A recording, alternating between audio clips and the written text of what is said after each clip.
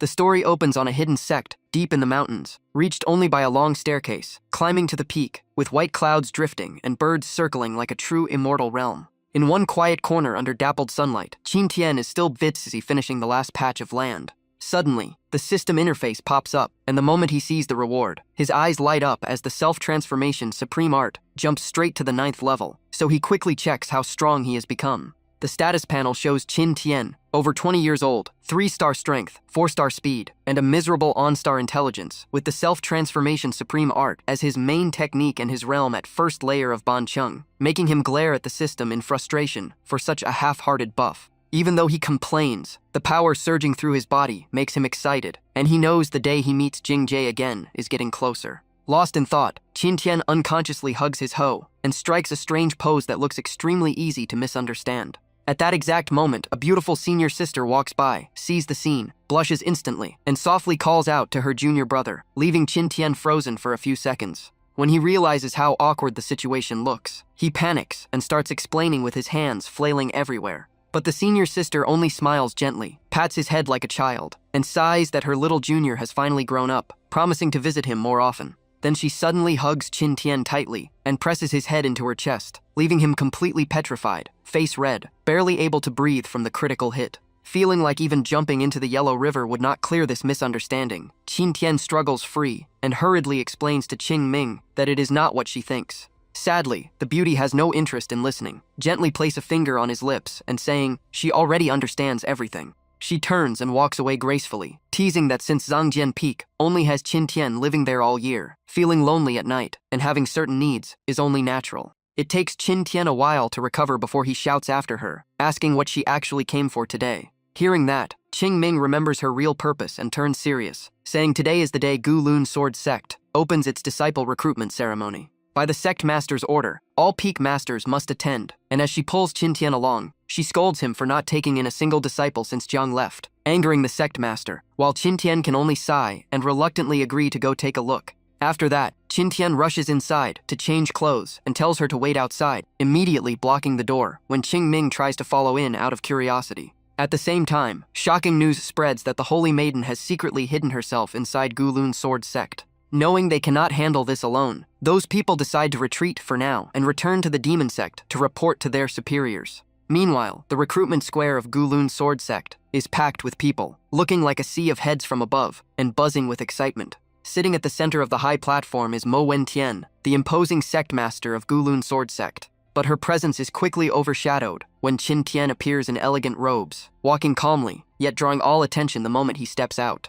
As soon as Qin Tian shows up, the entire square erupts, with female disciples swooning over his looks and refined aura, while male disciples grit their teeth in jealousy, seeing him as just a mere spirit movement realm cultivator who became peak master only because of Jiang Jingyun, and ever since Jiang left Dongzhou to pursue a higher realm, Zhangjian Peak has lost its former glory. While others bring secret manuals to study, Qin Tian is holding a book with a totally shameless title about 1,000 ways to ignore the world, making Mo Wentian's veins pop in anger. She finally snaps and kicks Qin Tian straight in the head, furious that a peak master spends his days farming and raising birds, while staying stuck at the spirit movement realm. Qin Tian rubs his head and looks up innocently, mumbling that it was the sect master who told him to come. That answer only fuels Mo Wentian's rage, and she even grabs a whip, looking ready to properly discipline this lazy disciple. Luckily, the senior sister from earlier steps in just in time, gently blocking her and pushing the whip aside to shield Qin Tian. She calmly reminds everyone that Jiang was the only Saint Realm venerable the sect had in thousands of years, and if she chose Qin Tian, there must be a reason, which makes Mo Wentian back off, while still glaring at his indecent sitting posture. Meanwhile, Qin Tian just happens to sit at an angle that drives countless male disciples below into jealous fury. In their minds, only one thought remains. Does being handsome really come with privileges, when even one of the 6 half-saints of Dongzhou and one of the top 3 beauties are taking his side? Among the long line of participants, a girl with an icy aura slowly steps forward. Seeing the moment arrive, Mo Wentian waves her hand and officially announces the start of the trial. The crowd quickly lines up and moves toward the crystal sphere used to test talent. Those who pass beam with joy, while those who fail can only leave in regret. Right then, the elder in charge calls out the next name, An Miao Ling. The moment her name is spoken, every gaze locks onto the girl walking out. From her flawless face to her perfect figure, An Miao Ling instantly becomes the center of attention, praised as a fairy descended to earth, her cold aura only making her more captivating. A few young men boldly claim she belongs to them, only to be smacked by their friends and told to wake up. In contrast to the chaos, Miaoling stays calm, walking forward and placing her hand on the crystal ball. In the next second, a brilliant blue light erupts violently. From within the glow, the massive silhouette of an ice phoenix forms and lets out a cry that echoes across the square. Mo Wentian is the first to react, jumping up in shock as she recognizes the legendary Ice Phoenix bloodline, while the other peak masters stand in awe and only Qin Tian remains seated, slightly intrigued. Faced with An Miaoling's terrifying talent, countless elders rush down to surround her, afraid of losing her if they hesitate. Mo Wentian takes the lead and directly offers to accept her as a direct disciple. Yet An Miaoling remains cold and silent, thinking it over without responding. Seeing the sect master ignored, the other peak master's eyes light up, realizing their chance has come. Invitations fly everywhere, as one boasts about the strongest sword path of Tianjian Peak, another promotes the domineering Wind Thunder Sword of Yulei Peak, and even the Alchemy Peak promises endless resources, turning the scene into total chaos. Since An Miaoling still does not decide, Mo Wentian adds that she may choose any peak she likes, and the sect will not treat her unfairly in resources. Then something no one expects happens, as An Miaoling suddenly lifts her head and looks straight at the lazily seated Qin Tian. Even Qin Tian pauses in surprise under the beauty's intense gaze. Without hesitation, An Miaoling points at him and declares she wants to join Zhangjian Peak. The entire square freezes, and Qin Tian stares at himself in disbelief, like he was just watching drama and suddenly got dragged into it. In truth, An Miaoling's identity is far from simple, because in her previous life she was the ruthless empress who shook the world, only to be ambushed and killed by 3 Emperor Realm experts. After being reborn, she ends up as a furnace slave of the demon sect, a fate that could not be more miserable. Escaping from that nightmare, she hides inside Gulun Sword Sect, planning to choose a master as weak and easy to control as possible. And in her eyes, Qin Tian looks like the perfect useless target. And Miaoling has already calculated everything, as long as she hides her identity and cultivates the supreme. Forgetting a motion record from her past life, she will return to the Emperor Realm and make every enemy pay. The moment memories of her past life surface, she clutches her head and forces herself to calm the chaotic thoughts. Meanwhile, Qin Tian, who somehow just accepted a stunning beauty as his disciple, is leading her back to his residence. But the second they step inside, An Miaoling freezes, because the place is covered in dust and spiderwebs like an abandoned house. Qin Tian stays calm and casually points at the room, saying it matches her aura, leaving An Miaoling speechless as she silently curses how he lives worse than a pig. She brushes the table lightly, and a cloud of dust explodes into the air, making her cough non-stop. Seeing that, Qin Tian naturally walks closer as if to help. Then his hand lightly touches An Miaoling's cheek, making her freeze instantly. She jumps back and covers her face in shock, thinking to herself that the great empress just got taken advantage of. Only then does Qin Tian calmly explain there was dust on her face, and he simply wiped it off, asking why she reacted so strongly. Even after the explanation, An Miaoling immediately keeps her distance from this strange master. Her eyes grow misty, looking extremely wronged. Qin Tian notices none of it, and continues lecturing about the basic rules of Zhangjian Peak. While covering her face in anger, An Miaoling grits her teeth, thinking even Emperor Realm experts once feared her gaze, yet this man dared touch her. Qin Tian adds that he is busy farming and may not guide her often, and An Miaoling darkly wonders which hand touched her, planning to cut it off once she recovers her strength. After dusting off his hands, Qin Tian casually mentions he might assign her some small chores from time to time. That only makes An Miaoling angrier, and since she cannot remember which hand it was, she decides she might as well cut off both in the future. Seeing no response, Qin Tian finally asks if she agrees to these rules. To stay hidden in Gulun Sword Sect, An Miaoling suppresses her anger and formally bows as his disciple, while Qin Tian feels the atmosphere is strangely intense, and she secretly keeps thinking about his 2 hands. The moment he officially accepts this reincarnated empress, the system floods him with massive rewards, upgrading all martial skills by 1 level, and granting the top-grade Emperor Weapon Bing Li Sword. Along with the Supreme Sword Art, myriad swords return to origin, making him realize his disciple is truly a reborn empress. His shock lasts only seconds before his eyes shine like he found treasure, and looking at the hand that touched her earlier, he grins widely at this huge profit. Seeing her master suddenly smiling suspiciously, An Miaoling frowns and cautiously calls out, "Shizun." Hearing his disciple speak, Qin Tian instantly switches to a serious expression and clears his throat like a true expert. He then flips his hand and summons a breathtaking long sword, presenting it to An Miaoling as her disciple gift. At first, An Miaoling does not care, thinking a mere spirit movement cultivator could not possibly own anything valuable. But the moment the sword appears, her expression changes, and when she grips it, she feels its spirit resonate with her. After only a few seconds, she confirms a shocking truth: this is a genuine top-grade Emperor weapon.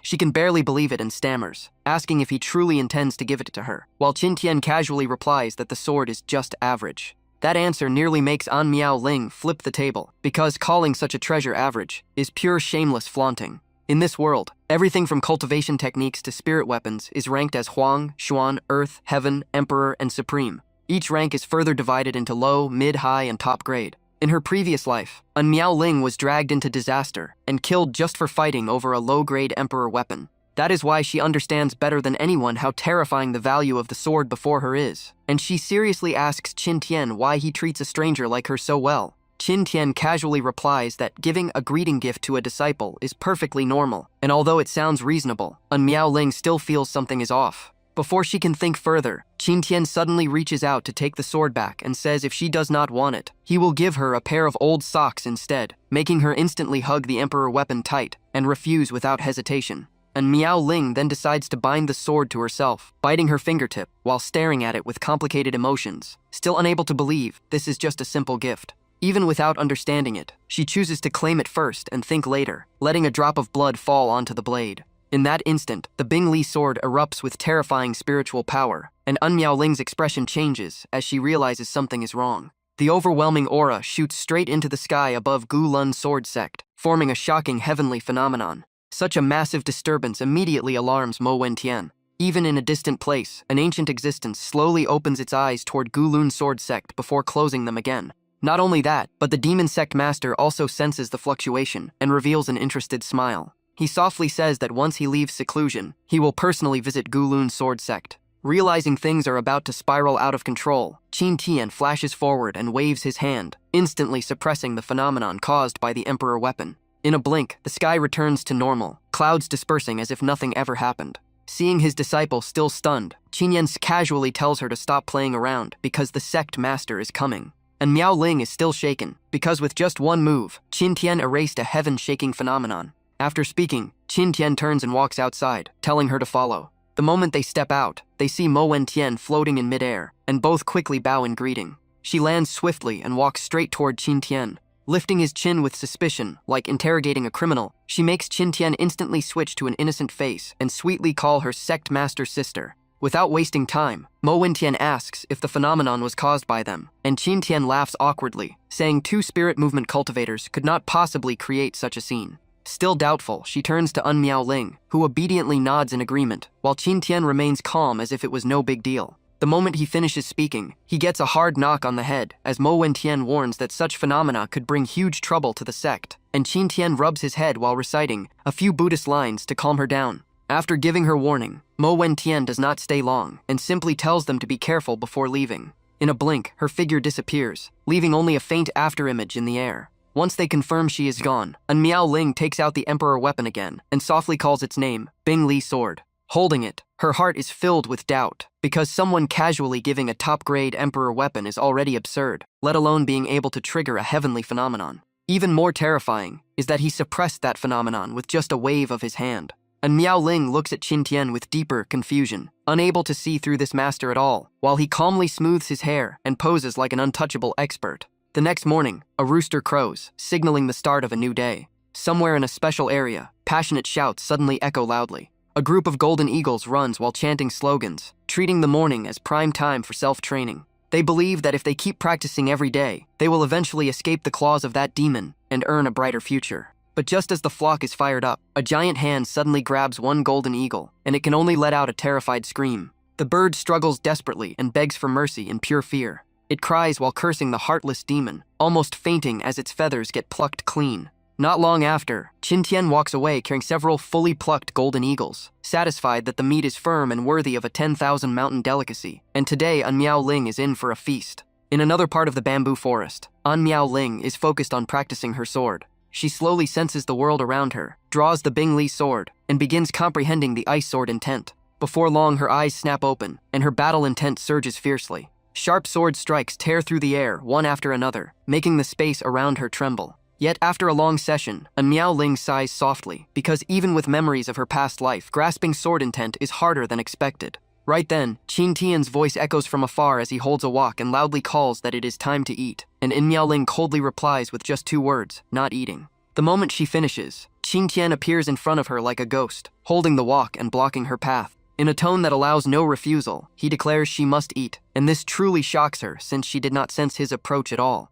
Qin Tian bluntly states that his rules are the rules, leaving An Miaoling no choice but to follow him back to the table. But the second she sits down, the aroma from the dishes immediately draws her in. With just one light breath, she is secretly stunned, because the scent alone feels enough to melt a person. Qin Tian then grins slyly and brings out a steaming pot of soup, announcing the final main dish, and that suspicious smile makes her roll her eyes. He quickly serves her a bowl and confidently says that after this meal, she might directly step into the first layer of the golden body realm. Hearing that, An Miaoling looks at him like questioning reality, cautiously taking the bowl and even asking if her master has lost his mind. In the current cultivation system, realms range from mortal shedding, transcendent, spirit movement, golden body, creation, half-saint, clear realm, all the way to emperor realm, each divided into smaller layers. Holding the bowl, she gently blows on it and thinks breaking through a realm is not as simple as eating a meal. Still, she takes a small sip. The instant the soup enters her body, her expression changes drastically, eyes wide in shock as the bowl slips from her hand and shatters.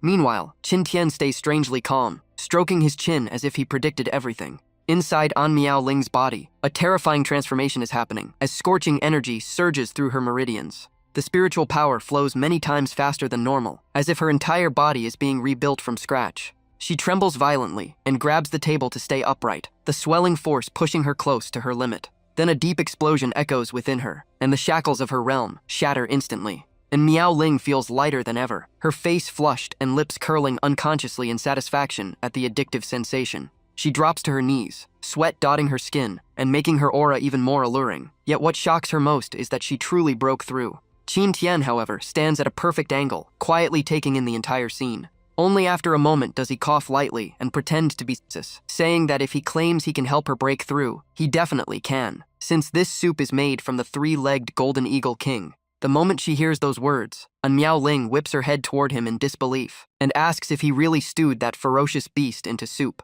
Her suspicion toward this master grows stronger because he cannot possibly be just a simple spirit movement cultivator. Qin Tian pays no attention to her gaze and instead feels proud of his cooking skills, even thinking he is close to the legendary glowing dish level. After calming down, An Miaoling slowly walks toward Qin Tian, her lips parted like she was about to ask something important. But before she could speak, Qin Tian blocked her mouth with his chopsticks and gave a mysterious smile, saying everyone should keep a few secrets. He has his and she has hers. That line made An Miaoling's heart skip a beat. Did he already figure out her true identity? After finishing the meal, Qin Tian calmly put down his chopsticks, stood up, and teased her to finish the rest. Before leaving, he casually assigned An Miaoling the task of cleaning the table. Left behind, she puffed up in anger, swearing she would chop off his hands one day for taking advantage of her again and again. After that nutritious breakfast, Qin Tian set off to find more heavenly treasures for his disciple, heading into a land thick with demonic energy. The moment he stepped in, a massive dragon foot slammed down, and an angry roar demanded to know who he was.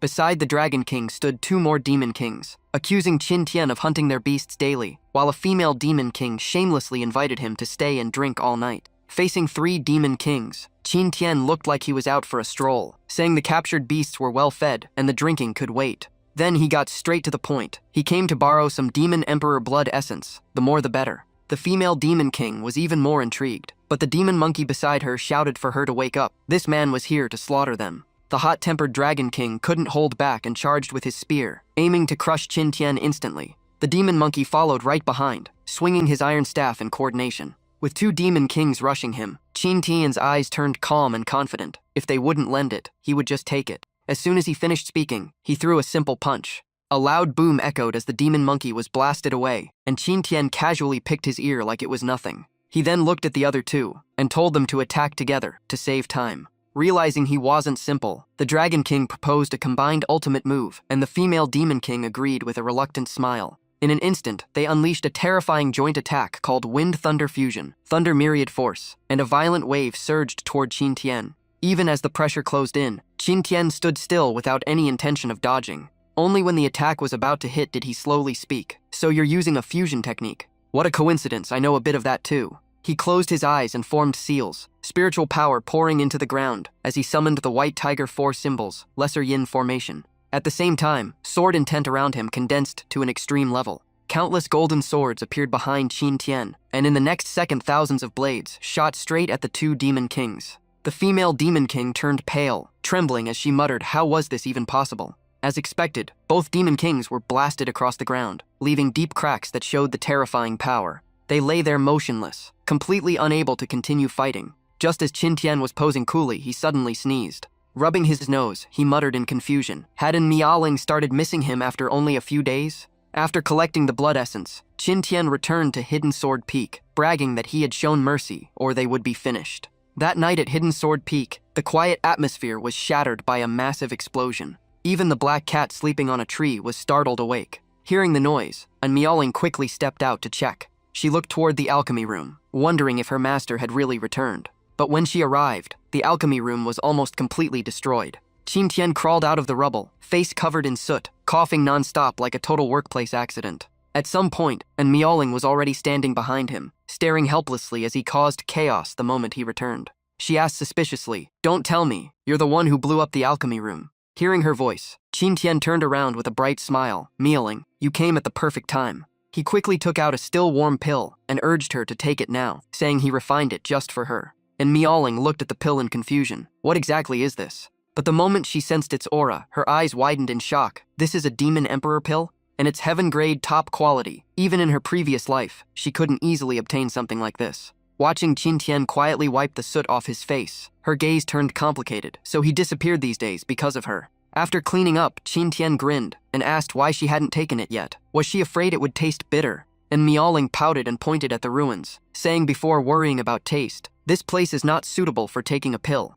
Right then, the alchemy room signboard crashed to the ground, startling Qin Tian. He gave an awkward laugh, admitting it did seem a bit inappropriate. Soon the night returned to silence. And Miaoling went back to her room and swallowed the demon emperor pill. Qin Tian sat beside her to help refine the medicinal power. The moment it activated, her body burned like fire, and pain showed clearly on her face. Qin Tian kept channeling spiritual power to stabilize her, thinking her bloodline might awaken further this time. But before he could react, the situation flipped and Qin Tian was suddenly pinned onto the bed by Miaoling. The atmosphere turned dangerous, and the one in control was his disciple. It seemed the pill's side effects had kicked in. Her face flushed red as she stared at him with hazy eyes and whispered, Master, I want. Qin Tian's face went pale. Miaoling, don't tell me you mean. Before he could finish, she sealed his lips, and the room filled with ambiguous sounds. In that moment, Qin Tian could only think that as a transmigrator with a heaven-defying system, this was somehow the greatest crisis of his life. And Miaoling pressed closer and closer, giving him no chance to escape, and Qin Tian truly started to panic, trying to make her wake up. Sadly, his words were useless as she clung to him, and boldly declared she had to do that with her master. She even lost control enough to lightly lick his skin, completely drawn by his scent. Held so tightly he couldn't move, Qin Tian screamed inside, this demon emperor pill side effect is insane. After forcing himself to calm down, he reminded himself to stay righteous. He tried to justify that he was only guiding the power inside her to help her bloodline awaken, but she hugged him even tighter and demanded to be held. Not long after, a sharp scream suddenly echoed in the room. Qin Tian covered his face with a bite mark clearly on his cheek, complaining about why she loved biting people, while Miaoling just giggled. At the same time, her bloodline began to undergo a huge transformation. A massive ice phoenix phantom appeared in the sky with overwhelming imperial aura, making Qin Tian feel proud of her breakthrough. Just then, the system notified that the rare sign in rate had surged to 60%, and Qin Tian nodded in satisfaction. This trip was worth it. He even staged a dramatic scene in his head, acting like he had sacrificed his youth, thinking his priceless purity had not been wasted. Looking at Miaoling sleeping peacefully in his arms, he poked her soft cheek and muttered that she probably fainted from the bloodline awakening reaction. The room soon fell into deep silence. Only the sound of breathing remained. Qin Tian patiently drank tea beside her until her lashes trembled, and as she woke up blushing, he quickly declared in a serious tone that her master is a righteous man, and everything earlier was initiated by her. Setting down his teacup, he even put on a wise look and reminded her to keep some distance in the future. After all, they were a man and a woman, and also master and disciple. The moment he finished, Qin Tian vanished like the wind, leaving Miaoling frozen as she struggled to process what had just happened. Only after a long while did her memories slowly return, and that was when she realized she had done something incredibly embarrassing. In an instant, Miaoling's face turned red from her ears to her neck, and her emotions exploded from pure embarrassment and anger. Her furious shout echoed everywhere, Master, get back here right now. But before the chase could even begin, someone hurried over and interrupted. Leading the group was Sect Master Mo Wentian, along with several Peak Masters. The moment he arrived, he immediately asked if her bloodline had awakened, and Miaoling nodded slightly. Hearing that, Mo Wentian's eyes lit up with excitement. A primordial Ice Phoenix bloodline? Incredible! The Ancient Scale Sword Sect is about to gain another Saint Realm expert. The Peak Masters immediately began discussing it. Some argued that Miaoling should no longer stay at Hidden Sword Peak, saying a talent like her was wasted under Qin Tian and needed a stronger master. Even Mo Wentian stroked his chin, finding some logic in that. But Miaoling suddenly cut them off with a cold voice. She firmly stated that her bloodline awakened because of her master. If anyone dared look down on him again, they could leave Hidden Sword Peak immediately. Her firm attitude left Mo Wentian and the others staring at each other in shock. Nobody understood what was going on. Had Qin Tian really bewitched this girl? Just as the atmosphere grew tense, a young disciple came rushing over in panic. Seeing him, one Peak Master immediately scolded him for losing face for the sect. But the disciple was practically in tears, his face pale as he reported that the demon race was about to attack the Ancient Scale Sword Sect. Mo Wentian remained unusually calm and first told Miaoling and Qin Tian to stay inside. Meanwhile, the Peak Master who had been scolding the disciple turned pale as well and asked if it was true. The disciple could only nod frantically. Without wasting another second, Mo Wentian shot into the sky. He guessed the Ice Phoenix Phantom had alerted the demon race and caused this incident. Soon after, the sect's upper ranks were gathered to prepare for battle. Outside the Ancient Scale Sword Sect, all disciples received emergency assembly orders. Everyone looked up at the sky with nervous and confused expressions. High above, the roars grew louder and louder, followed by countless gigantic figures emerging from the clouds. Leading the demon army was an extremely imposing Dragon King. He had come because he sensed the aura of an ancient Ice Phoenix bloodline. The Dragon King's crimson eyes swept across the area before locking onto a target. That aura was definitely coming from here. Facing the sect, the Dragon King threw back his head and released a heaven-shaking roar, demanding that the owner of the Ice Phoenix bloodline be handed over immediately. He even threatened that if they refused, the entire Ancient Scale Sword Sect would be drenched in blood today. The pressure from the Dragon King alone created terrifying winds that swept across the sect. Weaker disciples were forced backward, shocked by his overwhelming presence. The Dragon King's roar also affected Miaoling. She steadied herself and quickly recognized the aura as belonging to the Flood Dragon royal clan. Strangely, it felt oddly familiar, as if resonating with something inside her. After thinking for a moment, Miaoling immediately understood.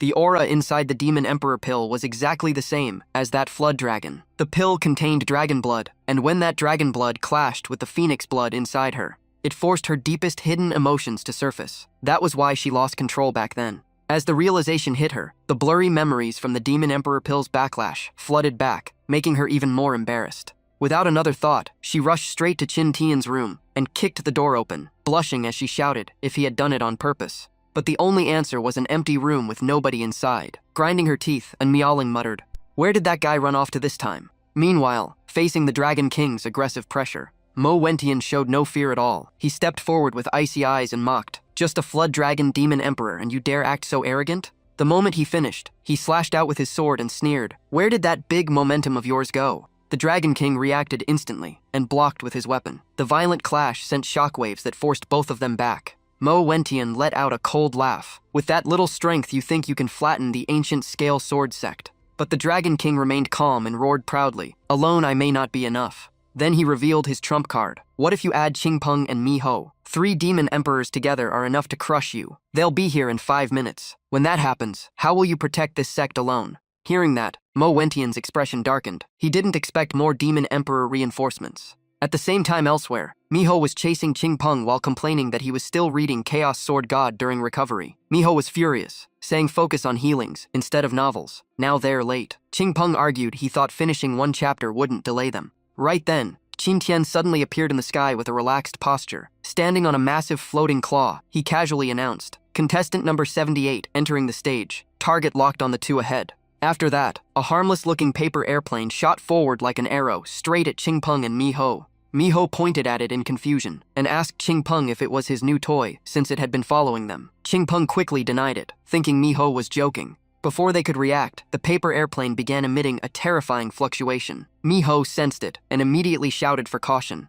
In the next second, it exploded mid-air, lighting up the sky with a massive blast. The 2 demon emperors were caught in the explosion and struggled to stand back up. Miho asked if Qingpeng was all right, while Qingpeng gritted his teeth. Not dead, but what the hell was that thing? Before they could recover, Qing Peng looked ahead and froze again. Another flying object appeared, this time a giant pot. Yes, Qin Tian was calmly sitting cross-legged on a massive floating pot, smiling gently as he said, "This road is closed. You two should head back where you came from." The moment Mi Ho saw him, he stuttered in fear. Qing Peng recognized the guy who beat them badly last time, and his eyes filled with hatred. Seeing Qin Tian here, Mi Ho instantly understood. He asked pale-faced if Qin Tian was from the ancient scale sword sect. Qin Tian clapped and praised him for guessing right, full of sarcasm. Facing this monster, the two demon emperors lost all will to fight and turned to flee. Mi Ho even apologized while running. Qin Tian stayed seated on the pot and called out, "Why run before receiving your reward?" Then he directly used the great transformation freedom art, dragon form. A massive hand descended from the sky with terrifying pressure, crushing down on Mi Ho and Qing Peng and scaring them out of their minds. The giant hand easily grabbed both demon emperors and slammed them into the ground. No surprise, the two famous demons were flattened in a single move. Looking down from above, Qin Tian curled his lips in disdain. Still as weak as ever, can't even take one move. Meanwhile, at the main gate of the ancient scale sword sect, the Dragon King and Mo Wentian were still locked in a tense standoff. After a long stalemate, Mo Wentian spoke first, mocking that half an hour had passed and the reinforcements still hadn't shown up. "Seems your allies aren't reliable." The Dragon King was furious, but could only grit his teeth and order the demon army to retreat. So the demon army that arrived so arrogantly left with their tails between their legs. The Dragon King silently blamed his absent allies, already planning to settle the score, while the disciples below were still in shock, some unable to believe they had just survived. Only after the demon army completely disappeared did cheers erupt everywhere. Everyone praised Mo Wentian, but he barely cared. His mind was already on the fact that the demon race from the barbaric mountain range had noticed a meowling, and it was time to visit that person in the back mountain. Meanwhile, the Dragon King flew away in rage, cursing his two absent allies nonstop. A small frog even ran up with tea to flatter him, saying, "Please calm down, my lord." But the Dragon King was furious and grabbed the frog's cheeks, roaring that if those two had been strong enough to stall Mo Wentian, they wouldn't have retreated so miserably. Elsewhere, Qin Tian was leisurely flying back, while thinking only about dinner. It had been a while since he ate beast meat, so tonight he decided on braised beast with green pepper. Just thinking about it made him hungry. The next morning, Qin Tian was still sleeping like the dead, when sunlight suddenly hit his face and woke him up. He frowned and muttered, "Why is the light so blinding?" A few seconds later, he jolted up like struck by lightning. His room usually only saw sunset, so where did morning sun come from? That was when he realized he had slept through an entire day. Without a meowling waking him up for training, he overslept completely. Her usual voice echoed in his head, "Master, wake up, it's already morning." Thinking about being pushed to train for a whole month, Qin Tian was almost moved to tears. Finally, his peaceful life had returned. So he happily went off to hunt the unlucky beast for celebration, shouting for it not to run. Time quickly passed until dusk. In the quiet bamboo forest, and Myaoling sat alone focusing on cultivation. Strange red threads wrapped around her body. She looked up at the sky thoughtfully, giving off a completely different aura than before. Just then, Qin Tian suddenly appeared and curiously tugged at the red threads, grinning as he invited her to dinner. But Myaoling coldly refused, saying she didn't need to eat. Noticing her strange attitude, Qin Tian stepped closer and joked, "You used to be an ice beauty. Now you've changed style again?" She calmly replied, "Don't touch me. This is just a side effect of cultivating the supreme forgetting emotion art." Hearing that technique name, Qin Tian immediately fell into deep thought as if recalling something important. A memory surfaced. The supreme forgetting emotion art was extremely special and could lead to the Emperor realm, but its path revolved around emotion. After understanding, Qin Tian lightly knocked her on the head and said she had completely misunderstood. He switched into lecture mode. Supreme, forgetting emotion, doesn't mean becoming heartless. It means understanding emotion without being bound by it. True freedom and ease is the real meaning. Hearing this, Myaoling seemed enlightened and muttered that she had been wrong. Then Qin Tian took a technique called heart sword art and said neither absolute ruthlessness nor blind affection suited her. As a sword cultivator, she should follow her own heart. He even advertised that it could cultivate straight to the supreme realm, then shamelessly held up 2 fingers and quoted a price of 200 coins. Hearing supreme realm, Myaoling was shocked and asked if that was above the emperor realm. Qin Tian simply smiled and nodded. The moment she heard that, she stuffed money into his hand and snatched the manual like she feared losing it. Qin Tian grinned widely, thinking he found a rich client. But when he looked at the money, his face froze. Instead of 200, there were only 2 lonely coins in his palm. Meanwhile, Myaoling trembled with excitement. Something she never achieved in her previous life was now easily in her hands. Even so, she quickly calmed down and turned to him, softly calling out, "Master." While Qin Tian was still stunned over the 2-coin scam, Myaoling suddenly gave him a bright and adorable smile and gently thanked him. Her radiant smile froze Qin Tian for a few seconds. In his heart, he sighed that maybe spending a little money like that was actually worth it. The next morning, as soon as he woke up, Qin Tian dragged Miaoling back to training to clear the leftover effects of the supreme forgetfulness art. While they were cultivating, a young girl flew in from afar on a flying artifact. The moment she landed, she happily waved at Qin Tian, but he quickly put a finger to his lips, signaling her to stay quiet. The delicate-looking girl curiously asked what everyone was doing. She was Yanqing Ti, Mo Wentian's direct disciple. Qin Tian casually said Miaoling's old technique had issues, so she had to switch paths. Hearing that, Yanqing Ti immediately asked if Miaoling was okay. Qin Tian's expression turned confident. With a sly grin, he said that thanks to his help, Miaoling had switched to an even stronger cultivation method. Yanqing Ti gave him a thumbs up, praising him as expected of little martial uncle. Soon enough, while Miaoling tried to focus, the smell of roasted food kept drifting over. On top of that, the two of them chatted non-stop about how great the roasted sweet potatoes were, and how amazing little martial uncle was. In the end, Miaoling snapped and shouted for them to stop. She angrily told them to move somewhere else since she was cultivating. Meanwhile, Qin Tian and Yanqing Ti were already stuffed, rubbing their bellies, as Qin Tian suddenly asked if she understood his true intention. His aura shifted instantly. Qin Tian turned serious and said a cultivator must stay calm in the face of temptation. Only by resisting distractions can one go far on the path of Tao. He concluded that everything just now was to train her mental state. Yanqing Ti nodded along, like it made perfect sense, and Miaoling looked at them with clear suspicion. But Qin Tian kept going, even using food as an example, saying delicious dishes get cold if you don't eat them fast. Just as he was getting carried away, he saw Miaoling slowly draw her sword with a dangerous smile. Qin Tian broke into cold sweat and asked what she was doing. She coldly replied that today she would commit the ultimate act of rebellion. And just like that, a chase began. And Miaoling ran after him with her sword, yelling about killing her master, while Qin Tian fled for his life. Yanqing Ti followed behind, screaming that his disciple was way too fierce. That night, Qin Tian sat alone under the moon drinking wine, and calmly said a guest had arrived. Soon after, a Monkey King appeared before him. The Monkey King stared at Qin Tian with firm resolve. Qin Tian remained relaxed, sipping wine and saying he should never have come here. Without another word, the Monkey King swung his staff and attacked. After a fierce clash, he was ultimately blasted away and crashed onto the ground. After defeating him, Qin Tian slowly landed and casually picked up the wine jar nearby. The Monkey King immediately roared in anger, shouting that it was his wine and telling him to put it down. Qin Tian calmly stuck a paper with his name on the jar and seriously declared that since his name was on it, it now belonged to him. The Monkey King gritted his teeth in rage, but could do nothing at all. Not stopping there, Qin Tian even pulled out a bag and packed up all the wine, muttering that he would bring it back to drink with Miaoling. While flying back on his claw, he opened the system to check his accumulated rewards. The results made him ecstatic. The Great Freedom Art reached level 11, the Eternal Indestructible Body hit level 1, and he gained a space-time token to summon a spirit body in danger. In his excitement, he howled across the sky. At the bamboo forest of Hidden Sword Peak, Yanqing Ti tightly hugged Miaoling in excitement. She whispered that after 10 years of stagnation, she had finally grasped sword intent, all thanks to Miaoling. And Miaoling softly replied that she also gained a lot from cultivating together. Hearing that, Yanqing Ti hugged her even tighter, apologized for her past misunderstanding, called Qin Tian a bad guy, and praised Miaoling for being both beautiful and adorable.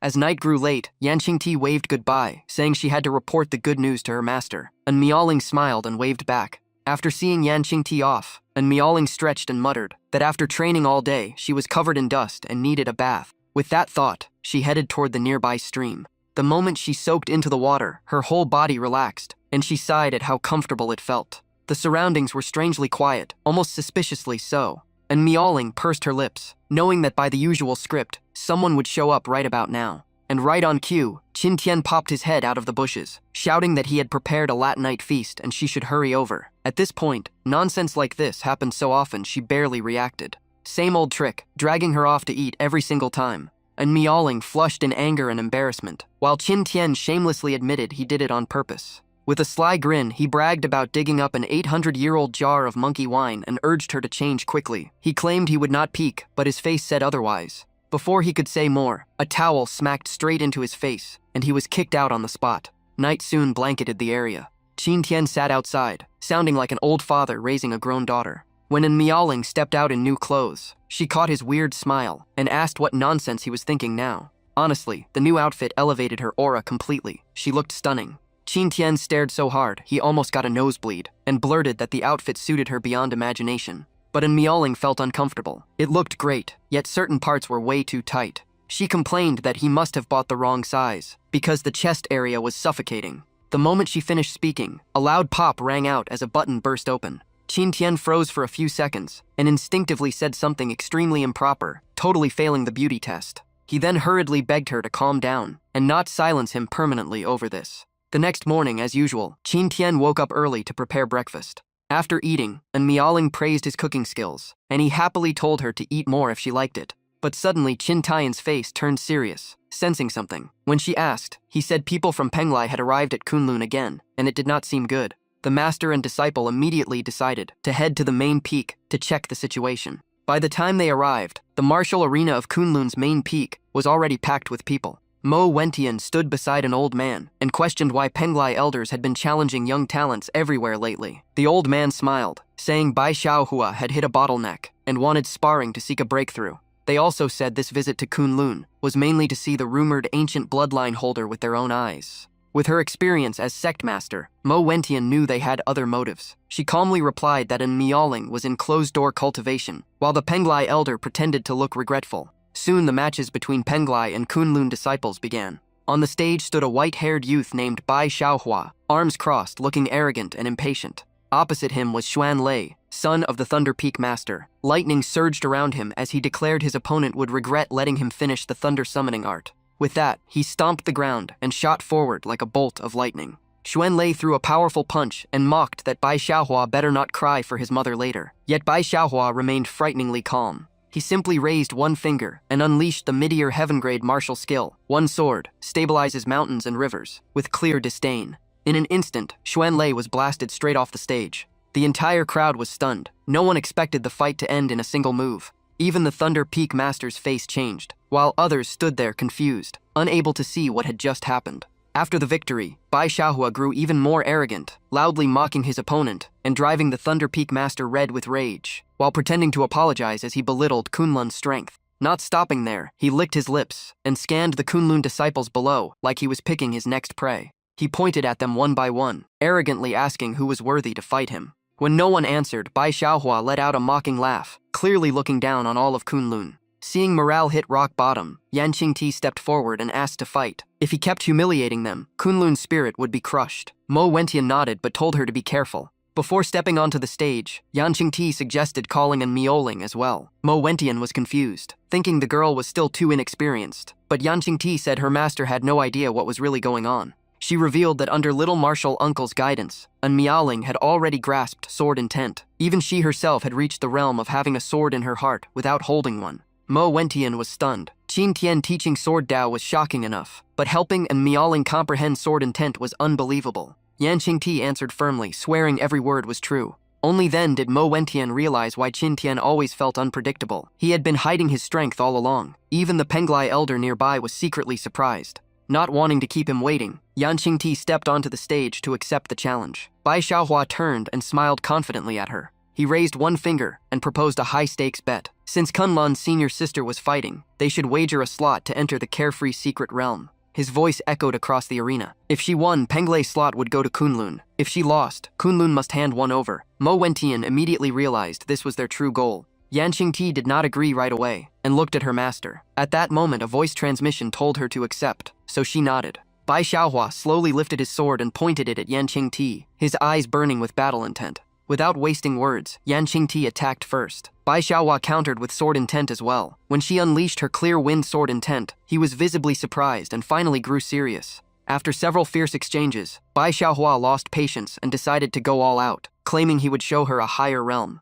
He declared that the next level of sword intent was complete fusion with sword techniques. Then he unleashed a heightier heaven-grade sword skill. The moment the Gale sword appeared, the entire stage was swallowed by a terrifying storm of sword energy. Yan Qingti could not withstand it and was blasted away. Even her sword was knocked from her hand. Blood spilled from her mouth as the sword storm lifted her into the air before slamming her down hard. Mo Wentian shouted her name in panic, while Bai Xiaohua laughed proudly, admiring his own display. But at that very moment, a sword suddenly shot down from the sky and stabbed into the center of the arena. Bai Xiaohua frowned at the unexpected blade, confusion written on his face. Right after that, a figure descended from above with decisive force. Qin Tian arrived like a true protagonist, catching Yan Qingti smoothly and calmly, saying they were here. She weakly called out, "Little martial uncle." His entrance instantly drove the female disciples into a frenzy. Some praised his looks. Others envied Yan Qingti for being in his arms. Hearing the commotion, Bai Xiaohua's face twisted. He could not understand what they found so handsome about Qin Tian. Meanwhile, Yan Qingti complained softly about the pain, and Qin Tian gently comforted her.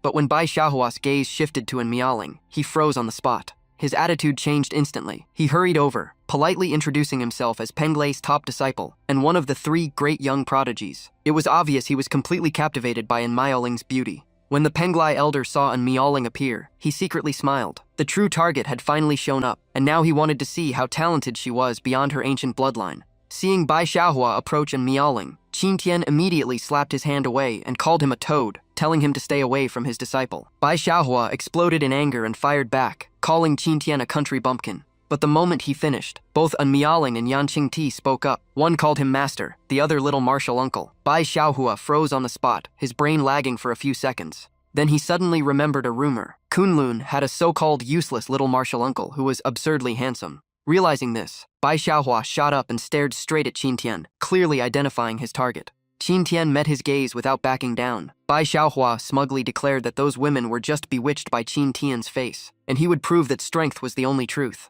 After saying that, he let out a strange laugh, completely lost in his own fantasy world. Qin Tian did not bother arguing. He simply told Miaoling that the guy's smile screamed bad intentions and she should teach him a lesson. She obediently agreed. Qin Tian confidently said 3 moves would be enough, and Yan Qingti cheered her on. Once the duel was confirmed, the crowd outside burst into discussion, wondering if Miaoling could really win. Some said she had cultivated for only a dozen years and stood no chance. Others pointed out her ancient bloodline and believed her growth might defy logic. Up above, Mo Wentian frowned at Qin Tian still holding Yan Qingti and asked how long he planned to keep carrying her. Yan Qingti blushed, while Qin Tian shamelessly claimed he was just keeping her warm due to her injuries. Mo Wentian clearly did not buy it. On the stage, Bai Xiaohua planted his sword into the ground and began calculating. In his view, Miaoling's cultivation could not possibly surpass Yan Qingti's. Feeling confident, he imagined turning this battle into his personal stage show, displaying power while impressing the beauty. He put on a gentlemanly act and invited Miaoling to make the first move.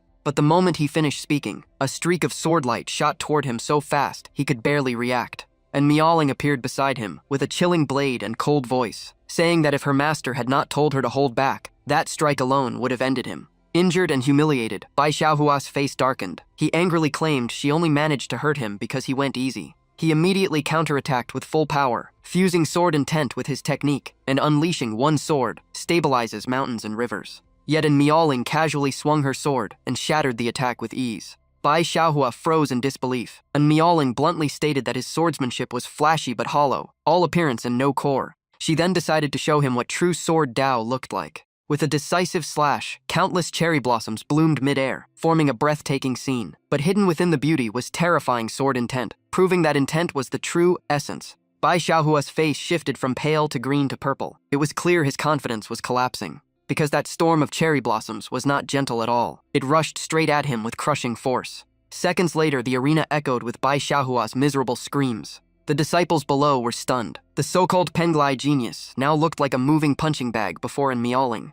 When the last petals faded, Bai Xiaohua was completely exhausted, kneeling on the stage in shock, muttering 4 words: "Great completion sword intent." His eyes went hollow, as if all his pride had just been shattered. He still could not accept losing this badly. And Miaoling's icy voice rang out, crushing his last bit of hope. In this world, nothing is impossible. Then she raised her jade-like hand, preparing to end the fight with one final move. Bai Xiaohua had lost all composure. He could only tremble and let out weak sounds. And Miaoling unleashed Woodbone Ice Seal. Facing that killing blow, Bai Xiaohua even pictured his old mother back home. Above, Mo Wentian and Qin Tian had watched every second. Mo Wentian was surprised to see Bai Xiaohua completely suppressed. A wave of frost swept the arena and froze everything instantly. When the ice slowly melted, Bai Xiaohua's figure appeared. He was frozen in a kneeling pose, like he was publicly confessing his sins. The result was obvious. Kunlun's disciples erupted in cheers. To them, junior sister An was now unbeatable among the young generation. On the high platform, Mo Wentian smiled faintly, clearly in a great mood.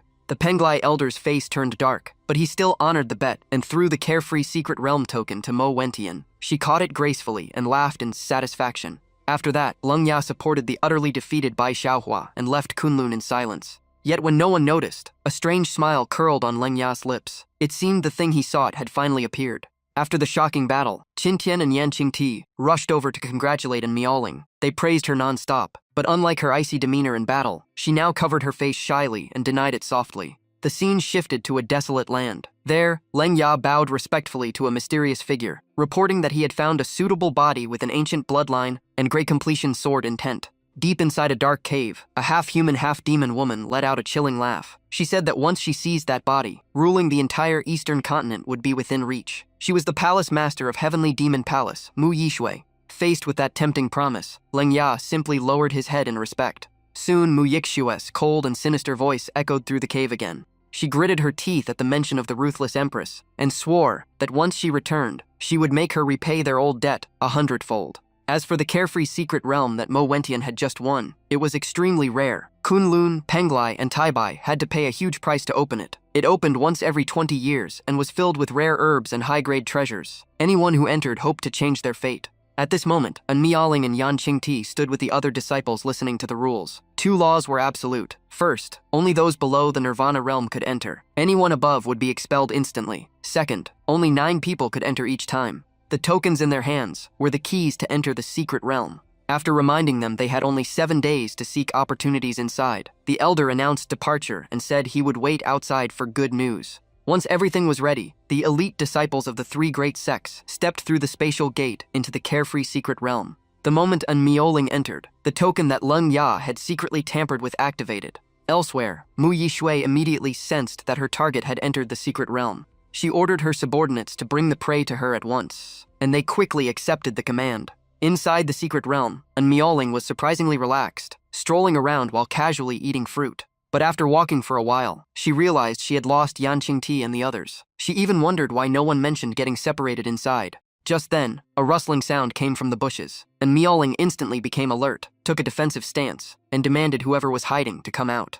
A rustle in the bush sends her slashing on instinct, but it's just a black crow, and she exhales in relief, heart still racing. Yet the moment the crow vanishes, a strange scroll suddenly appears on the ground. It lies there quietly, like someone placed it on purpose. Curious, and Miaoling opens it, thinking this might be the lucky chance her masters always talk about. Inside is a detailed map marking the exact location of the Heavenly Phoenix sacred fruit. The moment she sees the name, her eyes light up, because absorbing it could push her to the peak of the Nirvana realm, just 1 step from the creation realm. Without hesitation, An Miaoling follows the map, clearly excited as she heads for the fruit. In the shadows behind her, the same crow watches silently, its red eyes glowing with something sinister. Not long after, An Miaoling arrives at the marked location. Seeing several Heavenly Phoenix sacred fruits in front of her, she can barely hide her joy, as breaking into the creation realm now feels inevitable. But just as she steps closer, countless blood-red chains burst out and bind her instantly. And Miaoling immediately realizes she has fallen into a formation designed to seal movement. The eerie chains tighten around her limbs, while ghostly cries and laughter echo through the air. Then Mu Yixue slowly appears beside her, greedily claiming this body will be hers. But An Miaoling only smirks and exposes her as a Saint Realm remnant soul trying to seize a body to reincarnate. Mu Yixue is still gloating when her expression suddenly changes, because An Miaoling's body is slowly freezing into solid ice. Furious at being tricked, Mu Yixue shatters the ice statue and screams in rage, unable to believe she was played by a mere girl. The moment she finishes shouting, she strikes behind her and orders the Hidden One to come out. And Miaoling stops hiding and calmly steps forward, as if everything went exactly as planned. But when Mu Yixue sees her face clearly, her emotions spiral out of control. That face reminds her of the ruthless empress from years ago, while An Miaoling stays calm and coldly asks who she is. Grinding her teeth in hatred, Mu Yixue roars that the empress destroyed her heavenly demon palace, and even wiped out her physical body. After hearing that, An Miaoling only frowns for a few seconds, and casually says she truly does not remember. That answer drives Mu Yixue insane, like being crushed and not even remembered. She scans An Miaoling from head to toe and suddenly laughs madly, guessing the missing empress must have reincarnated. And Miaoling simply gives a mysterious smile and says, "Who knows, if you want answers, try it yourself." That attitude only convinces Mu Yixue even more, and the fear in her heart completely fades. She roars and charges forward, mocking that the empress no longer has her emperor realm cultivation. Countless twisted vines erupt from Mu Yixue's body, and in her eyes, An Miaoling is just a weak Nirvana realm cultivator ready to be slaughtered. Facing the sudden attack, An Miaoling reacts instantly and retreats. She draws the icy sword and counters, her icy strike slicing the demonic vines apart. The two clash fiercely, their figures colliding and vanishing across the battlefield. But overall, the situation slowly turns against Enrollment. Attacking non-stop, Mu Yixue sneers as she realizes the sword in Enrollment's hand is a rare emperor weapon. That discovery excites her even more, as if she hit the jackpot with both a genius body and an emperor-level weapon in reach. The more she thinks about it, the crazier she becomes, pressing harder and shouting for the Empress to surrender, since she does not want to damage her new body. Even while being pushed back, and Miaoling stays cold, cutting down vines, and saying Mu Yixue is just a Saint Realm remnant who lost her body. She calmly explains that the Xiaoyao secret realm suppresses all power above the Nirvana realm, so she has nothing to fear. Anyone stronger must seal their cultivation to enter, and Mu Yixue is no exception, as her sword light slices a thin cut across Mu Yixue's cheek. But Mu Yixue only lets out a creepy laugh and says that is true in theory, because in this world, no rule is ever perfect. The moment she finishes speaking, her aura rapidly recovers, clearly exploiting a flaw in the secret realm. Mu Yixue reveals her true presence, and a terrifying pressure erupts from her body. And Miaoling's face changes instantly, because that aura is clearly at the half-saint level. In the blink of an eye, Mu Yixue disappears from sight. Then she appears right behind Miaoling, whispering that she is a half-saint on the verge of entering the saint realm. Giant spider-like legs burst from her back and lock Miaoling in place, as she laughs greedily at finally claiming the body she wants. And Miaoling struggles, but it is useless, and she grits her teeth, not even sure when she was restrained. Mu Yixue leans close and murmurs that bringing power beyond Nirvana into this realm cost her an enormous price. Even with death looming, Miaoling refuses to give up, screaming in her mind for her soul to recover, because she cannot fall here. Her enemies are not all dead, and her old grudges are not settled, so she refuses to end like this. Right now, she has only one thought. Even if Mu Yixue is a sealed half-saint, she must kill her. But cornered with no way out, and Miaoling finally calls for the only person who can save her, her master Qin Tian. She secretly activates the small token hidden on her body and thinks it is time for Shizun to step in.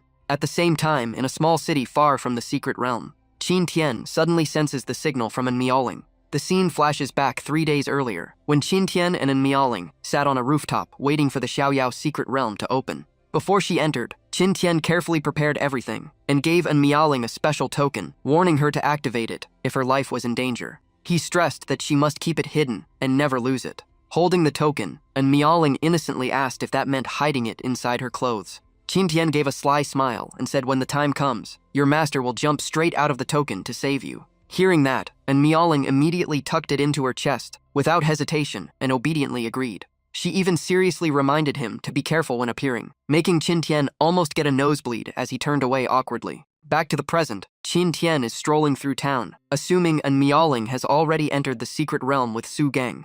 With a small bag on his shoulder, he looks thrilled, like he is finally enjoying some freedom. He even skips along the street, drawing curious looks from the crowd. Qin Tian stops at a roadside restaurant, orders food, and soon a steaming bowl of beef noodles is placed in front of him. Staring at the fragrant noodles, he almost drools, praising the specialty of Changming City. But just as he is about to take his first bite, the space-time token sends an urgent distress signal from Miaoling. Qin Tian's face changes instantly as he recognizes the signal, while elsewhere Bai Xiaohua, still wrapped in bandages, casually orders drinks, unaware of anything. Inside the secret realm, Mu Yixue continues to restrain Miaoling and coldly asks if this is the Empress trump card. She snatches the token from Miaoling's hand and mocks her, saying all this struggling is pointless. After saying that, she casually throws the token aside, not taking it seriously at all. But at that exact moment, the token suddenly shines with intense light. A hand reaches out from a crack in space and firmly grabs it. Qin Tian steps out wearing a monkey mask, mockingly asking who said this thing was useless, making Mu Yixue turn around in shock.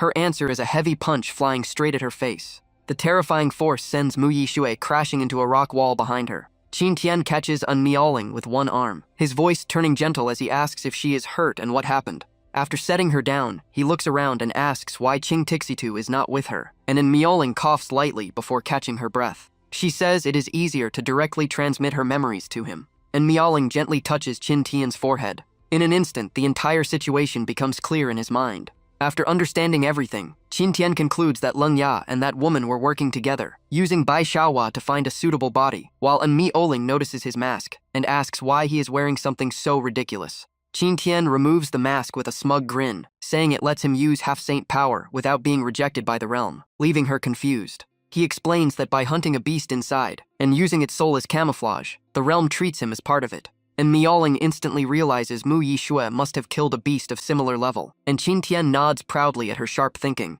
While they talk, Mu Yixue is horrified by Qin Tian's strength, as one punch nearly shattered her soul, and she recognizes the beast soul on him as the Saint King Spirit Leopard from the core area. She quickly realizes she cannot seize the Empress's body now, nor defeat Qin Tian head-on, so she decides to use her final move. Her body begins to swell and twist grotesquely as she screams in hatred that they forced her to become a beast. And Miaoling marvels at how fast her master arrived, and Qin Tian proudly boasts that when he says he will show up, he means it. Suddenly, the ground trembles violently, and both of them tense up as something rises from below. Mu Yixue has transformed into a gigantic, horrifying spider and charges at them, vowing to kill them both. The spider spits out a massive blob of venom, unleashing the move called Venom Queen's Poison. Qin Tian dodges swiftly and shouts for Miaoling to retreat, while she backs away and tells him to be careful. In contrast to the tension, Qin Tian stays calm, clenching his fist and striking head-on. His punches explode like a storm, one after another without pause. But after transforming, Mu Yixue's outer shell is unbelievably tough, tanking the attacks and sneering that this is weaker than before. Even Qin Tian admits the spider shell is absurdly sturdy and hard to break. Mu Yixue counterattacks, opening her mouth and releasing a piercing shriek called Demoness Howl. Facing the devastating sound waves, Qin Tian is forced to retreat repeatedly. He quickly calculates his next move, realizing the biggest problem is breaking her defense. Before he can adjust, countless twisted vines burst from the ground and bind him. In a split second, a branch brushes his robe and corrodes it instantly, clearly carrying deadly poison. That forces Qin Tian to focus even harder on dodging. From afar, Miaoling sees the danger and shouts in panic, while Qin Tian's expression finally turns serious. He instantly realizes he has stepped into the spider web ceiling formation. In a flash, countless spider threads shoot out and wrap tightly around his body. Within seconds, he is completely sealed inside a giant white cocoon. Mu Yixue laughs proudly at the sight, while Miaoling hides behind a tree, sweating as her master is fully restrained. But at that moment, a sudden idea flashes through her mind. Mu Yixue is still laughing arrogantly, convinced victory is hers. She then turns her malicious gaze toward Miaoling, ready to finish her off. Yet inside the cocoon, a cold light suddenly bursts out. Streams of sword chi tear through the spider silk from within. Qin Tian soon breaks free, landing firmly with a sharp icy sword in hand. As he lands, he calmly says he almost forgot he still had the Ice Li sword, and Mu Yixue is stunned, seeing the cocoon shattered so easily. After escaping, Qin Tian immediately shifts to offense, this time going all out. He forms hand seals rapidly, starting with the Sun-Moon seal, followed by the Body seal and Poison seal. Then the Heart seal and Treasure Gourd seal appear one after another. Finally, all the power merges into a triple seal fusion. Under that terrifying pressure, Mu Yixue can only scream in despair. She desperately stacks layers of defense to block the incoming strike. But it is all useless, as Qin Tian crushes everything and breaks through. Mu Yixue's armor shatters completely, her body collapsing as she lets out one final scream before disappearing. After the battle ends, Qin Tian stands there, looking overwhelmingly dominant. He smirks and names the final move, Green Lotus stands alone. As the aftermath fades, Mu Yixue's body turns to ash and vanishes into the air. Qin Tian casually tosses the sword back to Miaoling, telling her to hold on to it carefully, and hints there is more good news. He walks to the red fruits by the cliff and says he finally found them, and Miaoling realizes they are the immortal phoenix sacred fruits, still intact. Qin Tian plucks them and tells her this fruit has fate with her, so absorb it while he stands guard. Not long after, Miaoling's aura surges violently as she successfully breaks through. At the same time, Qin Tian's system notifies him that his disciple has reached the peak of the Nirvana realm, and he gains 20% more reputation points. Feeling the power flowing inside her, Miaoling says that with some closed cultivation at Hidden Sword Peak, she can step into the creation realm, while Qin Tian suddenly drives a chain into the cliff, saying there is one more thing to handle. Curious, Miaoling asks what else is left. Qin Tian's chain shoots deep underground as if tracking something. A moment later, he pulls hard and laughs, saying he finally caught him hiding over 1,000 meters below. As he drags the chain up, a bound figure is pulled from beneath the earth. The captured person is none other than Leng Ya, the one who aided Mu Yixue. Miaoling recognizes him as the Grand Elder of Penglai, while Leng Ya lies bound on the ground, bitterly saying everyone thought her junior granduncle was useless, yet they were all fooled. With all threats removed, Qin Tian sighs in relief and laughs, saying he suddenly misses his unfinished bowl of beef noodles and leaves the old man for her to handle. Miaoling asks softly if he is leaving already, and Qin Tian reassures her that he will pass the remaining spirit leopard power to her. Thanks to that, she will temporarily possess half-saint level strength. Qin Tian tells her he will wait at Hidden Sword Peak, then vanishes instantly, clearly rushing back for his unfinished beef noodles. The moment Qin Tian leaves, the chain binding Lung Ya loosens on its own. Lung Ya quickly breaks free and sneers at Unmeowing, mocking that Qin Tian was too confident to leave a half-saint rookie behind, but she calmly replies that he can try and see. Leng Ya draws his weapon as his aura explodes, shouting that he wants to see her true ability. A terrifying heavenly demon slash comes crashing down, yet as she dodges, Unmeowing feels her body become unbelievably light. She is surprised by how agile she is now, realizing this is the gap brought by realm and bloodline. Leng Ya keeps pressing forward, mocking that her useless master never taught her how to use half-saint power. This time, Unmeowing moves with a mysterious footwork and lightly steps onto the tip of his blade. Her Empress aura fully awakens, eyes cold as ice, as she calmly says she was only getting used to her new strength. Elsewhere in the secret realm, Yan Qingti and the others are frantically searching for Unmeowing, calling her name everywhere. Just then, Unmeowing slowly walks out and softly says she is here, making Yan Qingti spin around. Seeing her safe, Yan Qingti rushes over with red eyes and hugs her, asking what happened, and Unmeowing only smiles awkwardly and says it was just an accident. The group surrounds her with questions, and she casually makes up a story about a strange red gem appearing in her hand when entering the vortex. Meanwhile, Tian rushes back to the restaurant, yelling about his beef noodles, only to freeze when he sees the bowl is gone. Looking down, he finds the shattered bowl on the floor, completely empty. His face darkens instantly, furious and confused about what just happened. Just then, chaos erupts outside with shouting and someone yelling for the princess to run. A panicked young girl is blocked by a man in black, who leans against the wall and mockingly asks where the princess thinks she is going. He looks at her like prey and coldly tells her to surrender. He even threatens the civilians, saying she would not want her people dragged into this. Cornered, the girl looks completely helpless. Inside the restaurant, Qin Tian is still holding the broken bowl, mourning his untouched noodles like he lost a treasure. Seeing him, the girl rushes over, introducing herself as Princess Ming Yilian of Yangming Kingdom, and desperately asks for help. The men in black arrogantly tell Qin Tian to get lost and not interfere. Already angry about his noodles, Qin Tian snaps and yells that they are too noisy and cannot they see he is grieving. Without another word, he uses dragon transformation art and throws a punch at the man in black. A massive crater instantly appears where the man stood, clearly erased from existence. Ming Yilian collapses to the ground, staring at the crater in shock at such terrifying strength. She grabs Qin Tian's hand gratefully and invites him to the palace to repay him, but he refuses, saying he has other matters. As soon as he finishes speaking, he jumps onto a pot and flies away, leaving Ming Yilian calling after him. Watching his figure disappear into the sky, she sighs softly that he left so quickly. Then she smiles slyly, holding a glowing recording stone, relieved she captured his appearance to send to intelligence for investigation.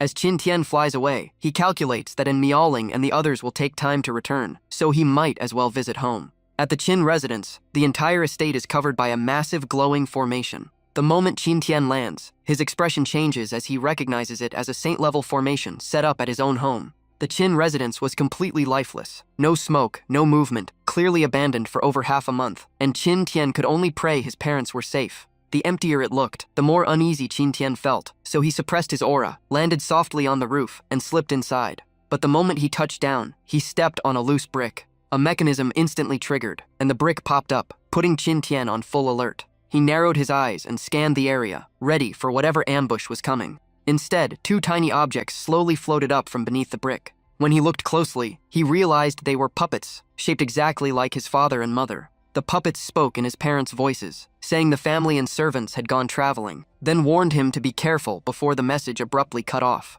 Qin Tian's face twisted at the broken warning, completely confused about what he was supposed to watch out for. On his way back, he kept calculating heavenly stems and earthly branches on his fingers like a real fortune teller. No one knew what he was calculating, but his grin said everything. He was sure today was insanely lucky. With that thought, Qin Tian opened the system interface and checked in. The reward wheel spun wildly before slowly coming to a stop.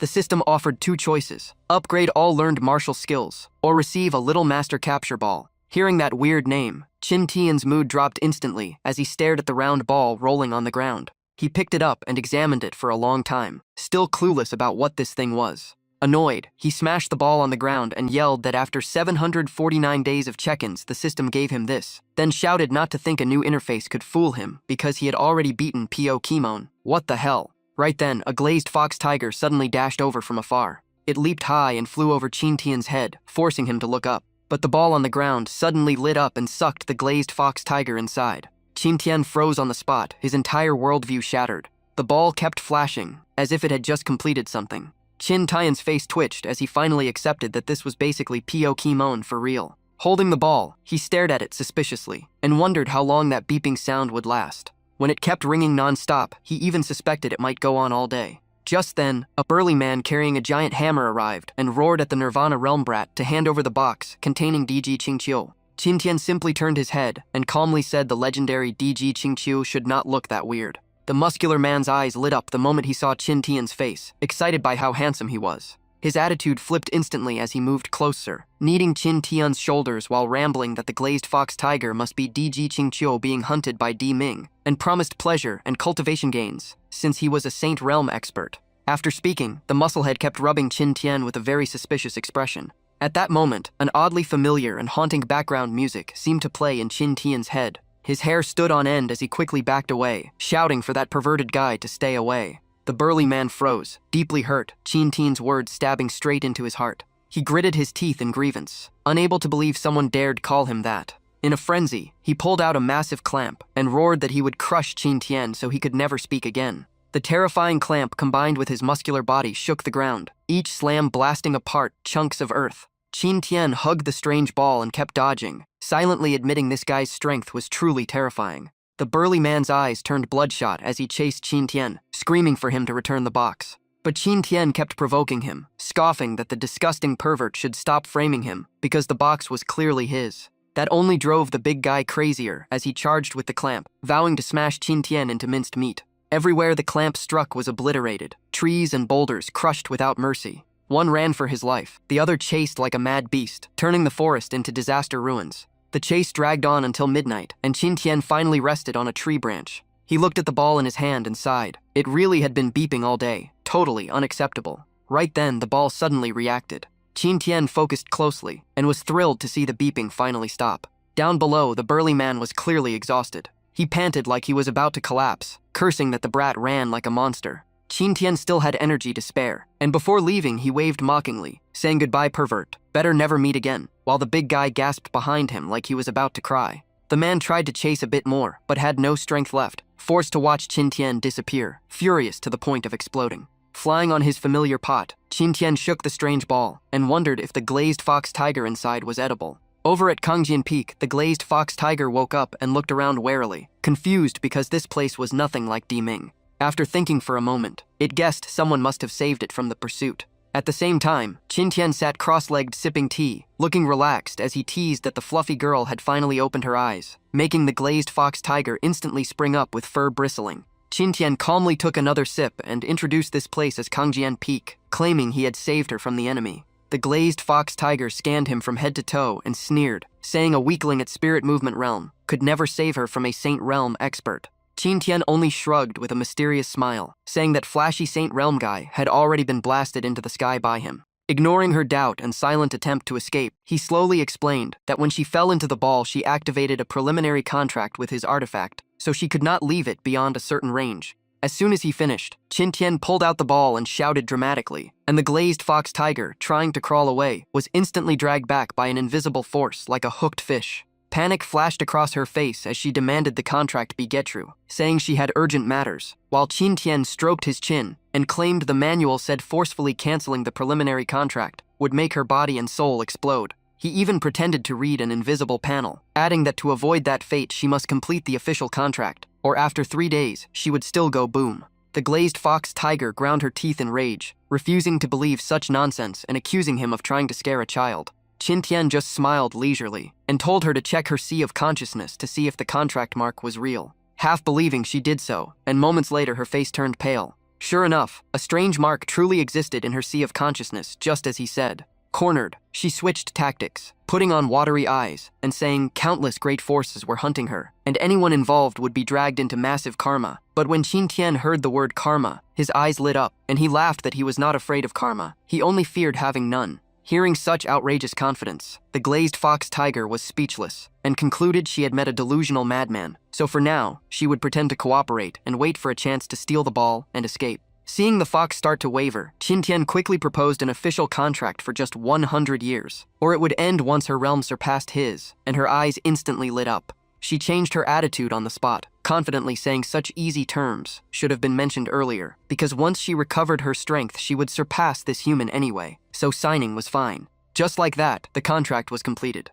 What she did not know was that she had fallen into Qin Tian's sweet trap, as the system announced a successful master-servant contract with DG Qingqiu, rewarding him with the Heavenly Fox Supreme Art and the top-grade Emperor artifact, the Heavenly Fox Pearl, while she happily believed she would crush him once she regained her cultivation. But in her excitement, she pulled at her wounds, and sharp pain spread through her body, making her realize her injuries were far worse than she thought. Seeing the fox look like an abandoned animal, Qin Tian sighed dramatically, as if he carried all the burdens of the world. After sealing the deal, he dusted off his clothes and casually said, "Little veggie ball, I am going for a walk. Food is there if you want it." Hearing that embarrassing nickname, the fox almost exploded with rage, mentally cursing that he and his whole family were the real veggie balls. She glared at the table full of dishes and declared she would rather starve than touch a bite. Reality hit fast as her stomach growled loudly in betrayal. Unable to resist hunger, she dragged herself to the table, convincing herself she was only eating to recover and escape that jerk later. She cautiously picked up a piece of meat, then immediately devoured it, like someone might steal it. The moment she swallowed, warm spiritual energy spread through her body, and her bald patches visibly regrew fur, shocking her as she realized it was Demon King meat. Only then did she understand Qin Tian was far from ordinary, and she had truly stepped into something huge. Staring at the pile of Demon King meat, she calculated that finishing it might push her beyond the spirit movement realm. Night fell over Kangjian Peak. By the quiet stream near Wuwei, a sudden scream shattered the forest's silence. Qin Tian was holding the fox tightly as she struggled to be released, while he shamelessly claimed he was worried, since she was injured and weak. Bathing alone would be dangerous. Furious, the fox clung desperately to a bamboo branch by the bank. But when Qin Tian pulled hard, the bamboo snapped and both lost balance. Man and fox tumbled straight into the stream. The unlucky fox plunged into the water and disappeared beneath the surface. Qin Tian sat there blankly, still processing what had just happened. He started shouting, "Little fox, where are you? Hey, where did you go?" Instead of the fox, a stunning beauty slowly rose from the water, her voice filled with killing intent as she cursed him. Qin Tian froze, his brain lagging behind the scene. The girl lunged forward and pinned him down, several soft foxtails swaying behind her, beautiful yet deadly, as she angrily scolded him. But instead of panicking, Qin Tian's eyes locked onto her chest, nosebleed bursting out as he stammered that it was insanely huge, unbelievable. He even shamelessly looked her up and down, concluding the fox looked amazing in human form, which made her want to kill him on the spot. She glanced at herself and finally realized she had truly transformed into human form.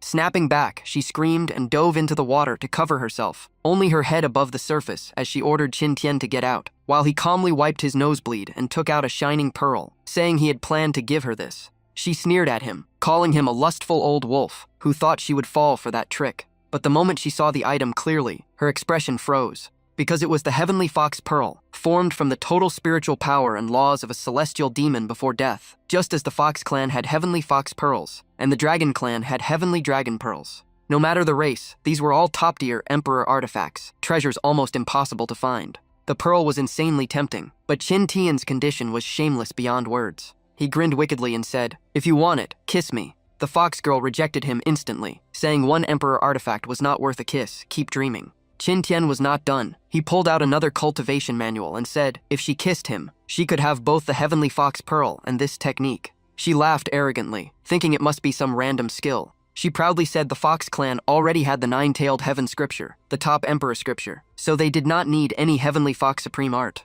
Qin Tian just shrugged and told her not to judge too fast, read it first. Then he casually tossed the book to her. She caught it and started flipping through, still muttering that nothing could suit the Fox Clan better than the Nine-Tailed Heaven Scripture. While she read, Qin Tian soaked in the stream, whistling out of boredom. The more she read, the more her expression changed. Doubt turned into shock as she realized the technique pointed directly to the legendary Heavenly Fox realm. In hundreds of thousands of years, only one Heavenly Fox had ever appeared, and even that required insane luck and treasures, so if she mastered this, taking revenge on Di Ming would be effortless. Trembling, she looked up to ask if he truly meant to give it to her, but Qin Tian was gone, making her call out in panic. He was already sitting on the bank with a cup of wine, calmly saying a gentleman keeps his word, leaving her stunned at when he moved.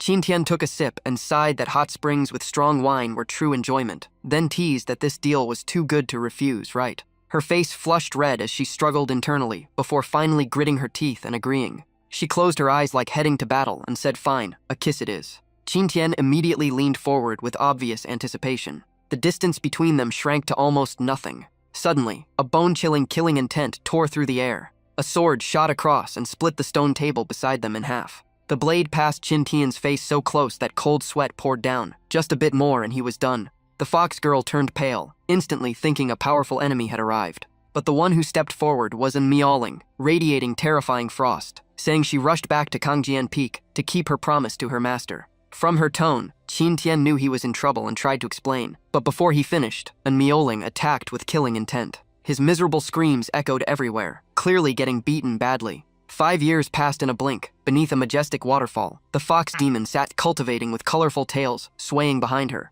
Waves of powerful aura spread from her body. After years of recovery, Bai Xiaoru finally returned to the semi-saint realm, unable to hide her joy. But right after breaking through, she rushed off with killing intent to confront Qin Tian since their contract was still not get true. At the same time, Qin Tian's system notified him that his pet Bai Xiaoru had recovered to semi-saint realm, rewarding him with 9th grade aptitude and an upgraded check-in reward. And as he nodded in satisfaction, Bai Xiaoru stormed in while an miaoling calmly greeted him good morning, making Bai Xiaoru realize surpassing this man was harder than reaching the heavens. She pointed at him angrily and cursed him as a deceitful, shameless scoundrel. The scene shifted to a dark land filled with flickering green lightning. A respectful voice greeted Demon Saint, and a cold, oppressive voice asked why the three were here instead of their own territory. They were the 3 monkey kings beaten by Qin Tian before, now bowing as they reported they had found the trace of the ancient Ice Phoenix bloodline. When they reported the target was at Gulun Sword Sect, the Demon Saint's voice turned icy, recalling how he was ambushed by 3 old monsters years ago, and he ordered all demon clans to gather and flatten Gulun in 3 days. The demons scattered at once to summon their forces, clearly preparing for a bloodbath. Mo Wentian sensed the Demon Saint's return and rushed to consult the ancestor, learning that the barbaric mountain range was launching a war, and was told to unite with Penglai and Taibai, while the 3 ancestors handled the rest. Mo Wentian bowed and accepted the order. As for Qin Tian, he happily checked in and received rewards like the low-grade Purple Sword Supreme Platform, Level 12 Authorization Freedom Art, and second stage Eternal Undying Body, while below him and Miaoling and Bai Xiaoru cheered as they stepped into the Saint Realm. 3 days later, the Demon Saint personally led a tidal wave of demon beasts, with demon kings roaring behind him and urging their troops to crush the Sword Sect. Mo Wentian led his forces out to meet them, commanding all 3 sects to defend to the death. In an instant, both sides clashed, and the battlefield turned into a bloody chaos. At one corner, Sulan unleashed the Taiyi Cloud Light Sword, her sword intent slicing through the wind. But Qing Peng blocked the strike with brute force. She counterattacked with a violent surge of demonic power. Suddenly, strange vines burst from the ground beneath Sulan and wrapped tightly around her. Within seconds, she was completely bound. She could barely move. Just as Qing Peng prepared the finishing blow, an miaoling appeared and stood before Sulan, declaring coldly that her opponent was her. Qing Peng licked her lips in excitement, saying the Ice Phoenix bloodline had finally shown itself. And miaoling smiled faintly and told Sect Master Su to rest, leaving the blue bird to her. While the battlefield shook the heavens, Qin Tian and Bai Xiaoru stood at a distance like they were watching a show. Bai Xiaoru tugged his sleeve anxiously, scolding him for being heartless, yet Qin Tian kept observing silently. And miaoling charged forward with her sword, as Qing Peng roared and used Great Rock Spread's wings to meet her. Their powers collided, shaking heaven and earth with shockwaves tearing through space. Explosions rang out like endless thunder. A massive purple beam shot into the sky, its pressure so terrifying that weaker cultivators fled in fear. The blast cleared away the dark clouds above, leaving an empty sky. Qing Peng swung her giant hammer like a madwoman, but an miaoling dodged with incredible agility. Seizing an opening, and miaoling spun and delivered a powerful kick straight to Qing Peng's face. The blow forced Qing Peng back, winds exploding around her. She barely steadied herself, furious that a junior of lower realm had struck her face. Holding her swollen cheek, she roared that ruining her beauty was unforgivable. From that moment, Qing Peng went completely berserk. She swore to break an miaoling's limbs on the spot. The giant hammer rained down like a storm, and the gap in realms was still enormous. And miaoling's expression grew heavy as her spiritual power neared its limit. Meanwhile, Qing Peng kept pressing forward. This time she closed the distance and launched a vicious uppercut kick to an miaoling's chin, and though it seemed dodged, it still landed. And miaoling was sent flying, blood spraying from her mouth midair. Qing Peng rushed after her, giving no chance to recover. And miaoling was slammed into the ground, stones exploding everywhere. Not stopping there, Qing Peng flew into the sky and activated the secret art Nine-Winged Feather. A massive sphere of lightning formed above her, clearly a killing move. Seeing this, countless people below screamed and Miaoling's name in panic. Even Bai Xiaoru could not stand still anymore, and prepared to rush out, shouting for Qin Tian to save and Miaoling. But Qin Tian casually grabbed Bai Xiaoru by the collar and told her to relax, saying and Miaoling would be fine, leaving her dangling in midair kicking and yelling to be put down. His eyes never left the battlefield as he calmly thought that the semi-saint power he gave, and Miaoling last time clearly wasn't fully used yet. In the distance, and Miaoling struggled to her feet and leaned on her sword to steady herself. Up in the sky, Qingpeng gathered thunder again, grinning viciously as he prepared to finish her off. Miaoling tried to widen the gap, knowing this was the last of her strength. Right at that critical moment, the necklace on her chest suddenly shattered. A terrifying force exploded out as Miaoling screamed, her aura surging wildly, and a massive phoenix phantom appeared behind her. The sight turned Qingpeng pale, and for a split second he even felt like he would die at this woman's hands one day. But before anything could happen, another sudden change hit the battlefield. The dark sky was torn open by a blinding beam of light. Qingpeng saw it, and instantly cursed through gritted teeth. The hidden ancestors of the three sects had finally stepped in and blocked the demon saint's giant dragon claw mid-air. The three ancestors stood before Miaoling, told her to leave this to them, and urged her to help Mo Wentian instead, and after a brief hesitation she agreed. While the battlefield was in chaos, Qin Tian ran off rummaging through items, picking one up, then tossing it aside like none of them were good enough. Bai Xiaoru followed in confusion until Qin Tian found something that made his eyes light up, claiming his instincts told him he was about to make a super cool entrance. Back in the sky, the demon saint's massive claw was still locked in a stalemate with the three ancestors. A devastating explosion erupted in the heavens, shockwaves spreading everywhere, yet the demon saint seemed completely unharmed. The three ancestors then activated the three talents formation at the same time. From the void, a colossal sword slowly formed and slashed toward the demon saint's carriage, the legendary eternal great sword. The demon saint recognized it instantly and sneered, saying he had seen this trick 300 years ago. He opened his dragon mouth and unleashed a destructive dragon breath to counter it. But this time, the eternal great sword was far stronger, piercing through the dragon breath, crushing the dragon phantom, and blowing the sky apart with the aftermath. Even the demon saint's carriage was shattered into pieces. Only then did his true form appear, a young-looking boy with an aura so oppressive it was suffocating. With just one finger, he stopped the giant sword mid-air. He flicked that finger lightly, and the sword exploded, then coldly remarked that destroying his carriage showed some skill, but defeating him was still far too naive. As soon as he finished speaking, another massive dragon claw condensed in the sky. This time it targeted Miaoling. Mo Wentian's face changed instantly as he shouted her name. Even Miaoling felt despair, thinking this time it was truly over. But at the most dangerous second, the artifact at her chest suddenly lit up.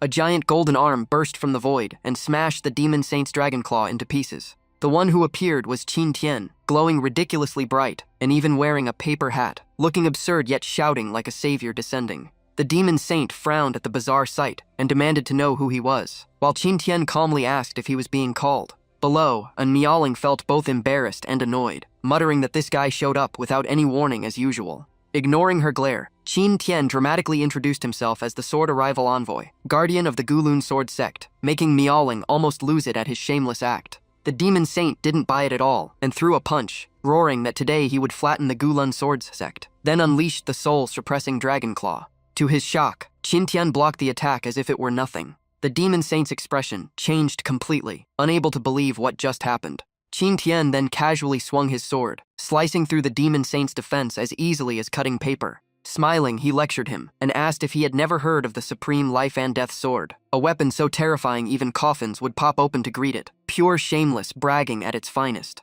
The demon saint's veins bulged as he snarled, telling Qin Tian to stop showing off, since it was just a slightly stronger Emperortier weapon. Qin Tian simply raised his sword and said, "Then, take another strike." The demon saint immediately reinforced his full-body defenses. Qin Tian swung again, this time with terrifying force behind it. The demon saint formed a massive dragon claw, trying to block it head-on. But the moment they clashed, his defense shattered like thin paper. The sword light didn't stop and kept charging forward, making the demon saint's eyes widen in shock. Looking at his severed arm, he couldn't believe even his hardened dragon skin couldn't withstand it. His body was blasted far away before crashing down and exploding against the ground. Even Qin Tian looked a little surprised. He scratched his head and muttered, that was over already. On the other side of the battlefield, the Dragon King had also been beaten down and was curled up on the ground. Mo Wentian dragged it over to Miaoling and anxiously asked if she was badly hurt, but she said she was fine and asked if everything was settled. Mo Wentian glanced at Qin Tian's back in the distance and said it was basically handled, then wondered who that man was to send the demon saint flying with one sword, almost making an Miaoling reveal her master's identity. But she quickly realized that with such a ridiculous look, Qin Tian clearly didn't want to expose himself. So she made up a story, saying it must be a backup left by Ancestor Jiang and activated by her master, leaving Mo Wentian half convinced but nodding anyway. He even smiled in relief, saying if it was that person, then this battle would end soon. Hearing that, and Miaoling froze, not expecting him to actually believe it. As for the demon saint, that blow had completely shattered his pride. Veins bulging, he forced a twisted smile and coldly admitted he had underestimated the Gulun sword sect. His severed arm began regenerating at extreme speed, almost fully restored in the blink of an eye. Feeling the surging power inside his body, he grew wildly excited. Then he unleashed the Dragon Pool's secret art, Extreme Dragon Transformation. A horrifying explosion of energy erupted in the sky, shockwaves sweeping across the battlefield. Mo Wentian's face changed as he sensed the aura, far more terrifying than before. The demon saint's body swelled with bulging muscles as he threw his head back and laughed madly. He claimed that being pushed to the brink of death by Qin Tian allowed him to break through, and now below the Emperor realm, he was invincible. Mo Wentian's pupils shrank at the pressure, while Miaoling felt uneasy, unsure if her master could still win. The demon saint arrogantly declared that with the Ice Phoenix bloodline added, he would become the demon emperor, ruling all beasts. He then looked down at the Gulun sword sect and coldly told them to choose how they wanted to die. But before he could enjoy his dominance, a chilling sword light swept across his neck. The demon saint's confident gaze froze instantly. The entire battlefield fell silent. Qin Tian stood there with his sword and casually blew on the blade like he had just done something trivial. He calmly said he had planned to play a bit longer, but the guy just talked too much. After the demon saint fell, Qing Peng and Mi Ho were quickly captured by Mo Wentian, one cursing him as a crude man no one would ever love, while the monkey cried like the world had ended because the demon saint died too fast. Qin Tian slowly walked to the demon saint's corpse and took out a gourd. With a sly grin, he remarked that a golden dragon saint realm body was top-tier material for pill refining.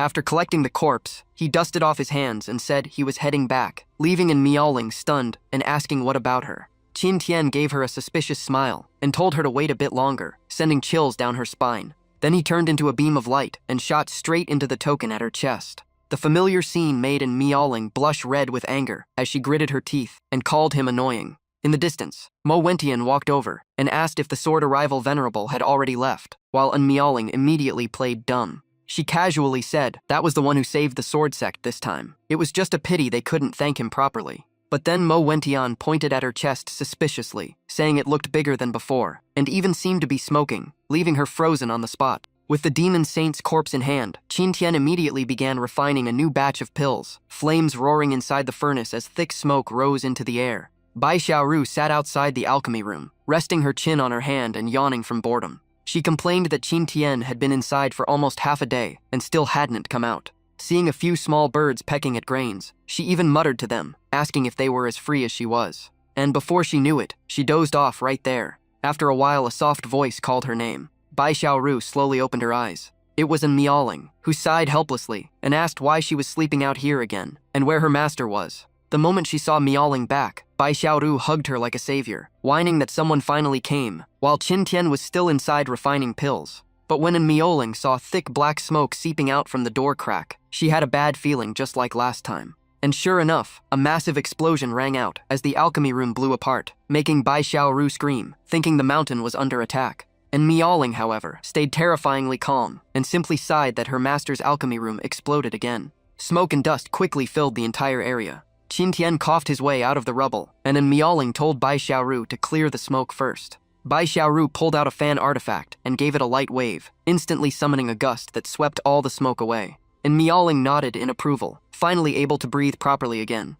Meanwhile, Qin Tian stood in the ruins grinning like he struck gold, shouting that he succeeded. The system immediately notified him that he had refined a special item called Holy Dragon Essence, and even rewarded him with a Saint Pill recipe and materials. That night, the two girls were awkwardly changing into outfits Qin Tian specifically requested. Bai Xiaoru stared at the clothes in her hands, completely confused about what weird thing this was. And Miaoling was calmer, saying compared to the strange outfits her master made her wear before, this one was already normal. She even confirmed this was the most decent version so far. But Bai Xiaoru still blushed hard since the outfit was way too tight and embarrassingly revealing. And just like that, the night training officially began. The moment Qin Tian appeared, a small undergarment flew straight into his face, making his nose bleed instantly. After everything was set, the two girls lay face down in tight black swimsuits right in front of him. Qin Tian stood behind them with a suspicious smile, looking half serious and half shameless. He rubbed his hands and suddenly pressed a finger on Bai Xiaoris' back, loudly shouting the name of a technique that sounded very questionable, making her jolt as strange energy ran through her body. Then he moved to Enrollment and began the so-called cultivation massage, his fists moving like a machine, so fast it looked unreal as force seeped into her muscles and meridians. But that still didn't satisfy him, so he sped up even more, his movements turning dizzying. After a wild session, Qin Tian suddenly slowed down and tapped Bai Xiaoris' acupoints one by one with precise accuracy. His hand slid down gently, fingers slowly moving toward the lower point on her back. The moment he pressed hard there, her body instantly stiffened. Qin Tian was now panting heavily, sweat covering his body, looking both exhausted and suspicious. Even he didn't expect things to turn out like this. A giant question mark popped up in his mind, as he couldn't understand how the situation went this far off track. To understand it, we have to rewind half an hour earlier, when Qin Tian first proposed this absorption support method, and the two girls immediately rejected it. Holding his swollen cheek from being slapped, Qin Tian looked wronged and asked why not. The two girls stared at him warily, saying no one believed in some massage that boosts spiritual absorption, and to them he was clearly just looking for an excuse to touch them. Treated like a criminal, Qin Tian sat down and explained that at their current level, they couldn't fully refine the golden dragon blood essence without his help. He first targeted Bai Xiaoru, asking if she didn't want to grow stronger quickly and break the contract by surpassing him. Then he tempted Enrollment, saying this was a rare chance to rapidly increase her cultivation. After hearing him out, the two girls began to waver and secretly exchanged glances. After a brief private discussion, Bai Xiaoru finally agreed, but she warned him that if he tried anything funny, he was finished. Enrollment nodded as well and agreed to give it a try. And that was how the awkward scene unfolded. Bai Xiaoris' face turned bright red as she kept telling him to slow down because she was reaching her limit. Enrollment wasn't doing much better and hurriedly complained that her master was moving way too fast. At that moment, a crafty look flashed across Qin Tian's eyes as his hands moved in even stranger ways, as if he had finally been waiting for this moment. The next second, he unleashed his famous acupoint technique. His fingers shot across both girls' bodies at incredible speed. In an instant, the room echoed with their startled cries, completely caught off guard. But Qin Tian was even faster than their reactions, and his fingers firmly landed on the final target. After completing the finishing move, Qin Tian leaned back with a satisfied look, while the two girls were so annoyed that they each punched him straight in the face. Bai Xiaoru gritted her teeth, sat up, and pointed at him, insisting he was obviously doing it on purpose. Rubbing the bump on his cheek, Qin Tian shamelessly argued that she could doubt his character, but never his unique technique. He even tried to grab Bai Xiaoris' hand to prove the results. But before he could touch her, the two girls teamed up and beat him up together. After the chaos ended, the two girls quickly noticed that their spiritual energy absorption had increased dramatically, far beyond expectations, while Qin Tian stood nearby looking incredibly proud.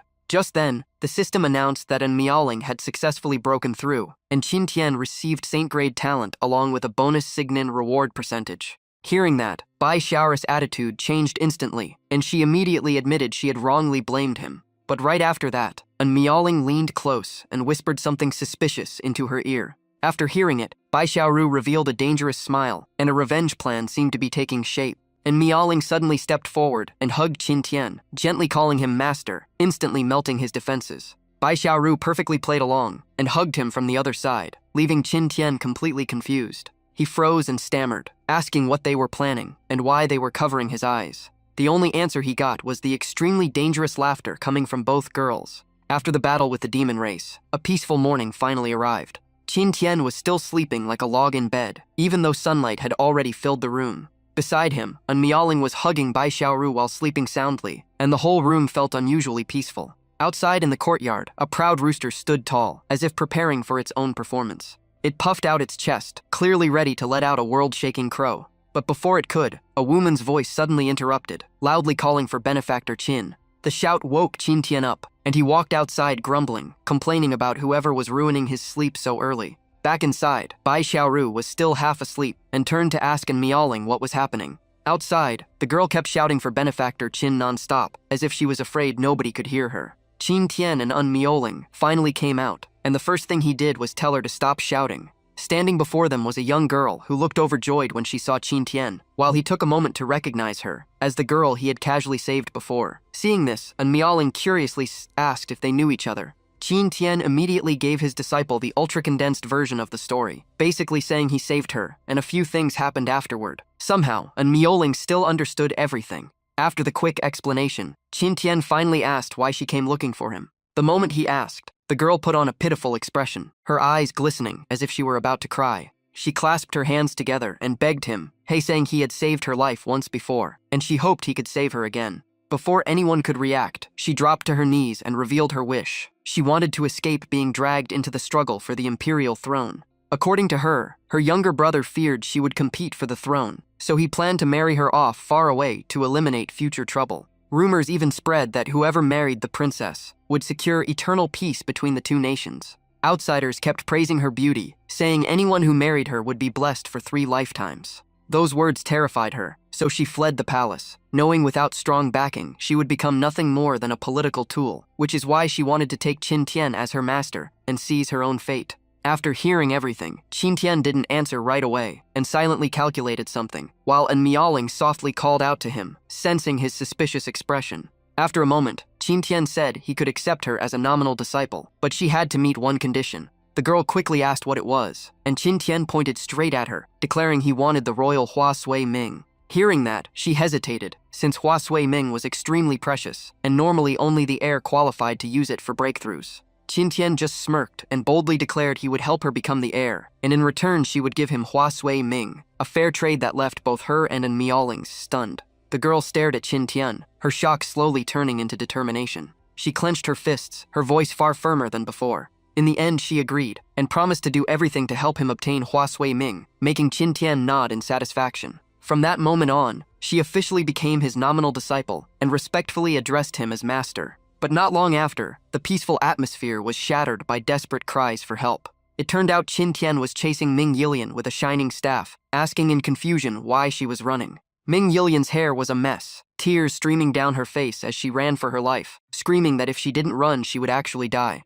Qin Tian refused to stop and seriously asked whether those desperate eyes and tears could really change her fate. Ming Yilian completely broke down, crying that she didn't want to be the heir anymore. In her panic, she tripped and fell hard to the ground. The fall only made her cry louder as she begged Qin Tian to spare her. But Qin Tian showed no mercy, charging forward with the staff and shouting that if she wanted to change her destiny, she had to stop running and face him, while she scrambled up and kept fleeing in terror. Qin Tian continued chasing her nonstop with the staff, yelling for her to stop, while she ran with everything she had, crying that this training would kill her sooner or later, as Bai Xiaoru casually ate fruit and watched like a show, asking An Miaoling if this hell training was really useful, and An Miaoling calmly sipped milk tea and said she had no idea. The scene then shifted to the palace of the Yangming kingdom, as night fully fell. Inside a deathly silent room, a weak female voice begged someone to let her go. The young girl inside was being strangled, her face pale as she struggled in despair. But the person before her had no intention of stopping, and coldly asked if she hadn't once said she would give him everything.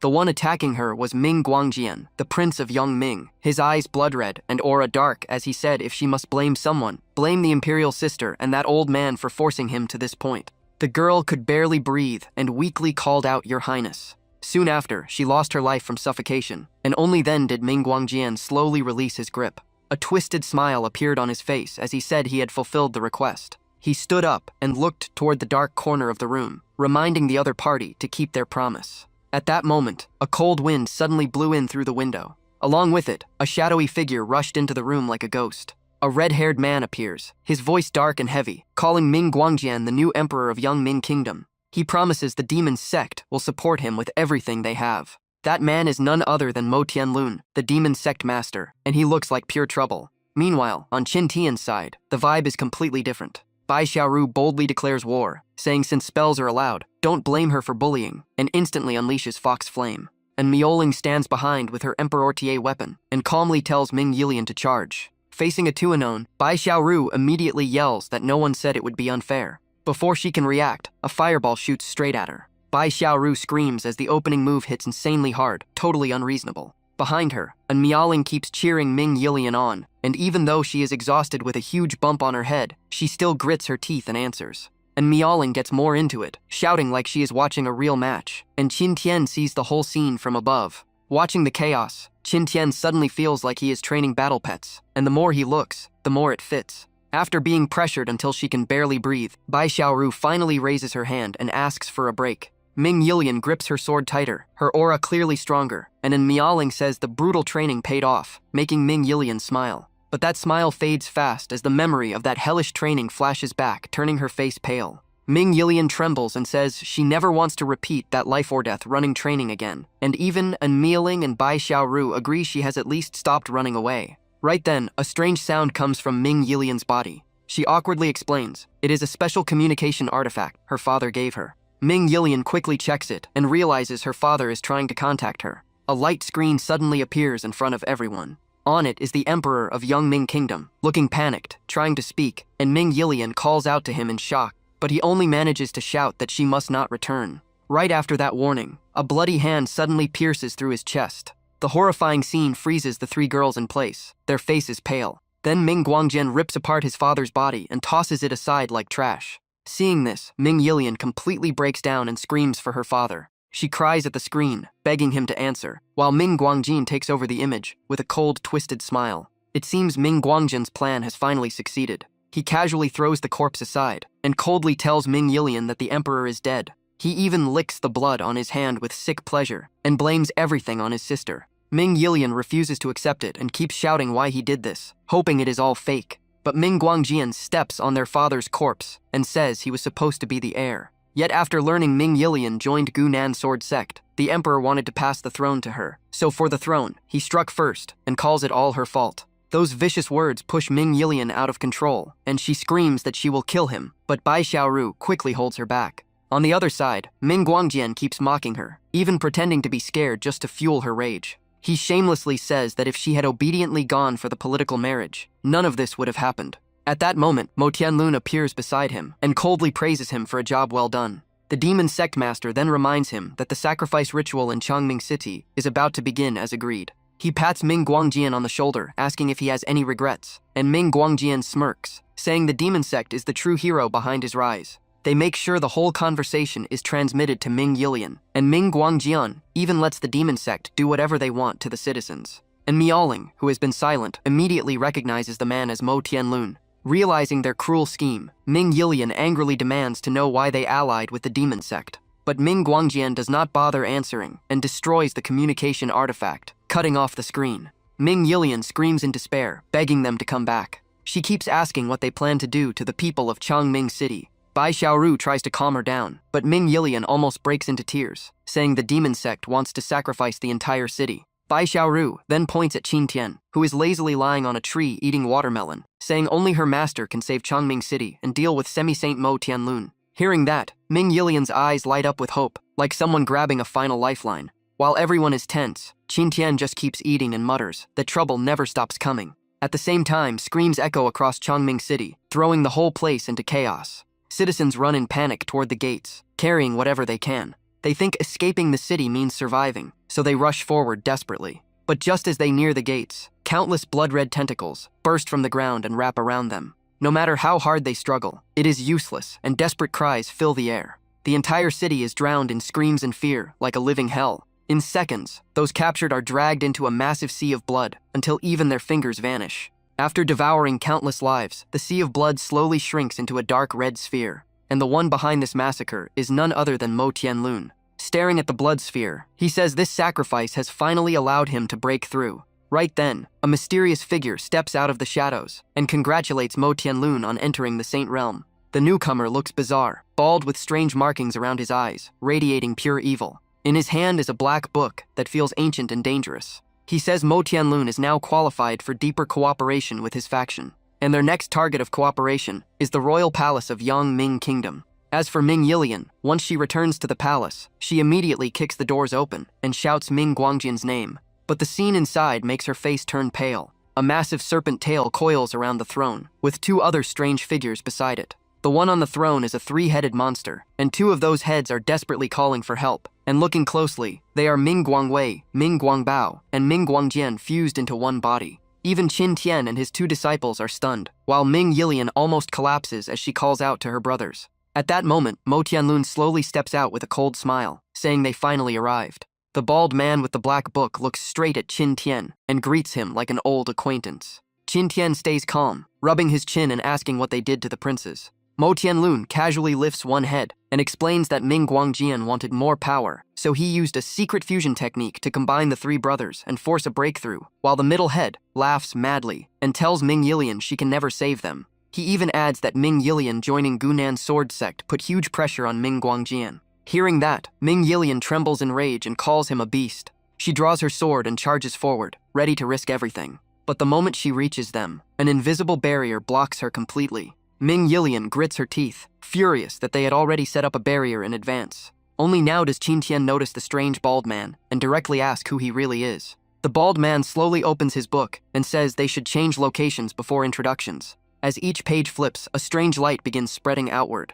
In an instant, that glow completely engulfs the space around them. And just like that, everyone vanishes from their original spot. When they open their eyes again, they are standing in a boundless desert with no end in sight. Ming Yilian raises her hand to shield her face from the raging sandstorm, looking stunned. Bai Xiaoru yells as sand flies straight into her eyes, suffering the moment she arrives. The two princes trapped inside the fused monster can only weakly call out to Ming Yilian for help. Mo Tianlun appears in the desert too, his eyes locking onto and meowing as he says he never expected to meet her again. He even claims he has missed her to the point of madness. Facing her old enemy, and meowing coldly replies that she missed him too, enough to want him dead immediately. Her smile turns icy, killing intent barely hidden, completely intolerant of his twisted obsession. Meanwhile, the bald man separates Qin Tian to another area, and finally introduces himself as Wen Na, a saint-level disciple of the Bald Sect and a clone of the Space Book, one of the 9 divine books. He adds that his true body is currently confronting the Qin family in the universe of all heavens.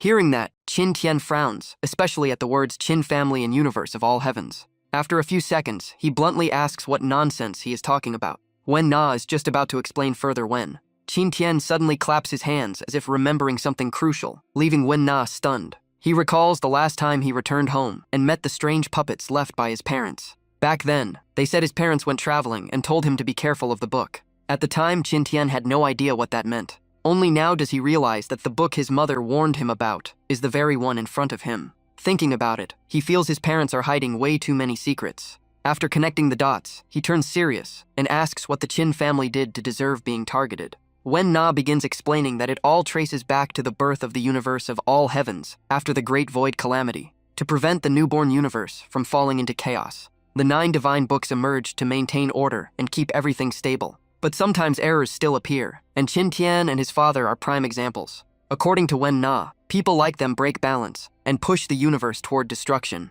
So their mission is to erase all system errors like the Qin family. As he speaks, Wen Na draws power from the heavenly book, black and golden energy erupting and forming a cloak behind him. He confidently declares that once fused with the heavenly book, he is invincible. Then Wen Na laughs and clenches his fist, proclaiming that for the peace of the all heavens, Qin Tian must die. But Qin Tian is not impressed by the speech. He is staring at the human book fusion cloak, thinking it looks insanely cool. His eyes light up, already wanting a power like that for himself. At that moment, Wen Na launches forward with a punch called Head-Piercing Critical Fist. Qin Tian answers with Tao Transformation Free Dragon Fist, grinning that it looks cool, but he is about to smash it. Their fists collide head-on in the next instant. The clash releases terrifying shockwaves, tearing the surrounding space apart. The sea below explodes into towering waves as both Qin Tian and Wen Na are blasted backward. After steadying himself, Wen Na narrows his eyes, saying Qin Tian looks like spirit movement realm on the surface, but must be hiding his true power. He never expected Qin Tian to be this strong, already stepping into the saint realm like him.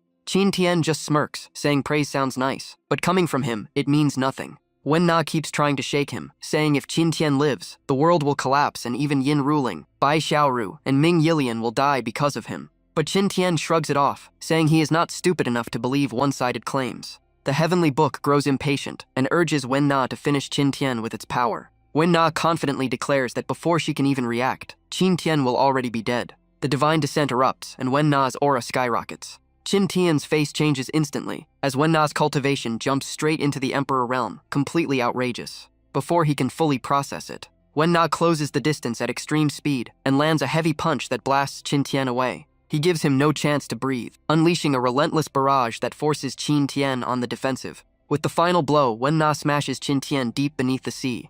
Floating in the air, he looks down coldly and says, "It is over." Meanwhile, the other battlefield is just as intense. Ming Guangjian laughs while overpowering Ming Yilian, mocking her for training so long at Gunan sword sect with barely any improvement. As he finishes speaking, he fires 3 energy arrows straight at her. She struggles to dodge, frustrated because his attack speed is too fast to approach. Ming Guangjian sneers, asking if that is all she has. At that moment, Bai Xiaoru suddenly circles behind him, finding a chance to strike. But what she sees makes her freeze on the spot.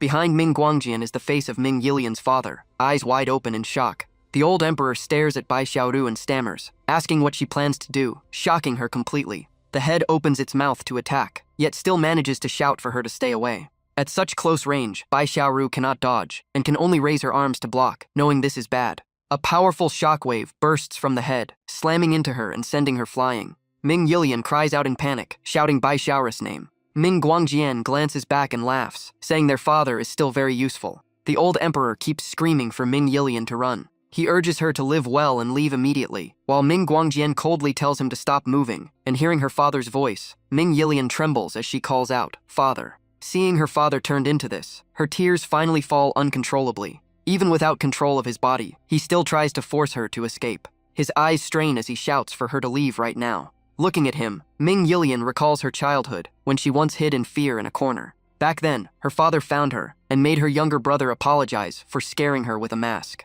He gently comforted her, saying everything was fine. He patted her head and smiled warmly, teasing that how could a princess be so timid. He promised he would always protect her, so she never needed to be afraid. Back to the present, Ming Yilian looks at him through tears and calls out, "Father." Ming Guangjian tries to interrupt, but her father ignores him and keeps telling her to leave. That scene reminds Ming Yilian of the palace incident years ago. It was her father who shielded her and ordered her to leave until everything was settled. He firmly commanded the guards to take her away, even as she cried and resisted. His face was stern, repeatedly telling her to go, leaving her no chance to object. Now his expression grows more twisted, his voice turning frantic as he shouts for her to stay away. His face quickly distorts, eyes glowing blood red as his final consciousness fades. After the initial shock, Ming Yilian becomes strangely calm and says this time, she will not run. Once the monster fully takes control, its power explodes, making the air around them feel unbearably heavy. Ming Guangjian laughs madly, mocking that even in death their father still loves his sister, so he might as well absorb him completely. Ming Yilian tightens her grip on the sword and charges forward, having always been protected by her father. But this time, she will be the one protecting him. Back to Qin Tian's battlefield. As Wen Na looks down at the sea, he suddenly sees a giant fish rising with someone on its back. Before he understands what is happening, the fish bursts out of the water and shoots into the sky, leaving him stunned. A figure then lightly steps off the fish and lands on the water as if nothing happened. It is Qin Tian. He looks at Wen Na and smirks, admitting that attack was indeed dangerous. If he were any weaker, he would be done, but now it is his turn.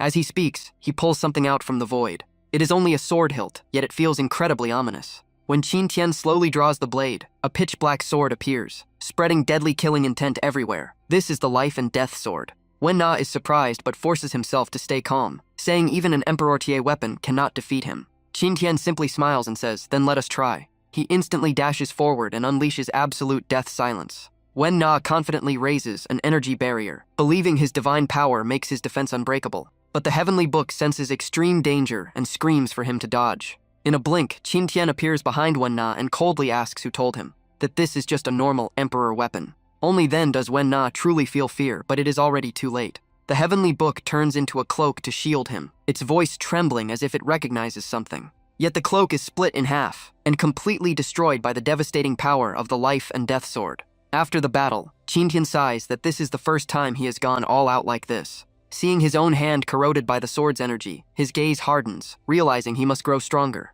Relying only on a weapon will eventually lead to disaster. At that moment, the system sends a notification, saying his will to become stronger unlocks the path of mortal refinement. The path of mortal refinement means sealing spiritual power, entering the mortal world, tempering the heart, and comprehending one's true self. Meanwhile, on the other battlefield, Bai Xiaoru is covered in injuries, collapsed on the ground in a miserable state. Ming Guangjian laughs proudly, even forcing their father to watch the fate of the daughter he always favored. He wants to prove that all that favoritism was meaningless. Ming Yilian is tightly bound by his serpent tail, unable to resist, as Ming Guangjian declares that only the strongest can inherit the throne of young Ming, and that person can only be him. Ming Yilian struggles in pain, but can only desperately call out to her father. Ming Guangjian laughs even crazier, mocking that all she can do is cry and run, yet their father still wanted to pass the throne to someone so weak. As he speaks, he tightens his grip, causing her unbearable pain. On the other side, Bai Xiaoru forces herself to stand despite her injuries.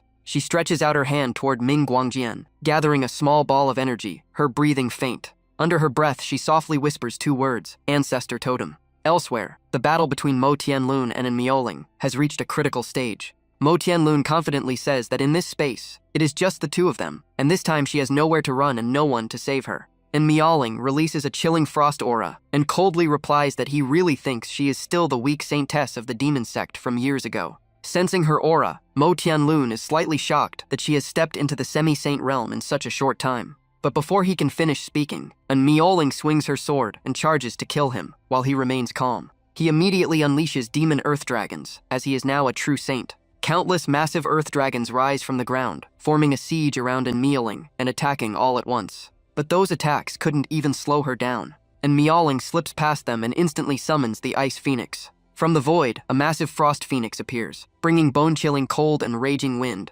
The Ice Phoenix dives straight at Mo Tianlun with overwhelming force. Facing it, Mo Tianlun raises his hand, forms a sinister energy sphere, and unleashes Shattered Asura. The 2 ultimate moves collide mid-air and explode, shaking the entire battlefield. Then a gigantic purple beam crashes down from the sky right onto Mo Tianlun. As the dust clears, a colossal Asura stands revealed, with Mo Tianlun seated inside, surrounded by giant arms holding deadly weapons. He looks at Enrollment with disdain and tells her to stop resisting and return to the demon sect as the saintess. The Asura gathers power in its palm, forming a massive demonic energy sphere. Without hesitation, he hurls it straight at her. But at that moment, a sharp slash rings out and space itself splits apart. The sword strike cuts the energy sphere clean in half mid-air. From the light, Enrollment emerges and launches her final move, Void-Breaking Slash. Mo Tianlun can't hide his shock, completely caught off guard. Still, he sneers and says dodging one move doesn't mean she has won. Enrollment calmly replies that they'll see soon enough. The moment she finishes, Mo Tianlun unleashes another killing move. Black demonic aura surges around him and condenses into a deadly void circle. From its center, a terrifying shockwave blasts toward Enrollment. Each strike tears through space and pierces her figure, but they hit nothing and vanish.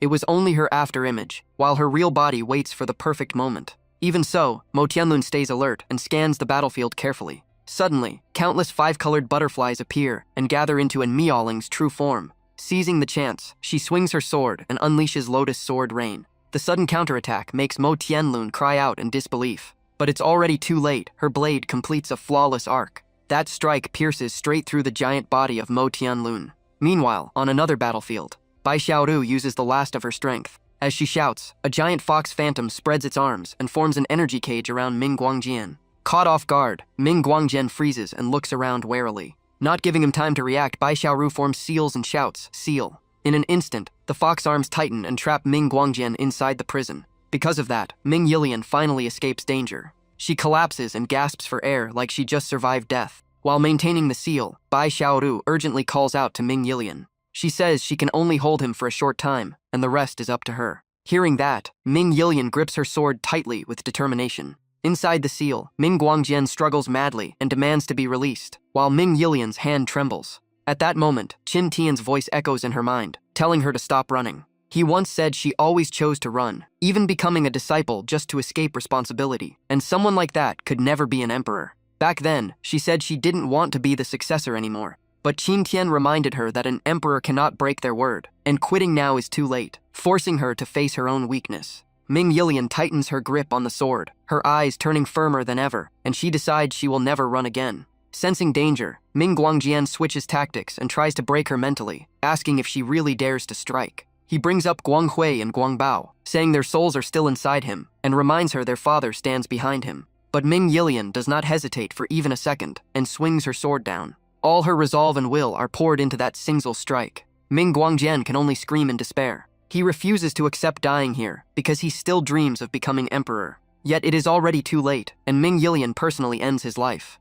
In his final moment, he seems to see his childhood self in his father's arms before whispering a farewell. Meanwhile, Enrollment's battle is not over yet. With one arm severed, Mo Tianlun roars in hatred, unable to accept that someone who has not trained 100 years can surpass him. Enrollment coldly says power built on evil sacrifices is just a castle on sand, impressive but doomed to collapse. Her words stab straight into Mo Tianlun's pride, driving him into madness. He loses control, attacks wildly, and shouts that he will drain her dry and use her as a furnace to break into the Emperor realm. Facing his frenzy, and Miaoling only gives a faint smile. She gently swings her sword and releases a slash so fast the eye can barely follow. After striking, she turns and walks away as if it is already over. Only then does Mo Tianlun realize his body has long been split in two. As he dies, he still mutters about his foolish dream of the Emperor realm before collapsing. And Miaoling steps beside his corpse and coldly says he will not be lonely in the underworld. She drives her sword down and declares the demon sect's evil path will soon join him. But after the battle, something feels very wrong.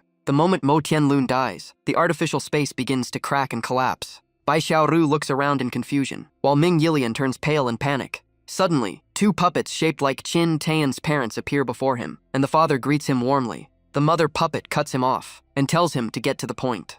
The father then explains that seeing them means Qin Tian touched the divine book and passed the illusion. It also means the mechanism inside the puppets has activated to help him condense the divine book's power. Watching the divine book restore itself, Qin Tian is stunned. The puppets say they know he has many questions, but answers must wait until they return. For now, his only task is to cultivate at all costs and reach the Emperor realm. Holding the divine book, Qin Tian cannot help but marvel at how unbelievable this all is. On the cover, two clear words appear, Fang Kong. Though still puzzled, Qin Tian regains his resolve and vows to break into the Emperor realm. Time quickly passes after the Great War. In the Nether Kingdom, a grand coronation ceremony is held. Tens of thousands of soldiers kneel before the new ruler. Cheers for the Empress echo everywhere, as Ming Yilian officially becomes the Queen of the Nether Kingdom. She gently raises her hand, signaling everyone to rise. The crowd responds in unison and stands. The current Ming Yilian is no longer the weak girl from before, but a true ruler with calm authority. Her eyes drift into the distance and stop at a floating cauldron, and the sight instantly reminds her of someone.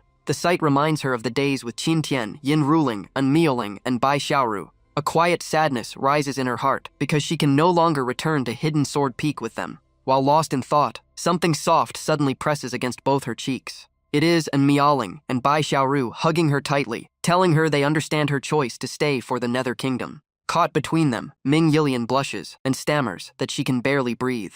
Nearby, Qin Tian rubs his face and says if anyone dares bully her, she can always come back because Hidden Sword Peak will forever be her home. Ming Yilian's eyes light up as she asks if that is true, and Qin Tian nods without hesitation. Back to the present, she smiles softly and silently thanks everyone who stood by her. As for Qin Taiyan's group, sitting on the flying cauldron, An Miaoling asks where they will go next after getting the Nether Flower, and Qin Tian confidently says their next stop is Hidden Spirit Forest. He proudly claims that while they were helping Ming Yilian rebuild the palace, he was gathering intelligence everywhere. In reality, it looked more like he was gossiping around, but he says he finally found news about the Holy Spirit fruit. Bai Xiaoru throws him a suspicious look and asks An Miaoling if she believes him, and she flatly says no. Even so, Qin Tian firmly decides to head to Hidden Spirit Forest, one of the most famous forbidden lands of Eastern Province in Xiao Continent. The moment they enter, Qin Tian looks around and sighs at how massive the forest is. And Miaoling suggests they split up and regroup at sunset, and both Bai Xiaoru and Qin Tian agree.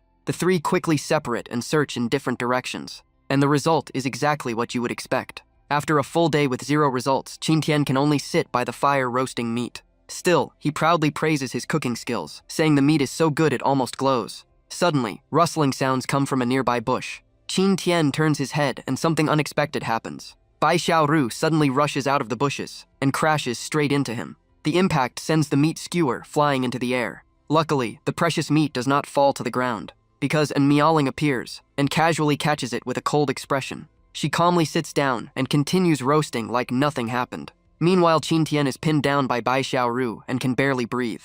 Realizing the awkward position, Bai Xiaoru jumps up in embarrassment, while Qin Tian secretly feels that the accident was not so bad.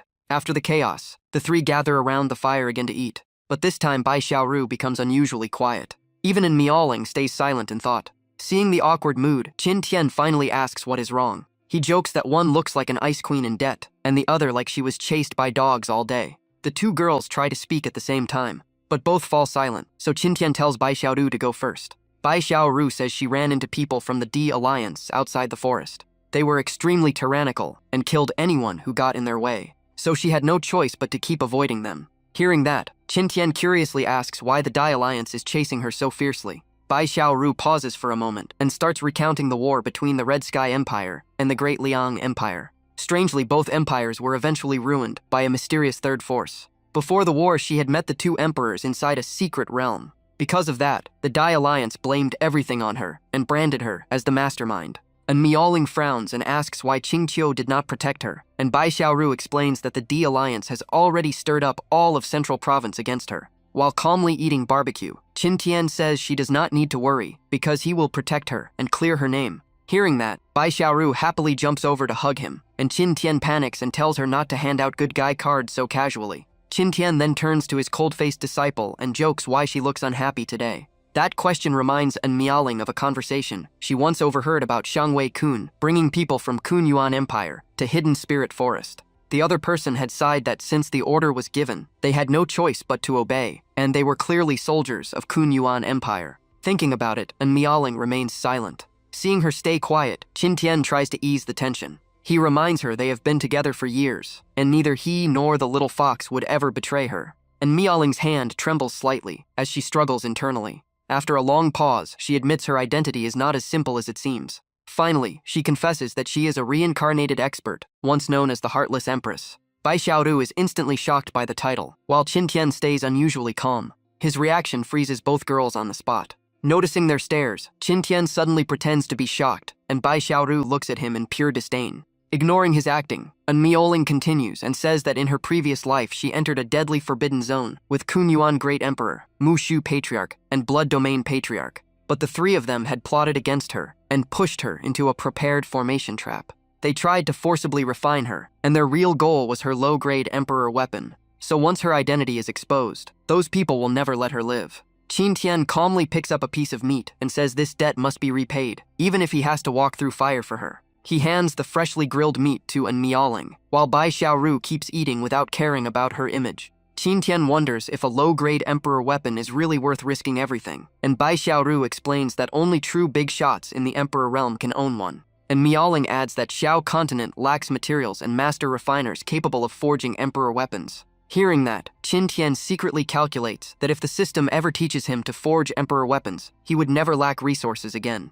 After that, the three continue their dinner, as if nothing happened. The scene shifts to Two Realms Mountain, the border between Eastern and Central Province, where purple clouds suddenly gather. News spreads that a Peak Emperor Realm's secret realm has appeared, but only cultivators below Saint Realm can enter. Inside a grand palace, Prince Lan Yang of the Divine Blue Empire decides to send their half-saint geniuses to seize the opportunity. On the other side, Sword God Valley refuses to sit still, and Jian Wuken orders all half-saint disciples to head to Two Realms Mountain. Even Di Pengquan of the Vast Heaven Empire, a third-layer Emperor realm expert, sends his empire's geniuses to compete. Time passes quickly, and in the blink of an eye, 10 days go by. After days of silence, chaos finally erupts. A massive explosion shakes the entire forest. In the smoke, Kun Ren roars with his warhammer and warns the Dai Alliance to get lost because his soldiers found the Holy Spirit fruit first. Facing him are three men laughing mockingly, asking where his soldiers are since they all seem dead. They declare that only Kun Ren is left, and the treasure now belongs to them, the three half-saint brothers of the D Alliance, Wu Men, Wu Ting, and Wu Shi. Furious, Kun Ren charges again, saying he must bring the Holy Spirit fruit back to Kun Yuan Great Emperor. The two sides clash instantly, because in this world the rule is simple: the strong take everything. While they fight, Qin Tian and the two girls hide in the shadows and wait for the perfect moment. And Miaoling moves like lightning and summons the Ice Phoenix to block Kun Ren. Bai Xiaoru unleashes countless wind blades and forces the three brothers to retreat. With one wave of attacks, she separates the three into different positions. Kun Ren roars angrily and demands to know who dares ambush the nobles of Kun Yuan Empire. And Miaoling answers coldly that she is here to take his life. The Dai Alliance trio also shout their names, but Bai Xiaoru laughs and says she loves beating people from the Dai Alliance. One of them immediately draws his bow and aims at An Miaoling, but the arrow is completely blocked by Bai Xiaoru's water wave before it reaches her. While the two girls hold the enemies back, Qin Tian remains unusually relaxed. He quietly moves toward the Holy Spirit fruit and mutters that he will take it while they keep fighting. But just as he is about to grab it, he senses something very wrong. The swamp below begins bubbling violently with eerie sounds, and Qin Tian instantly becomes alert. Seconds later, a massive creature rises from the swamp and blocks his path. Its body is so huge it covers the sky, and Bai Xiaoru freezes in fear at the sight. Even Kun Ren loses his earlier arrogance and stares in horror. Everyone stops fighting because they realize the treasure is guarded by a demon beast. It is a terrifying multi-headed python, each head staring at them like prey. Qin Tian looks up at it and casually wonders if it would taste good stir-fried with chili sauce. But things are far from over as the ground keeps shaking. Another snakehead suddenly bursts from underground and lunges at an Miaoling. She barely dodges in time and counters with Ice Phoenix Slash. Unfortunately, the attack cannot break the python's steel hard scales. And Miaoling is shocked that even the Emperor weapon's power leaves no damage. The other snakeheads also start attacking everyone, and one of the Dai Alliance brothers screams in fear. Before he can escape, a snakehead swallows him whole. The horrifying scene sends chills down everyone's spine. Only Qin Tian stays strangely calm as one snakehead approaches him. Oddly, the python does not attack, and instead seems wary of him before slowly backing away. Meanwhile, in other areas, blood has already splattered everywhere. One of the Di Ming brothers could only stare, as his own brother was swallowed whole right in front of him. The giant python was so fast he didn't even get the chance to react.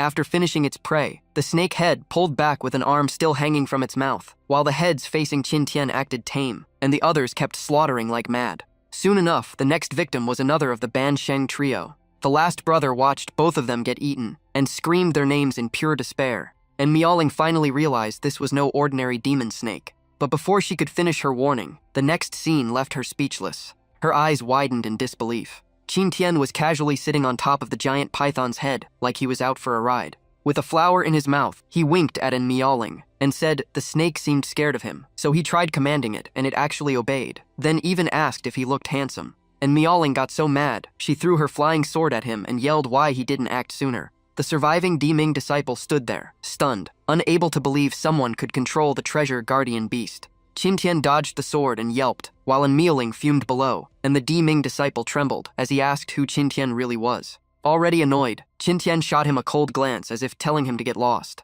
The moment their eyes met, the man froze in fear. Qin Tian didn't bother talking, and ordered the python to deal with him. The man panicked, threw off his hat, and ran while screaming for help. A chaotic chase broke out in the forest, but the ending was obvious. He became the python's next meal. After taking the Holy Spirit fruit, Qin Tian scratched his head, feeling like he forgot something important. Turns out Bai Xiaoru was hiding behind a tree, shaking in fear from the monster earlier. Later, Bai Xiaoru ate ice cream and casually asked if the alchemy room would explode again. And Miaoling calmly replied it definitely would, since it always does, and Bai Xiaoru nodded in agreement. Right then, strange rumbling noises came from the alchemy room. Not long after, a massive explosion shook the place. The blast was so strong it blew the signboard outside the room into pieces. But the two girls stayed calm, like they were used to it, and one even said it finally exploded. Qin Tian walked out of the smoke looking like a mess, clothes torn and face dirty, yet grinning because he finally succeeded. He proudly showed an Miaoling a pill bottle and said it was the Saint Boost pill, letting cultivators below 3rd level Saint Realm break through one minor realm, but only once.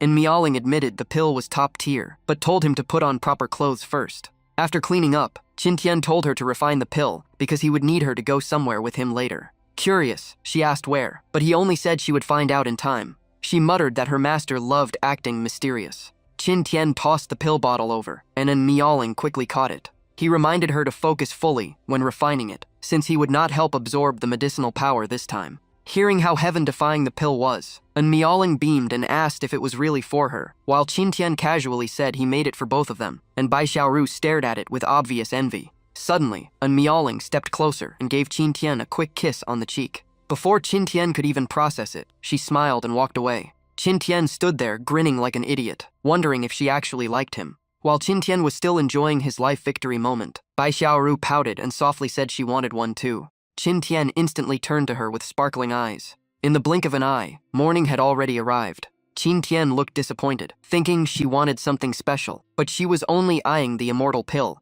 He looked at her and asked if she was ready. Bai Xiaoru nodded obediently, her eyes glued to the pill. She stared as the pill slowly floated toward her. With a snap of Qin Tian's fingers, Bai Xiaoru jumped up and bit it. She refined it on the spot without hesitation. Bai Xiaoru held her face in pure bliss, like she had just tasted heaven. Qin Tian's gaze then drifted to the foxtail swaying behind her. Without thinking, he rushed forward and hugged the soft tail. The more he hugged it, the more addicted he got, saying it felt just as soft as he imagined, while Bai Xiaoru blushed and trembled. She turned and scolded him as a pervert, since a fox clan's tail was not something to touch casually. Qin Tian acted innocent, hugged it tighter, and said what's wrong with touching a little. Bai Xiaoru almost cried, saying only a life partner could touch her tail, but Qin Tian had already fallen asleep holding it, mumbling that he would just raise her in the future. The next day, Qin Tian prepared for his system check-in. He stood with hands clasped and prayed to every deity he could think of, from Taishan Laojun to Jesus. After the dramatic ritual, the system interface finally appeared. Qin Tian took a deep breath and pressed the button, hoping for something insane. The system voice rang out, granting Tha Ho Tu Tai Divine Art to level 13, Eternal Undying Body to 3rd stage, and a top-grade Ancestor Spirit Pearl that boosts cultivation and restores spiritual power. But Qin Tian clearly looked unsatisfied with the rewards. He pointed at the sky in frustration, feeling like the system played him again. Just then, a Miaoling walked over and asked what he was doing, and Qin Tian instantly switched back to a serious face. He said he needed her to join him in an Emperor Realm secret realm with cultivation limits. These secret realms were usually left behind by peak Emperor Realm experts seeking a successor. Inside were not only techniques and martial skills, but also Emperor-grade herbs, and possibly even an Emperor weapon. Of course, the chance of finding an Emperor weapon was tiny, as an old man stroked his beard and explained, while his disciple looked at him in awe. People nearby discussed that this realm likely belonged to Gu Yang Great Emperor from 30,000 years ago, but others mocked that rogue cultivators had no chance against major factions.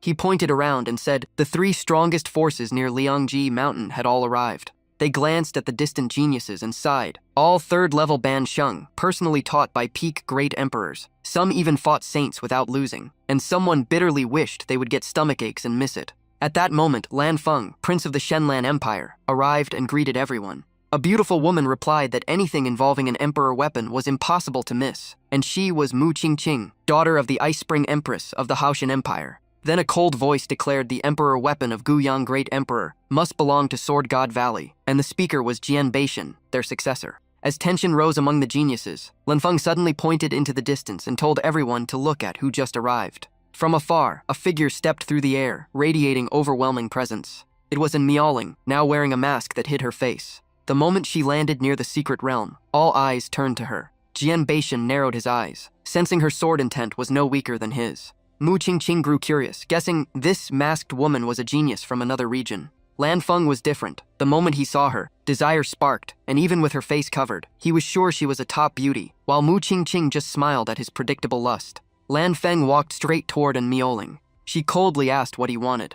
Lan Feng arrogantly introduced himself as the prince of Shenlan Empire and ordered her to remove the veil. He even reached out to tear it off, but An Miaoling calmly dodged. Annoyed, she drew her sword, pointed it at him, and told him to get lost. Instead of anger, Lan Feng laughed with interest, because her single strike had already broken his protective aura and lightly injured him. The crowd erupted, shocked that she wounded the Shenlan prince so easily, and many suspected she was a genius from central Zhongzhou. Lan Feng secretly assessed her and saw she was only 2nd-level Bansheng, yet her sword intent was terrifying. His eyes locked onto her sword, concluding it was at least a half-emperor weapon, maybe even a low-grade emperor weapon. Greed flashed in his eyes as he unleashed his royal bloodline and threatened her to leave the sword behind or forget about leaving alive. An Miaoling mocked him, saying his strength was mediocre, yet he spoke like a true tyrant, just like a Shenlan prince. She then put away the Ice Phoenix sword and said she did not even need a weapon to deal with him. Furious, Lan Feng charged forward, vowing to show her the might of a prince.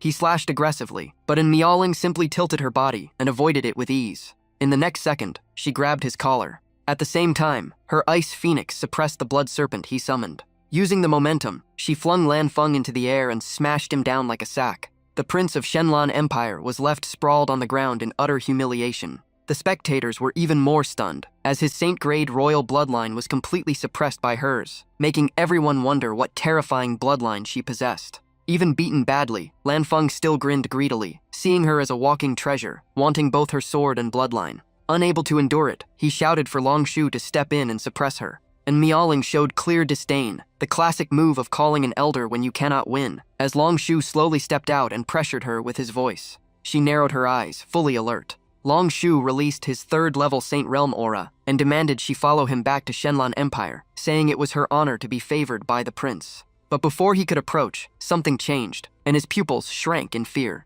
A pitch-black sword chi tore through space, and though Long Shu defended with all his power, he was still blasted away. He crashed down beside Lan Feng in embarrassment. His stiff gaze locked onto the void before An Miaoling, where a pale hand slowly emerged, holding a dark, chilling sword. A lazy voice echoed from the void, mocking that she also had someone backing her. The one who acted was Qin Tian, who leaned close to An Miaoling and teased that young masters are not the only ones with bodyguards, as she smiled and obediently replied to her master. After taking that sword strike, Long Shu was terrified, helped Lan Feng up, and urged him to retreat and settle it after leaving the secret realm, and though furious, Lan Feng agreed. Before leaving, the prince turned back and threw out a nasty threat at An Miaoling. The crowd felt disappointed the show ended so fast, and some even said injured rivals meant less competition, but others warned them not to be stupid and to run far if those groups really fought inside. Soon, the Liangji secret realm was about to officially open, and Miaoling glanced into the distance and realized Lan Feng and Jian Beishan had likely teamed up already. Just then, a female voice spoke from behind her. It was Mu Qing with a friendly smile, saying she also noticed the alliance and wanted to cooperate, splitting any treasure equally. Though cautious, and Miaoling thought for a moment and agreed. Not long after, the space gate finally opened, and the crowd erupted in excitement. Through the crack, an endless desert could be seen, heat waves rising like a living furnace. The cultivators rushed in without hesitation. More and more people poured into the secret realm. Soon cries of despair echoed everywhere. Some cursed Gu Yang Great Emperor for banning flight and forcing them to walk the desert, while others said save your breath, because the real bloodbath would be at the ancient city ahead. Under the brutal desert conditions, many began to collapse from exhaustion. Even top geniuses barely made it through, panting and drenched in sweat, with Lan Feng and Jian Beishan arriving first and sighing in relief. Others staggered behind them in miserable states, some foaming at the mouth, others crawling and begging for help. Corpses lay scattered along the path, proof that many had already died, and this was only the beginning.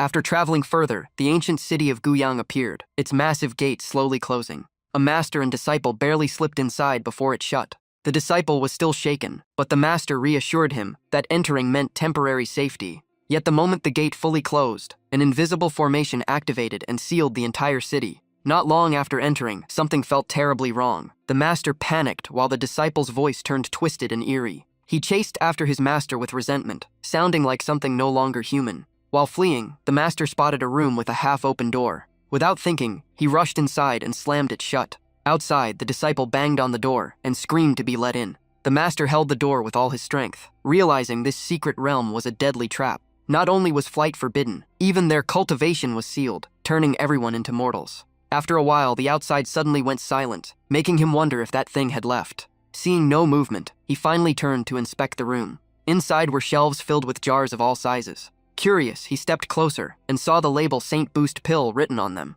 His eyes lit up like he struck gold, thinking he had found great fortune. When he opened a jar, it was indeed full of pills, clearly priceless. But suddenly, a hand shot out from inside and grabbed him, and a familiar voice made his soul nearly leave his body. It was his disciple. The disciple crawled out of the jar and clung to his master, whispering for him to stop running. The disciple no longer looked human, black bleeding eyes and a twisted smile, dragging his master down to hell with him. Content reference Soicite, Index 0. Soon, only the master's miserable screams echoed inside the room. Content reference Oasite, 1 Index 1. While chaos reigned inside, the elders outside still waited at the entrance. Content reference Oasite, 2 Index 2. Qin Tian floated in the air, scanning big names like Jian Wuchen, Lan Yi Wang, and Mu Yun. Content reference Oasite, 3 Index 3. Seeing all the heavyweights gathered, he secretly smiled. This trip would be worth it. Content reference Oasite, 4 Index 4. The corner of his lips curled up, sensing the system reward this time would be special. Content reference Oasite, 5 Index 5. He opened the system panel and muttered that things inside the realm had to speed up. Content reference Oasite, 6 Index 6.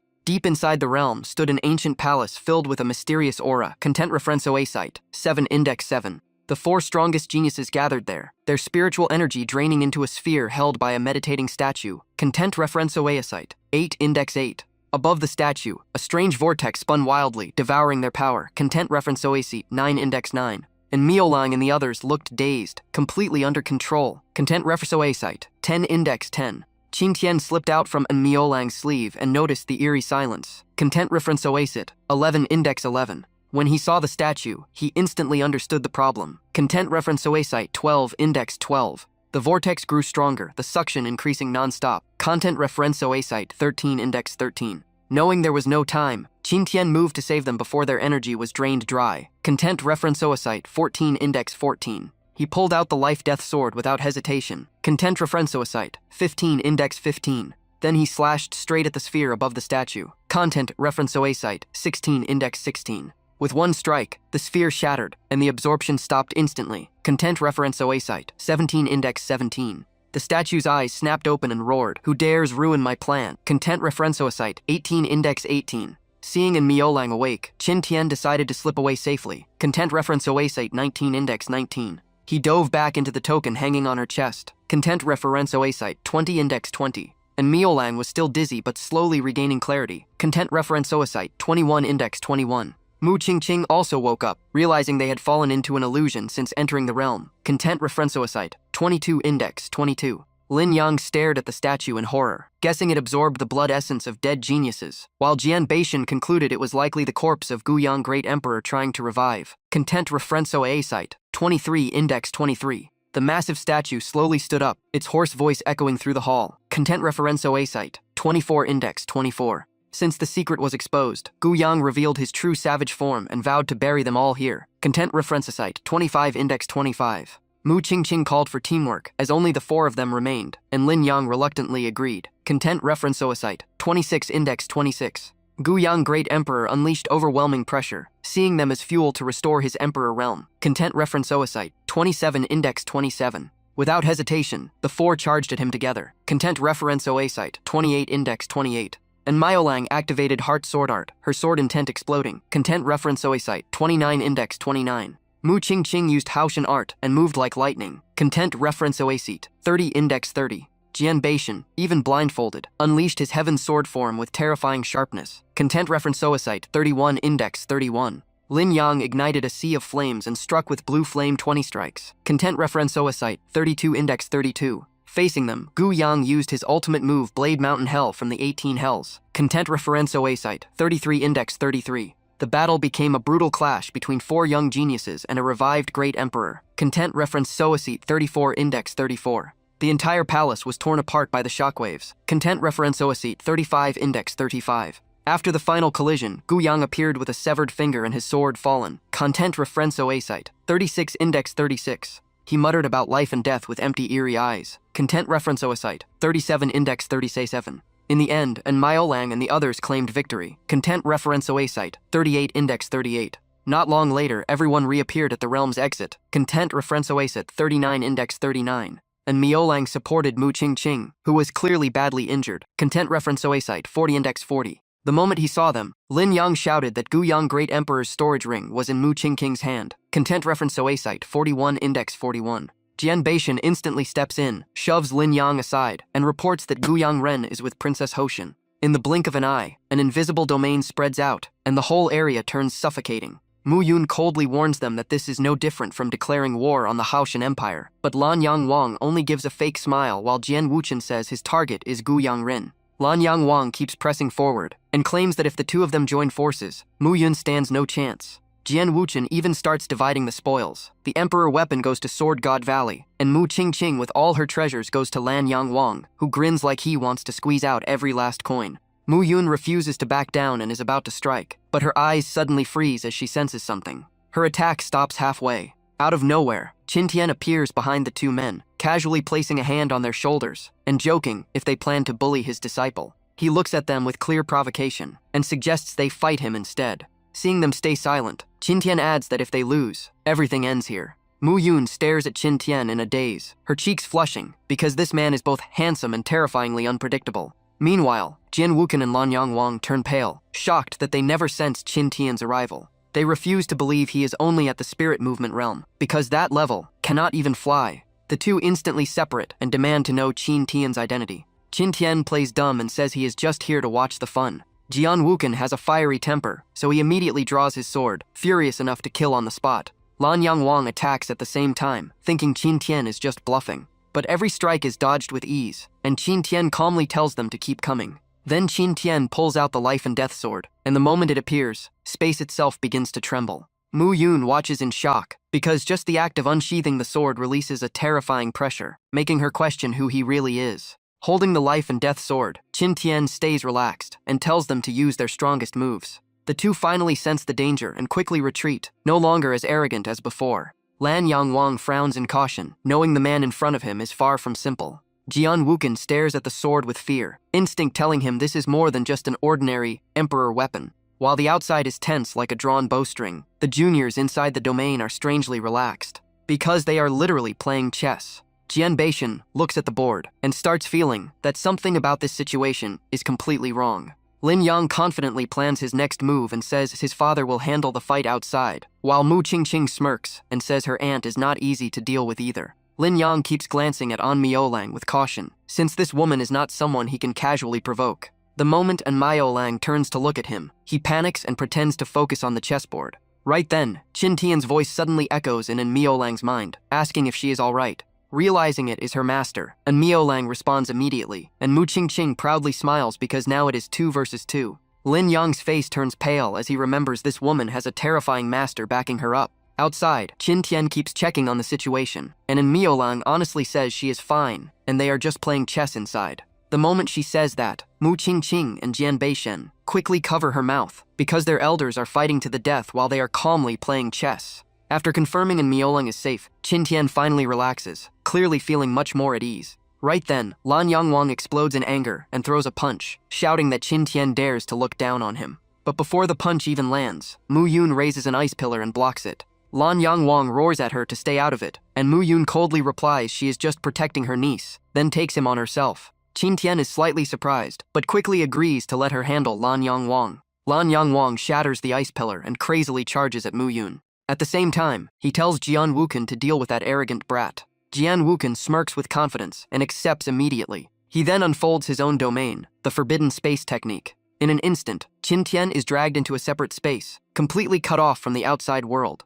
Jian Wuchen is certain no one can help Qin Tian now, while Qin Tian is actually curious, since this is his first time experiencing an Emperor Realm domain. After sensing his surroundings, Qin Tian realizes the gravity and pressure here are far stronger than normal. To resist it, he must burn spiritual power, yet he cannot absorb any outside energy because the domain seals it off completely. Not wanting to waste time, Qin Tian strikes first and activates the eternal undying body. Jian Wuchen observes carefully and concludes that Qin Tian is not using a domain, but relying purely on his physique to endure the pressure. He instantly judges Qin Tian as a body cultivator, while he himself is a sword cultivator known for overwhelming attack power. The two draw their swords at the same time. Jian Wuchen counters sharply, and Qin Tian charges in with the life and death sword and the heart sword art. The moment the blades collide, the entire space trembles from the massive explosion. Jian Wuken's arm goes numb, and he is secretly shocked by Qin Tian's physical strength and sword skill. Realizing close combat is not working, he quickly changes tactics, because a true sword cultivator is not limited to one physical blade.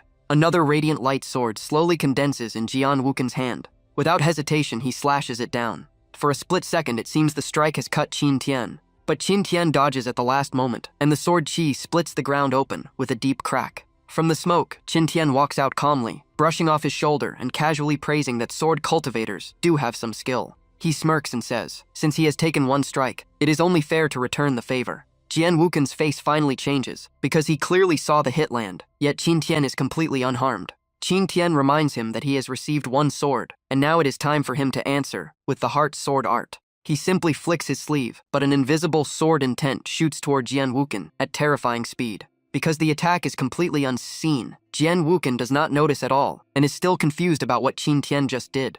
Only when his body is torn apart and blood sprays everywhere does he panic. And worst of all, the sword intent cuts into his origin, making the wounds impossible to heal even inside his own domain, even slicing apart his blindfold. Jian Wuken can hardly believe it, thinking this kind of power belongs to a peak great emperor, and as he is heavily injured, his domain collapses. Mu Yun, who is fighting Lan Yangwang, senses the disturbance and immediately stops to look over. As the domain vanishes, Jian Wuchen falls from the sky covered in blood with lifeless eyes, while Qin Tian lands gently as if nothing happened. Seeing this result, Mu Yun smiles proudly and asks Lan Yangwang if he still wants to continue. At the same time, An Miolang and the others are freed from the sealed domain. Lan Yangwang sees Jian Wuchen lying motionless and shouts in panic for his martial uncle. In the end, they can only retreat while throwing out a few excuses to save face. Qin Tian and An Miolang look at each other and laugh, while Mu Qingqing keeps staring at Qin Tian, thinking this man is unbelievably handsome. Qin Tian casually pats his disciple's head and praises her, and An Miolang happily takes out her storage ring to show him.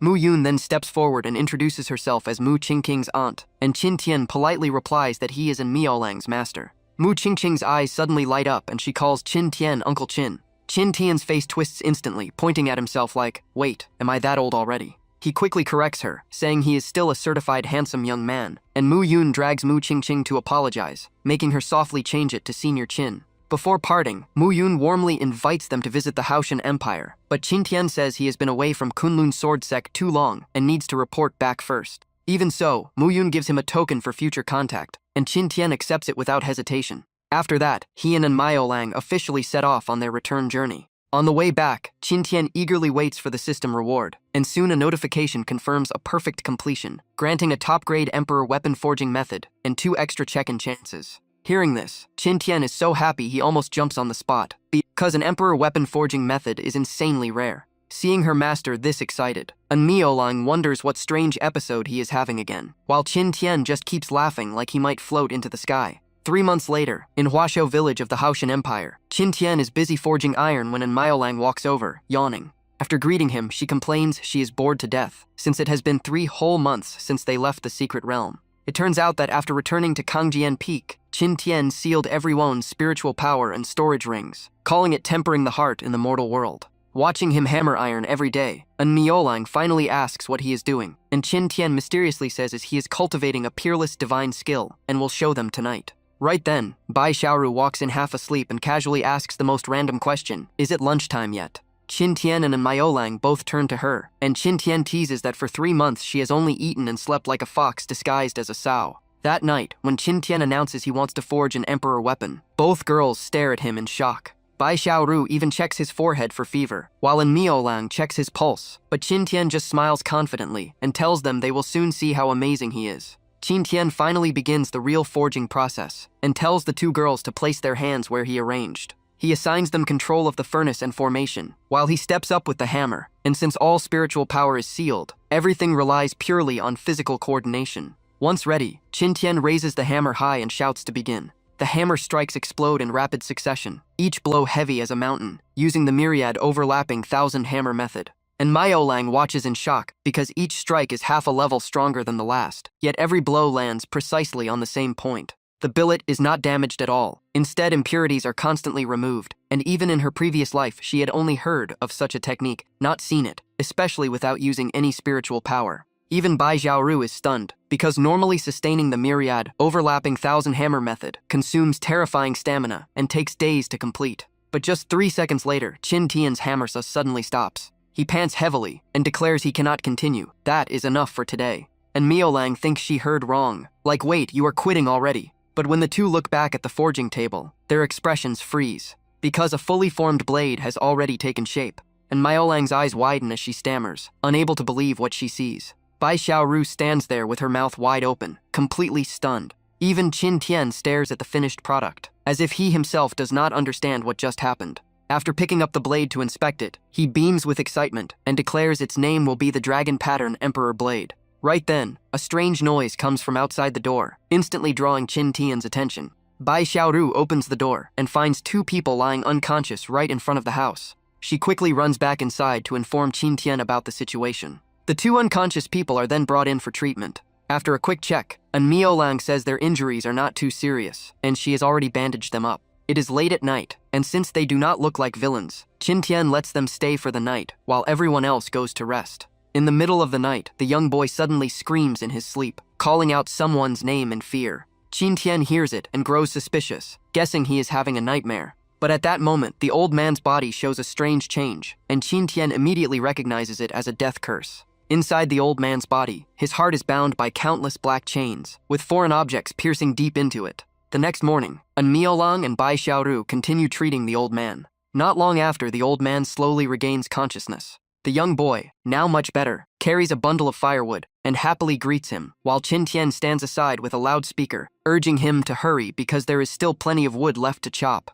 The boy's face twists when he hears the amount has doubled, and the old man quickly thanks the 2 girls for saving his life. But Qin Tian bluntly says, chopping 100 jin of wood is already a bargain, otherwise the old man would be dead within a month. Hearing that, the boy panics and turns to confirm with his grandfather. Even the old man's attention is fully drawn to Qin Tian's words. Qin Tian calmly sips his tea and directly asks why the old man carries a death curse. The old man and the boy exchange looks before honestly introducing themselves as Zong Wu and his only grandson Zong Yan. Zhongwu begins telling the story, saying not long ago he followed Luo Ho, the sect master of Luosha sect, to search for a treasure. During that trip, they discovered something extremely valuable. The moment Luo Ho saw it, he went crazy with excitement because it was a half-step emperor weapon. Zhongwu was equally shocked and confirmed he was not mistaken. In fact, there were 3 blades, all at the half-step emperor weapon level. Greed took over, and Luo Ho wanted them all, so he secretly attacked Zhongwu and planted a vicious curse called the life-ending death curse.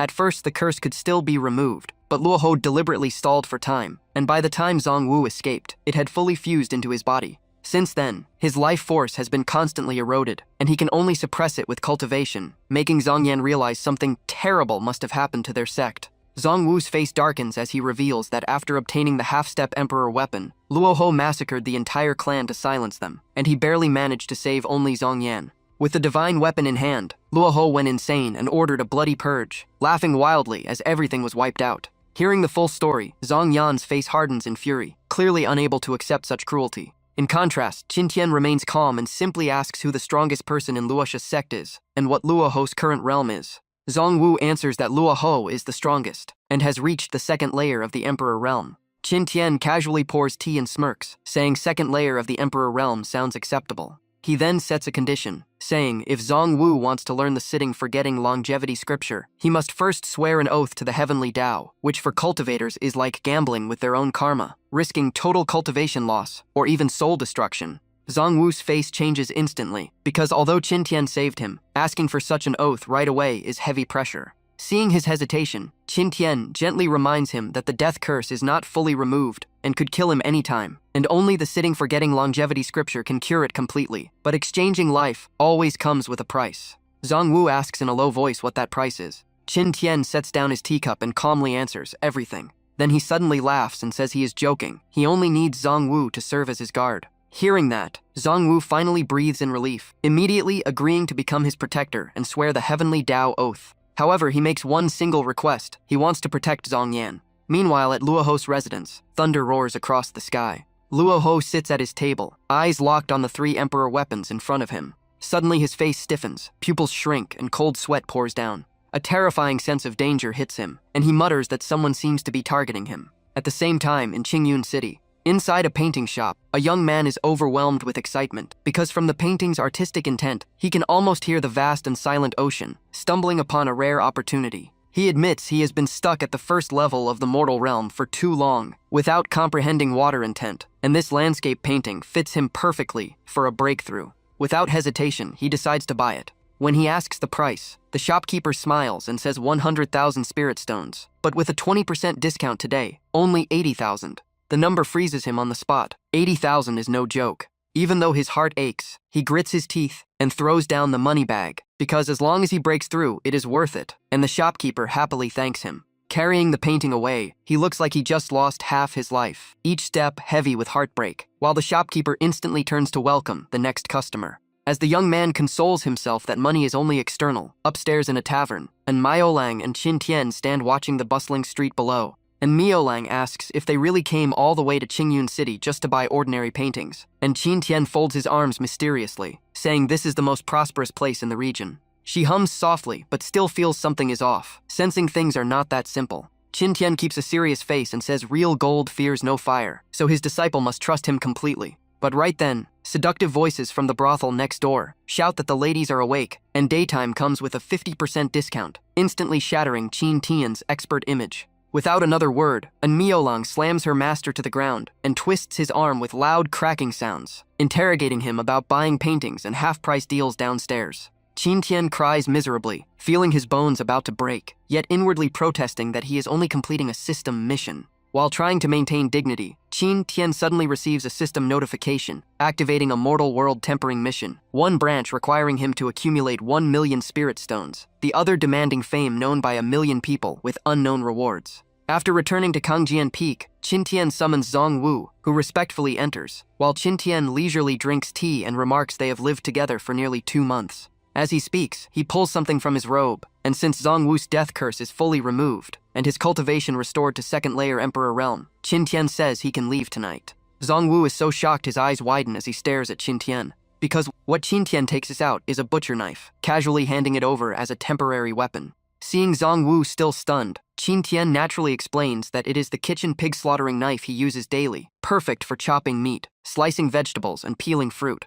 Zhang Wu nearly collapses, because upon closer look, a terrifying aura bursts from the blade, clearly a genuine emperor weapon, a treasure fought over with bloodshed. Yet Qin Tian hands it out like a market tool, and worse, it looks exactly like an ugly butcher knife. The moment Zhang Wu grabs the divine weapon, everything changes. Killing intent explodes as he storms straight to Luosha's sect, roaring for Luo Ho to come out and face him. Luo Ho steps out calmly, arrogant as ever, mocking Zhang Wu while his two guardians release their own killing aura. He raises a hand in pure disdain, thinking Zhang Wu just came to die. Zhang Wu says nothing, slowly pulls out his butcher blade, and coldly tells him, "Hope you can still laugh later." The butcher blade is fully revealed. Luo Ho's side freezes for a second, eyes wide in disbelief. Then they burst into laughter, mocking him for bringing a kitchen knife to a life-or-death battle. Zhang Wu grits his teeth and declares he will wipe out Luo Ho's entire bloodline today. Luo Ho keeps sneering, even mocking the Zhang family for being too poor to afford a real weapon. He smugly reminds him that the Zhang clan was already exterminated by his own hands.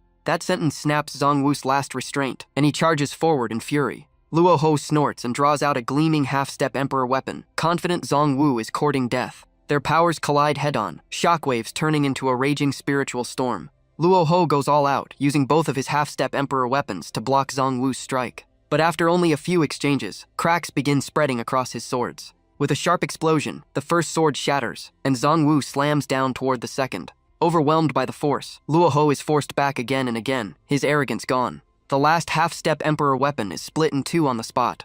Luo Ho turns pale, staring at his destroyed weapons in disbelief. Even Zhang Wu is shaken by the blade's power, then laughs wildly, revealing it is a true emperor weapon. Unable to resist, Luo Ho panics and calls for the elders, while Zhang Wu hacks down relentlessly. Seeing the danger, the two elders quickly form seals and activate the secret art, Luosha Asura. In an instant, a gigantic skeleton wrapped in dark spiritual energy appears in the sky. Luo Ho shouts for defense and retreats behind them. Zhang Wu pauses briefly, eyes locked on the massive skeleton. The skeleton roars and charges at him with savage force. Countless eerie runes swirl around it like a flock of black crows. The runes fuse into its body, making it even larger and more terrifying. From behind the barrier, Luo Ho orders the elders to stall Zhang Wu, and they pour out all their spiritual power. Meanwhile, Luo Ho pulls out a familiar human puppet, preparing to use his old trick again, the death curse. The empowered skeleton lets out a mad roar and throws a massive punch forward. Even with an emperor weapon in hand, Zhang Wu retreats cautiously instead of clashing head-on.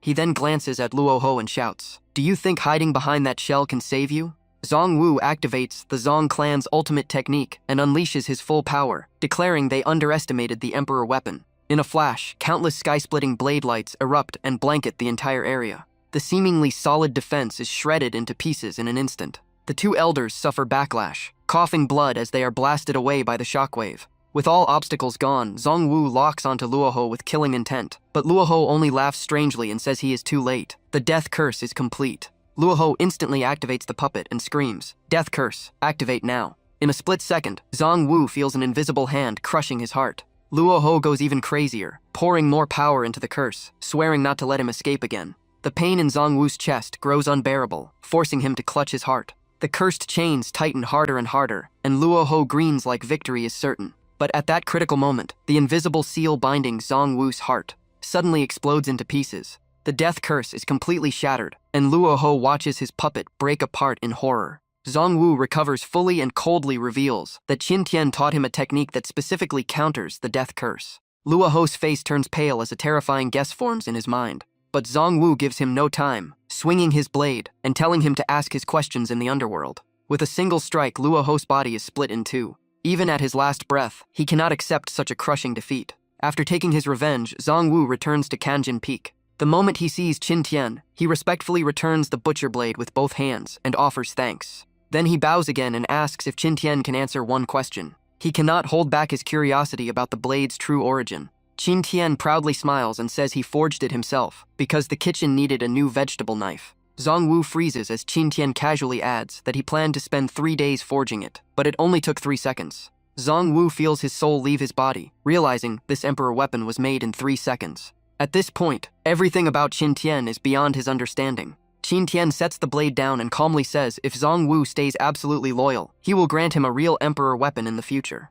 Zhang Wu trembles and asks if that is truly possible. Qin Tian sips his tea and adds that even Zhang Yan, his grandson, will receive one someday. Hearing that, Zhang Wu immediately drops to his knees. With a serious face, he swears to devote his life to Qin Tian. He then honestly admits that he once doubted him. Qin Tian simply raises an eyebrow and waits for him to continue. Zhang Wu explains that although he felt grateful, he still carried many suspicions in his heart. Back in his memory, on the way to Luosha sect, he kept staring at the butcher blade in confusion. He could not understand who would forge an emperor weapon into a kitchen knife like this. He even thought Qin Tian was just comforting him with a temporary weapon. All he could do was sigh while holding the blade. But with one casual swing, a sky-tearing blade aura erupted. The ground ahead split open into a massive, terrifying ravine. Only then did Zhang Wu realize how monstrous the blade truly was. Qin Tian suddenly remembers and asks if that huge trench outside was his doing, and Zhang Wu quickly lowers his head to apologize.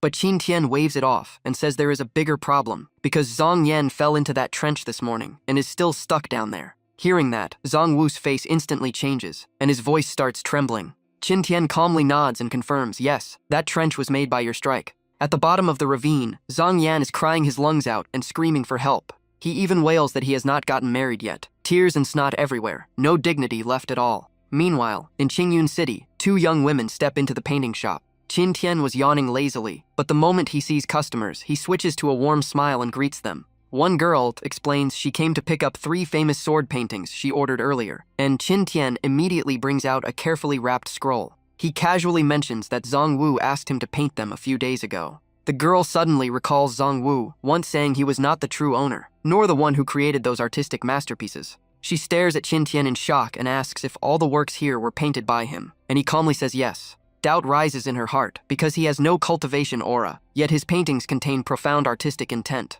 Just then, her eyes land on a book beside the table. She carefully asks if Qin Tian wrote it and requests to read it, and he agrees without hesitation. The book is titled Legend of the White Snake, about 2 immortal fairies punished and reincarnated as snake spirits. After years of cultivation, one becomes Bai Suzhen, the other green snake, and on a rainy day at West Lake, Bai Suzhen meets Xuxian. While she is completely absorbed in reading, Qin Tian finishes packing the paintings for her companion. The girl is fully drawn into the story, unable to pull herself away. But when she turns the page, she only sees a single line telling her to wait for the next chapter. She blurts out in frustration, "Why does it end at the best part?" Qin Tian casually asks what she thinks of the story, and she immediately praises it as incredibly captivating. She only complains that it is far too short. Qin Tian coughs awkwardly, knowing he is just rewriting a story from his previous world. Suddenly, the girl's eyes light up as if she just had an idea. She introduces herself as Lin Yuan from the Lin Merchant Guild and proposes to print and distribute the book together.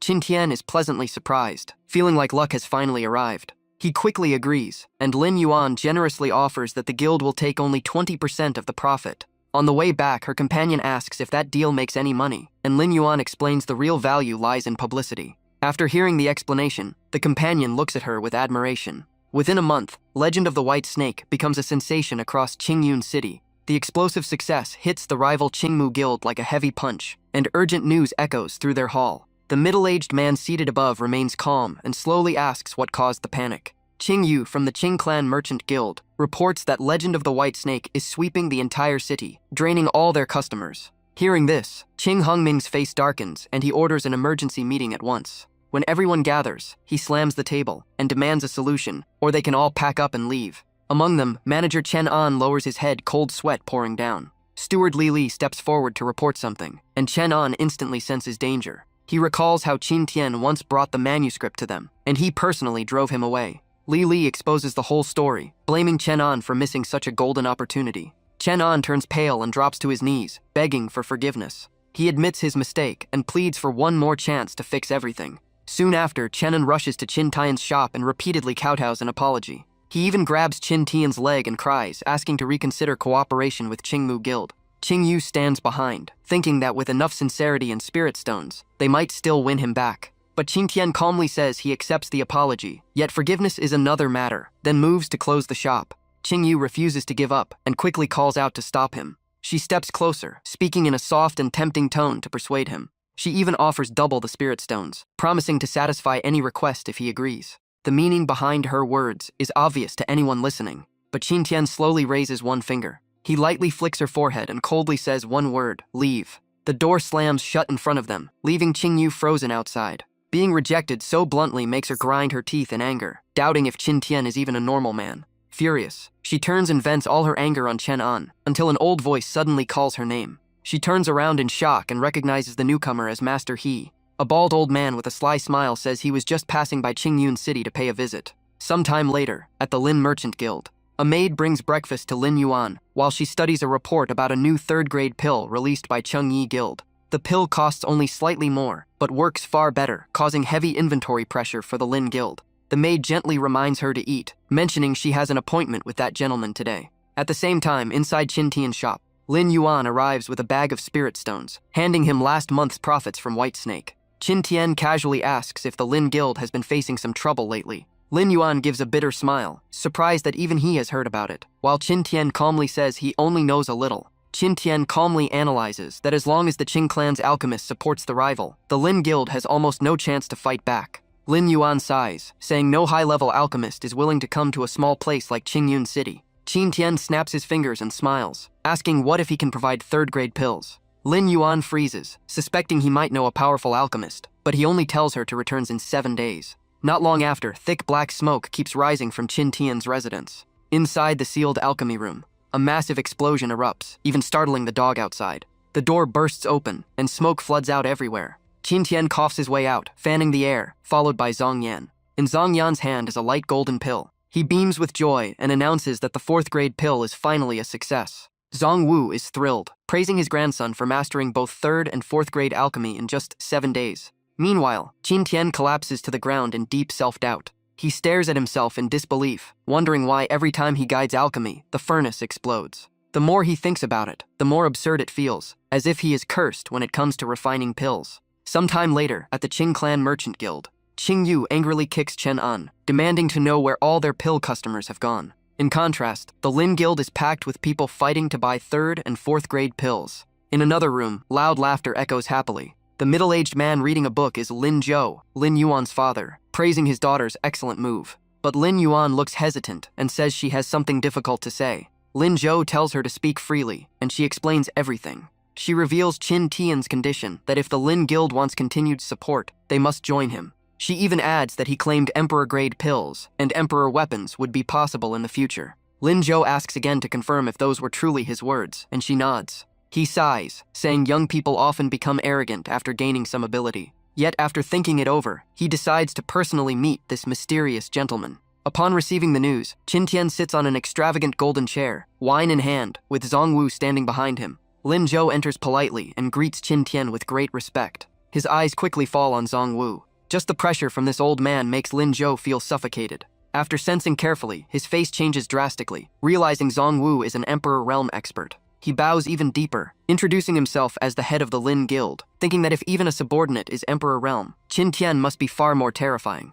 Qin Tian just sneers and says his daughter already told him everything he promised. And yes, even Emperor weapons and Emperor-grade pills are real. But right now, the Lin family isn't strong enough to handle that level, so they should grow first, while he supports them from the shadows. To raise the pressure, Qin Tian casually throws his kitchen knife straight at Lin Zhou. The blade slams into the ground right by his shoe, almost scaring his soul out of his body. Qin Tian stays calm and tells him to pick it up and take a look. Lin Zhou stares at the knife on the ground, still doubtful. At first, he thinks it's just an ordinary kitchen blade and casually picks it up. But the longer he holds it, the more he realizes this thing is anything but normal. When he senses its true nature, he freezes on the spot, because this kitchen knife is actually an Emperor weapon, which is completely insane. Qin Tian smiles and says, it's the Azure Dragon pattern Emperor blade, and he forged it mainly for cooking. He even claims food tastes better when made with an Emperor weapon, and Zhang Wu nods seriously from behind. An Emperor Realm Guard was already terrifying, and now, there's an Emperor-grade kitchen knife too, so Lin Zhao's mental defense completely collapses.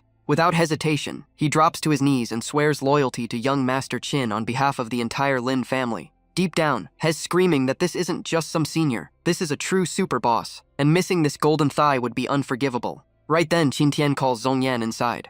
Zhong Yan walks in immediately, making Lin Zhou curious about who this guy is. The moment he appears, he strikes a flashy pose and introduces himself as the most handsome man in the universe, and an alchemist named Zhong Yan. Qin Tian is speechless, and Lin Zhou starts wondering if he kneeled a little too fast. Qin Tian quickly explains that this is their faction's alchemist, and Zhong Yan happily confirms it, shocking Lin Zhou again. Looking at the young face, Lin Zhou doubts him and asks what rank of pills he can refine.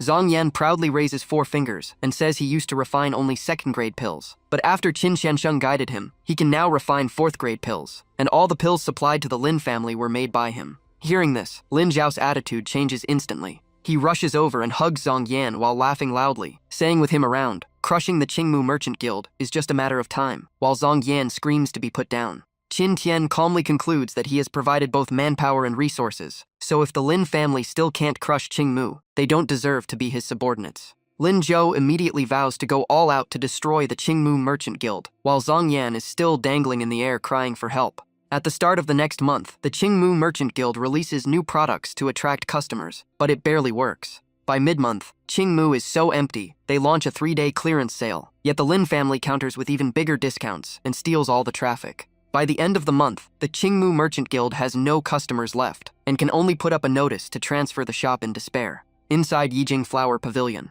Qin Tian picks up the account books to review the recent business performance. After checking, he's satisfied, because in just 1 month, the Lin family forced Qingmu to burn through nearly half their inventory. But when he flips to another record, he notices something strange, since sales of healing spirit pills and spirit boost pills have surged abnormally. Zhang Wu explains that the spiritual energy around Qingyun Mountain has suddenly grown denser, and rumors say a treasure is about to appear, so constant fights have driven up demand for those pills. Hearing this, Qin Tian immediately turns his attention to the system interface. As expected, the system pops up a new mission, saying the Azure Dragon Vein will appear in the Qingyun Mountain range this month, boosting spiritual energy within 30 kilometers, and Qin Tian realizes this time the target is a land vein. He quietly starts thinking about what that really means. A moment later, his eyes light up as he understands that every system mission has been guiding him toward core cultivation pillars, like resources, reputation, Tao companion, techniques, and spiritual land. His aura shifts completely as he realizes he relied too much on the system before, and what he truly lacks isn't strength, but a strong enough Tao heart to compete in this world. Zhang Wu senses the change instantly and is shocked by how different Qin Tian feels now. The system congratulates him on his enlightenment and says once he seizes the Azure Dragon Vein, the mortal heart tempering mission will also be complete, so Qin Tian knows he has to act. He tells Zhang Wu that in a few days they will head to Qingyun Mountain to join the fun, and Zhang Wu respectfully agrees. Sometime later, Qin Tian leads everyone flying on swords toward Qingyun Mountain. After landing, Zhang Wu retracts his flying sword and confirms they have arrived. Sensing the surroundings, he notices spiritual energy gathering in one direction and concludes that a major treasure is truly about to appear. Bai Xiaoru excitedly raises her hand and says since they are already here, they might as well go treasure hunting. But right then, 2 figures suddenly descend from the sky behind her. The flirtatious man says he only came to test his luck, yet he unexpectedly found the target their alliance leader wanted, while the woman with a fan smiles, clearly pleased. Bai Xiaoru panics and hides behind the group, while Zhang Wu coldly asks the newcomers who they are. The man scans the group and laughs, saying having this many people around is a bit troublesome. The woman folds her fan and introduces herself as 4-Leaf Clover from the Dai Alliance, and the man beside her calls himself Dice Demon. Without wasting time, 4-Leaf Clover stares at Bai Xiaoru and demands they hand her over, and Miaolang steps forward first, blocking Bai Xiaoru and declaring she is one of them and will never be handed to the D Alliance. 4-Leaf Clover doesn't argue and immediately makes her move. Zhang Wu reacts instantly and prepares to deploy his domain. But the moment the domain activates, everyone is dragged into another space, and Zhang Wu feels his power being heavily suppressed. His face changes as he announces his domain can no longer function. Dice Demon laughs proudly and explains he sacrificed all other domain abilities to gain this single overpowering effect. Then he bursts into manic laughter and welcomes them to the game of life. As his words fall, a giant chessboard materializes around them. Dice Demon begins explaining the rules, saying in this space everything is judged absolutely by the eye of judgment within his domain. This round, they will play 4 Spirit Movement Realm disciples of the Hidden Sword sect sent to Qingyun Village to eliminate a lurking demon, and every action depends on rolling a 10-sided dice. The green dice decides the tens digit, the white dice decides the units, and the lower the number, the higher the success rate. Rolls from 1 to 5 count as a critical success with bonus rewards, while 95 to 99 mean critical failure and extra punishment, and he tells them to pick up the dice in their hands. And Miaolang realizes 2 dice have somehow appeared in her palm, while Qin Tian looks quite interested, clearly finding this game amusing. Dice Demon laughs loudly and announces that the game has officially begun. Right after that, puppet avatars representing each character appear on the giant board. Chin Tian's puppet comes first, equipped with a basic flying sword, swordsman robes, recovery pills, and nearly perfect stats, especially insane physique, making him smile at the system's favoritism. Next is Manhwa, also a swordsman with a basic flying sword and balanced stats, but she immediately complains that her puppet looks way too ugly. Bai Xiaoris' character is built as a mage, holding a magic broom and wearing robes specialized in 5 elements spells, and she nods, saying it actually feels pretty accurate. Finally comes Zhongwu as a saber warrior, wielding a massive blade with skills focused on brute force and berserk power, which suits his style perfectly. Once character creation is done, Dice Demon continues the story, as the group arrives at Qingyun village and meets the village chief, Zhang Wo. The chief's puppet steps forward and gratefully says the Taoist masters have finally come to save them. He explains that recently zombies have appeared around the village, and thick fog blocks anyone who tries to leave, trapping everyone in fear. 4-Leaf Clover crosses her arms and watches with a smile, while Dice Demon asks what Qin Tian's group plans to do next, offering 2 choices, leave or investigate further. Bai Xiaoru immediately jumps up and chooses to investigate clues about the zombies. She asks when the zombies first appeared, and the chief says 3 months ago, a loud explosion came from the mountains, and since then 1 zombie has appeared each month, totaling 3 now. And Manhwa carefully asks about the win condition, and what happens if they fail the game. Dice Demon laughs and praises the question, explaining they must uncover the real culprit behind Qingyun village to win and leave the domain. If they fail, their souls will be sealed inside these puppets forever, which changes everyone's expression except for Qin Tian, who stays calm. Qin Tian smiles and says it seems they only have one path forward, while Zhongwu thinks his master looks like he's actually enjoying this. After entering the village, Dice Demon narrates their investigation, but despite questioning villagers all day, they gain almost nothing useful before night falls, and they rest in a room provided by the chief. The village chief respectfully tells the 4 Taoists to rest there for the night. At this point, Dice Demon pauses and exchanges a glance with 4-Leaf Clover as if preparing the real show. He laughs and announces the true drama begins now, as while they sleep, zombies silently approach, and he starts determining how many will attack tonight. 4-Leaf Clover activates her ability on the zombies, and prays that the best luck favors young Master Dice Demon. Dice Demon rolls the dice, with 50% chance for 1 zombie, 35% for 2, and only 15% for 3. The result lands on the most dangerous outcome, and he grins wildly, declaring a critical success, meaning all 3 zombies will attack tonight. At that moment, a zombie puppet suddenly appears right in front of Qin Tian's group on the board. Dice Demon explains that due to the critical success, the zombies are fully enhanced, and their cultivation rises by 1 realm, all reaching peak spirit movement realm. Now it's 4-Leaf Clover's turn to oversee the battle, and she smiles, saying the player side goes first, so roll the dice. Zhongwu volunteers immediately, rolls a 3 and a 5, and Dice Demon announces a successful hit as Zhongwu slashes off the 3rd zombie's left arm. The blow deals heavy damage, dropping the zombie's health from 30 down to 10. Next, it's Manhwa's turn to roll the dice. She throws them confidently, saying, "Shell finish the job," and the result comes out beautifully. Dice Demon announces she successfully casts Frozen Sword Art, freezing zombie number 2 for 2 turns, and cutting its health from 30 to 20. Then Bai Xiaoru excitedly grabs the dice, saying now it's her time to shine. The 2 dice roll across the board, and at first it looks like a terrible outcome. But at the last second, the numbers flip into a critical success. Dice Demon shouts that it's a major success, and 4-Leaf Clover adds that Bai Xiaoru has activated a powerful mid-ear spell.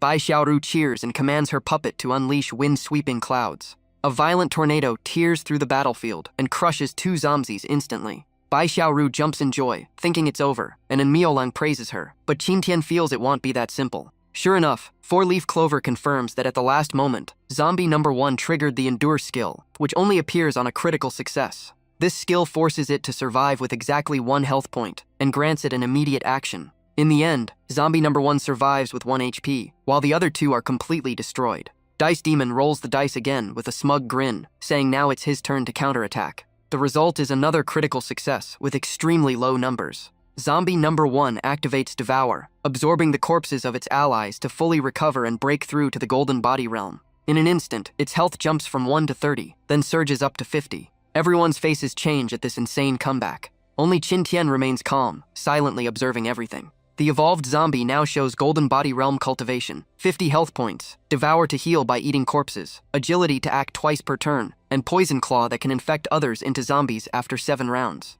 Dice Demon declares that since it evolved into the Golden Body Realm, it gets priority to act first. He rolls again and lands yet another critical success. The zombie lunges at Qin Tian's group and uses Poison Claw on Zhongwu and Manhwa. and Miaolang's health drops from 21 to 10, and she becomes poisoned, while Zhongwu falls from 22 to 11, and is also infected. Even worse, the wounds on the puppets instantly appear on Zhongwu's real body outside the domain. His face turns pale as he warns everyone that damage to the puppets reflects directly onto their real bodies. Dice Demon laughs eerily and admits this is the true power of his domain, and while it applies to both sides, the question is whether Qin Tian's group can survive long enough to even touch their puppets. Four-Leaf Clover adds that inside this domain, she has overwhelming luck and can almost roll any number she wants. Bai Xiaoru is furious and calls them shameless, but Dice Demon doesn't care and reminds them that the zombie still has agility, so it gets another action. The dice roll again, and it's another blatant critical success. Dice Demon orders the zombie to use Twin Poison Claw on Zhongwu and in Miaolang again. He laughs wildly, thinking one more hit will finish them off. But right then, Qin Tian finally speaks, calmly saying things might not go as they expect. His puppet suddenly rushes forward and locks onto two of the zombie's fingers, preventing it from pulling back. The already shattered fingers are crushed even harder, clearly causing unbearable pain. The zombie screams miserably, its eyes burning with rage and agony. Dice Demon turns pale, completely confused about what just happened. Qin Tian simply smiles and says he just made a small update. The character panel appears, showing all of Qin Tian's stats skyrocketing to infinity, from strength and agility to physique, plus the eternal undying body that pushes his physical attributes to the absolute limit, and he calmly says this is his true state. Four-Leaf Clover stands there stunned, unable to understand how the stats became so monstrous, while Dice Demon points at Qin Tian and accuses him of cheating. Qin Tian calmly replies that this is their own domain's rule, so how could he cheat? And meanwhile his puppet has already smashed the zombie flat on the ground. Deep down, Qin Tian is full of disdain, because no matter how overpowered the domain is, it can't surpass his system. Four-Leaf Clover's face turns ugly as she asks Dice Demon what's going on, but even the domain confirms Qin Tian did not cheat. Not giving them time to react, Qin Tian declares it's time to counterattack, while Miaolang and Zhongwu quickly use antidote and healing pills to remove poison and restore health. Qin Tian shouts and orders them to drag out all the enemy puppets and deal with them. Dice Demon panics and hurriedly summons demons to resist. A golden body realm demon bursts out from the ground, but before it can even show off, Qin Tian's puppet punches it away in one blow. Dice Demon calls out Vine Scorpion and Winged Tiger, yet they charge in only to be knocked down instantly. Even the evil Flood Dragon is no match, as Qin Tian drops it with a single punch, and no matter how many demons are summoned, they are crushed like ants. Qin Tian's puppet now looks like a killing god on the board, holding a glowing meat core like a trophy. Dice Demon and Four-Leaf Clover tremble together, but Qin Tian smirks and says now it's their turn, making them kneel and beg for mercy. Qin Tian responds with a cold gaze and tells them to repent in hell. He throws a meteor-like punch that completely obliterates both of them.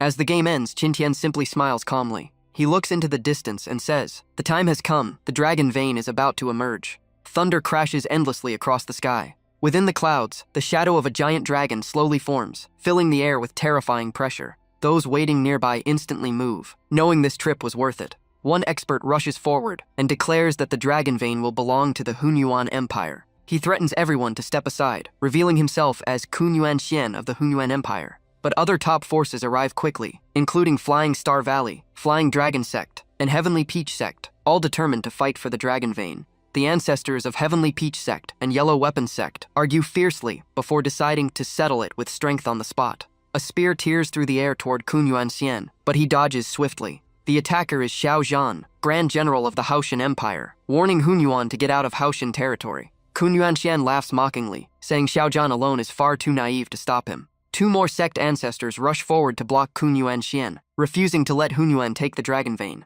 Kunyuan Xian gathers spiritual energy around him and sneers that whenever a treasure appears, flies gather everywhere. As he speaks, he tightens his grip on the spear. With an annoyed expression, he unleashes a terrifying strike at Xiao Zhan and the two ancestors. Xiao Zhan barely blocks the attack, but is clearly pushed to his limit. The other two ancestors are blasted backward instantly. Kunyuan Xian laughs disdainfully, saying these small sects dare to stop him only in their dreams. Hidden in nearby bushes, Zhongwu grips his blade and asks if they should step in, but Qin Tian signals him to wait. Sensing Kunyuan Xian's aura, Qin Tian is slightly surprised that he has reached the third level of the Emperor realm. He then asks Miao Ling if this man is the Kunyuan Great Emperor, and she shakes her head, saying no, but he is the Emperor's older brother and the one who attacked her years ago. The moment he heard that, killing intent exploded from Qin Tian like wildfire, and even Zhongwu broke into a cold sweat knowing his master was truly furious. Xiao Zhan raised his spear again, ready for another round.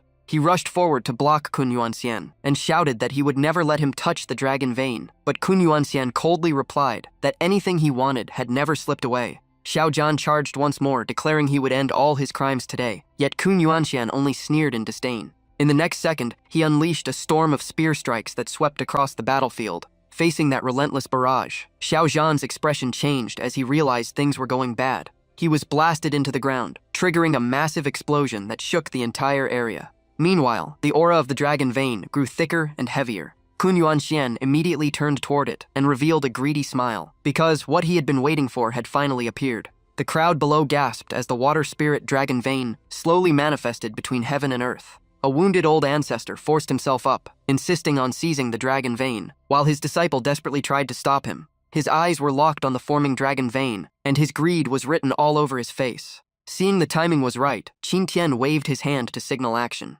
Zhang Wu instantly dashed out of hiding and slashed a reincarnation cut straight into the battlefield. Kun Yuanxian had to halt and turn to Zhang Wu in annoyance, coldly muttering that another rat had shown up. That strike alone tore apart a massive forest, pure destructive power on full display. Kun Yuanxian blocked Zhang Wu's blade with his spear. After the clash, his expression turned serious as he demanded Zhang Wu's identity, and Zhang Wu calmly replied that he was here to kill him on his master's behalf. Being interrupted again and again, Kun Yuanxian roared in anger and declared that anyone who ruined his plan would die. He immediately activated his profound technique to boost his combat power. The move Million Raging Star Spears erupted, countless spear shadows filling the sky as they shot toward Zhang Wu. Zhang Wu reacted instantly, raising his defense and carving a path out with a single slash. But more attacks kept raining down, and he cursed under his breath at how endless they were. Kun Yuanxian pressed forward non-stop, giving Zhang Wu no chance to breathe. With bloodshot eyes, he drove his spear down and claimed that as long as Zhang Wu could not get close, he had no chance of winning.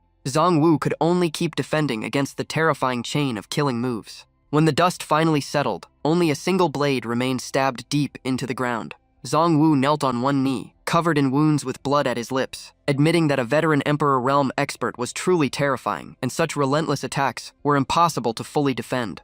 At that moment, Xiao Zhan returned to the battlefield and shouted that he would back him up. Zhang Wu was slightly surprised, but quickly stood, waiting for the right moment to counterattack. Xiao Zhan charged in and thrust a killing spear straight at Kun Yuanxian. While Kun Yuanxian dealt with Xiao Zhan, Zhang Wu seized the chance and rushed forward. He poured all his strength into one final strike, ready to risk everything. Even against their joint assault, Kun Yuanxian remained arrogant, saying they were no match for him. He knocked Xiao Zhan away and casually blocked Zhang Wu's attack at the same time. Elsewhere, Qin Tian brought out his flying pot and said it was finally their turn, telling Bai Xiaoru to lead them to the dragon vein. Qin Tian pointed ahead and explained that Zhang Wu was holding the dragon vein's head while they would head to the tail. The three of them jumped onto the flying pot and soared toward the dragon vein's tail, looking bizarre but strangely effective. Upon arrival, Bai Xiaoru was shocked to find the dragon vein originated from a deep mountain cave below. At the cave entrance, two old men were still fighting and cursing, each trying to monopolize the dragon vein. But the moment Qin Tian's group appeared, both stopped and turned to glare at them, wary of new competitors. Suddenly, the man in black launched a fierce kick and sent the other elder flying. The sneak attack was too sudden, and the man in white was kicked far away without any chance to react. After gaining the upper hand, the man in black laughed arrogantly and mocked that they were never on the same level, and losing focus in battle was simply courting death. He then glanced at Qin Tian with disdain, saying that someone who had not even reached the Emperor realm could never seal the dragon vein, not even with another full day. Hearing that, Qin Tian just gave a faint smile. Looks like he was truly being looked down on this time. He did not bother arguing and kept walking toward the dragon vein's tail. Qin Tian quickly went deep into the cave, leaving Miao Ling outside to block anyone trying to rush in. Miao Ling stood guard at the entrance, while inside, Qin Tian opened the system panel to prepare his next move. He handed the entire sealing process of the dragon vein over to the system. Outside, the dragon vein's head was still rampaging when it suddenly froze midair. Then it was violently dragged away and vanished in an instant. The entire dragon vein was forcibly pulled back into the cave. At this time, Kun Yuanxian was still being held back by Zhang Wu and Xiao Zhan. But the moment the dragon vein disappeared, he instantly sensed something was wrong. An old man below stared in shock, unable to believe the dragon vein had already been sealed. After finishing the seal, Qin Tian casually stored the dragon vein away. The system immediately announced the completion of the Mortal Trial mission and unlocked multiple peak Emperor-grade rewards, including the Tianshuan Fire Furnace, the Tianshin Hammer, the Demonic Sound Corpse Control Art, plus 3 extra Sig Nun chances. The first reward, Tianshuan Fire Furnace, was an alchemy furnace that greatly boosted the success rate, quality, and quantity of Emperor-grade pills. The second, Tianshan Hammer, was a forging treasure that increased the chance of crafting high-quality Emperor weapons. As for the demonic sound corpse control art, it allowed control over corpses through demonic sound, as long as they had not surpassed the supreme realm, and the higher the mastery, the more corpses one could command. After collecting the dragon vein, Qin Tian laughed excitedly, that long-lost thrill finally returning. He drew the life and death sword, and boldly declared that young Master Qin was back on the battlefield. The next second, he shot straight outside. His first target was Kun Yuanxian, and the moment he appeared, he unleashed the heart sword art. From his expression alone, it was clear Qin Tian was fired up and itching for a real fight. A powerful sword strike slashed directly toward Kun Yuanxian. The collision instantly shattered Kun Yuanxian's spear in half, leaving him horrified since it was a high-grade Emperor weapon. Seizing the opening, Zhang Wu rushed in with Reincarnation Cut, while Xiao Zhan followed with a killing spear thrust, aiming to finish him off. Kun Yuanxian was immediately surrounded and pushed into a desperate position. He hurriedly formed a shield in front of him to block Zhang Wu's attack. Even so, under the joint assault of the three, Kun Yuanxian was blasted downward. After the impact, he struggled back to his feet in a miserable state. Grinding his teeth in hatred, Kun Yuanxian roared that they were truly forcing him into a corner. He then took out a talisman, eyes filled with the intent to drag everyone down with him. Without hesitation, Kun Yuanxian activated the talisman. In the blink of an eye, the talisman appeared right behind Qin Tian, causing Zhang Wu and Xiao Zhan to turn pale. Xiao Zhan shouted in panic that it was the ancestral nether god thunder talisman of the Hun Yuan Empire, while Qin Tian still had no idea what was happening. Zhang Wu immediately urged him to run, explaining that its power was even more terrifying than the full strike of a peak Emperor realm expert. But Qin Tian only smiled and said it was useless, since the talisman had already locked onto his aura and escape was impossible. He stared at Kun Yuanxian and declared the only way now was to kill him before the talisman fully activated. The next instant, Qin Tian turned into a bolt of lightning and charged forward, executing Heavenly Immortal Beyond the Sky from the Heart Sword art. Even with the blade thrusting toward his face, Kun Yuanxian did not dodge. Instead, he burst into manic laughter and said it was already too late. At that moment, violent lightning began gathering in the sky. The heavenly thunder locked directly onto Qin Tian's position. A divine bolt carrying overwhelming pressure crashed down, obliterating the surrounding area like the end of the world. Outside, Miaoling screamed in panic for her master, while Bai Xiaoru turned pale with worry. As Miaoling rushed toward the scene, Bai Xiaoru hurried after her, shouting for her to stop because it was too dangerous. When the final shockwaves faded, Miaoling arrived at the center of the explosion. She quickly caught the heavily injured Qin Tian and asked in a trembling voice if he was all right. Qin Tian opened his mouth and instantly coughed out a mouthful of fresh blood. The sight terrified Miaoling even more. She was on the verge of tears, begging her master not to let anything happen. She hurriedly took out a jade bottle and carefully lifted Qin Tian's battered body to treat him. After struggling for a while, she finally pried open his clenched teeth and quickly fed him the spirit pill. By instinct, Qin Tian swallowed it right away. Moments later, his eyelids trembled and slowly opened, but the first thing he said was completely off tone. Just 2 words, too salty. Seeing her master awake, Miaoling burst into tears, and Qin Tian forced his injured arm up to wipe her tears, gently calling her a silly girl for crying. He gave a weak smile to reassure her, saying he was really fine and she should stop worrying. Right then, Bai Xiaoru rushed over in panic and called out Qin Tian's name the moment she arrived. She anxiously asked how he was and whether he was truly all right. Qin Tian struggled to sit up and replied that he could still handle it. Watching the 2 girls worry themselves sick, he smiled lightly and said he must have scared them badly this time. He then reached down and picked up the life and death sword from the ground. Looking into the distance, he thought to himself that without his eternal undying body and the life and death sword absorbing most of the damage, he would have been finished today. Leaning on his sword, Qin Tian slowly stood up. His voice turned cold and firm as steel, and he simply said, "Let's go." But deep down, he had already marked this debt with Kun Yuanxian, silently vowing to one day storm the Hun Yuan Empire and make him pay in full. Seeing Miaoling still sitting there in a daze, Qin Tian reached out his hand, and that small gesture alone made her heart tremble. Miaoling quickly wiped away the tears at the corner of her eyes. She took Qin Tian's hand and left the place with him. After a period of recovery, Qin Tian appeared on a massive arena, his presence dominating the entire field. In the distance, Miaoling and Bai Xiaoru stared at his back nervously, not daring to look away. Bai Xiaoru gripped her sleeve tightly and whispered whether crossing the tribulation with such heavy injuries was too reckless. Miaoling was equally uneasy, her eyes fixed on Qin Tian, praying her master would return safely.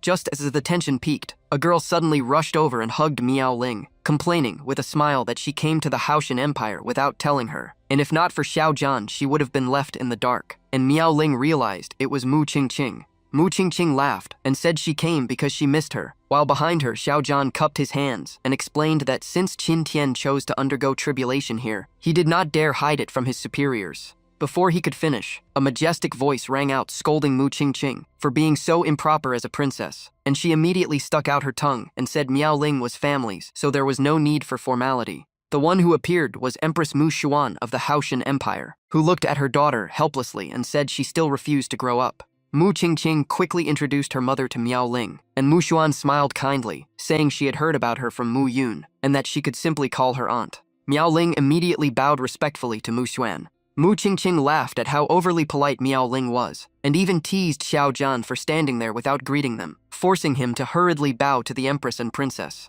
Just as they were still talking, a massive bolt of lightning tore through the sky and slammed onto the arena. Mu Xuan looked up, and her expression turned serious, knowing the heavenly tribulation had begun. But the more she observed, the more shocked she became, because this lightning was nothing like a normal emperor tribulation. Miao Ling stared at the pitch-black sky with intense unease, realizing her own emperor tribulation in the past was nothing compared to this. She could only pray silently for her master's safe return, while on the arena Qin Tian stood calmly, with his hands behind his back inside the protective barrier. Watching the raging lightning above, he muttered that this time it was not only the emperor tribulation, but also a body-tempering lightning tribulation, and that made it even better. Soon, the heavenly tribulation officially descended, and Qin Tian took a deep breath and said it had finally arrived. But something strange happened when the massive lightning bolt pierced through his barrier and struck the opposite side instead. Qin Tian frowned in confusion. This was completely outside his expectations. Within the raging sea of lightning, a figure slowly condensed from thunder and formed into a lightning humanoid. Below the arena, Mu Xuan was stunned because she had never heard of a tribulation taking human form. Miao Ling broke into a cold sweat, unable to understand why her master's tribulation had mutated into something this terrifying. Yet while everyone panicked, Qin Tian stayed calm, stroking his chin and saying there had never been a case of lightning tribulation taking shape like this. Suddenly, the lightning figure formed a face with glowing red eyes and a twisted smile, repeatedly muttering the name Red Hair. Its body then shifted rapidly and finally transformed into an exact copy of Qin Tian. It kept repeating in an eerie tone, covered in red hair. Qin Tian looked at his own duplicate and shrugged with a faint smile. Seems like this thing decided to copy him completely. The moment it finished transforming, the lightning clone rushed forward with one thought in mind: kill Qin Tian. Qin Tian did not dodge, and instead threw a punch back, treating it like a warm-up. Flesh met thunder, and the direct clash exploded with a shockwave that shook the entire space. The aftermath shot into the sky, forming a terrifying pillar of energy. Both were pushed back several steps, and Qin Tian licked his lips, admitting this guy's body was tough. This time he attacked first, unleashing the Great Freedom Dragon Palm. A massive dragon claw of energy appeared and grabbed straight at the lightning clone. Shockingly, the clone did not dodge, and allowed the attack to pierce through its body. It even smiled provocatively, clearly taunting Qin Tian. Then it activated the eternal undying body, instantly regenerating its shattered form. Qin Tian immediately understood. This thing was the fusion of his Emperor Tribulation and Body Tribulation. After recovering, the clone countered with Tribulation Thunder Dragon, a massive lightning dragon roaring forward. Qin Tian simply raised his hand and snorted, ready to see how it would compete with him. He unleashed Great Freedom Hound, and the giant beast Ho appeared before him. According to legend, Ho was a ferocious beast from the Eastern Sea that hunted dragons and devoured their brains, a natural enemy of dragonkind whose flames struck fear into dragons. The lightning dragon was completely suppressed by Hao, and, unwilling to accept defeat, the clone switched moves to Tribulation Thunder Golden Winged Pung. A lightning golden winged pung formed and dove down to overpower Ho. Qin Tian remained calm and released another move, Great Freedom Kunpeng.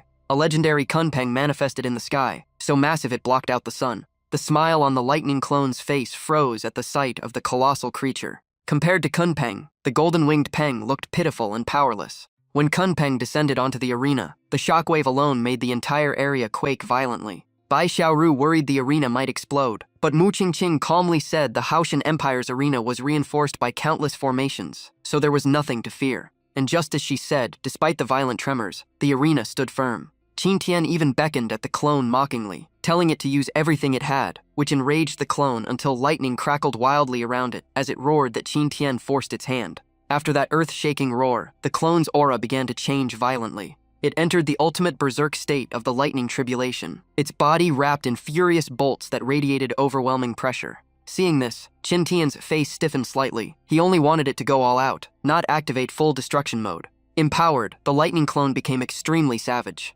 Without giving Qin Tian time to react, it threw a devastating punch like a falling meteor. The attack was too sudden for him to dodge, and only one word flashed in his mind: doomed. The punch landed squarely on his face, the force so brutal it left even Qin Tian dizzy. But Qin Tian instantly countered with an even more domineering punch and activated the eternal undying body. The lightning clone took the hit and was forced back several steps, yet it remained unbelievably tough, eyes locked onto Qin Tian. It roared like a beast and charged again, lightning on its body exploding wildly as if losing control. The two clashed crazily, shaking heaven and earth with pressure that made it hard to breathe. Outside the battle, Miao Ling's heart tightened as she kept calling out for her master. After another violent collision, they separated, and a massive turtle shell suddenly appeared around Qin Tian. He had activated the black tortoise true form to focus on defense. The lightning clone sneered, thinking hiding in a shell could help him survive the tribulation. Then it split into three figures, arrogantly saying Qin Tian was underestimating this lightning. From inside the barrier, Qin Tian just smiled faintly, saying the black tortoise shell was only to buy time.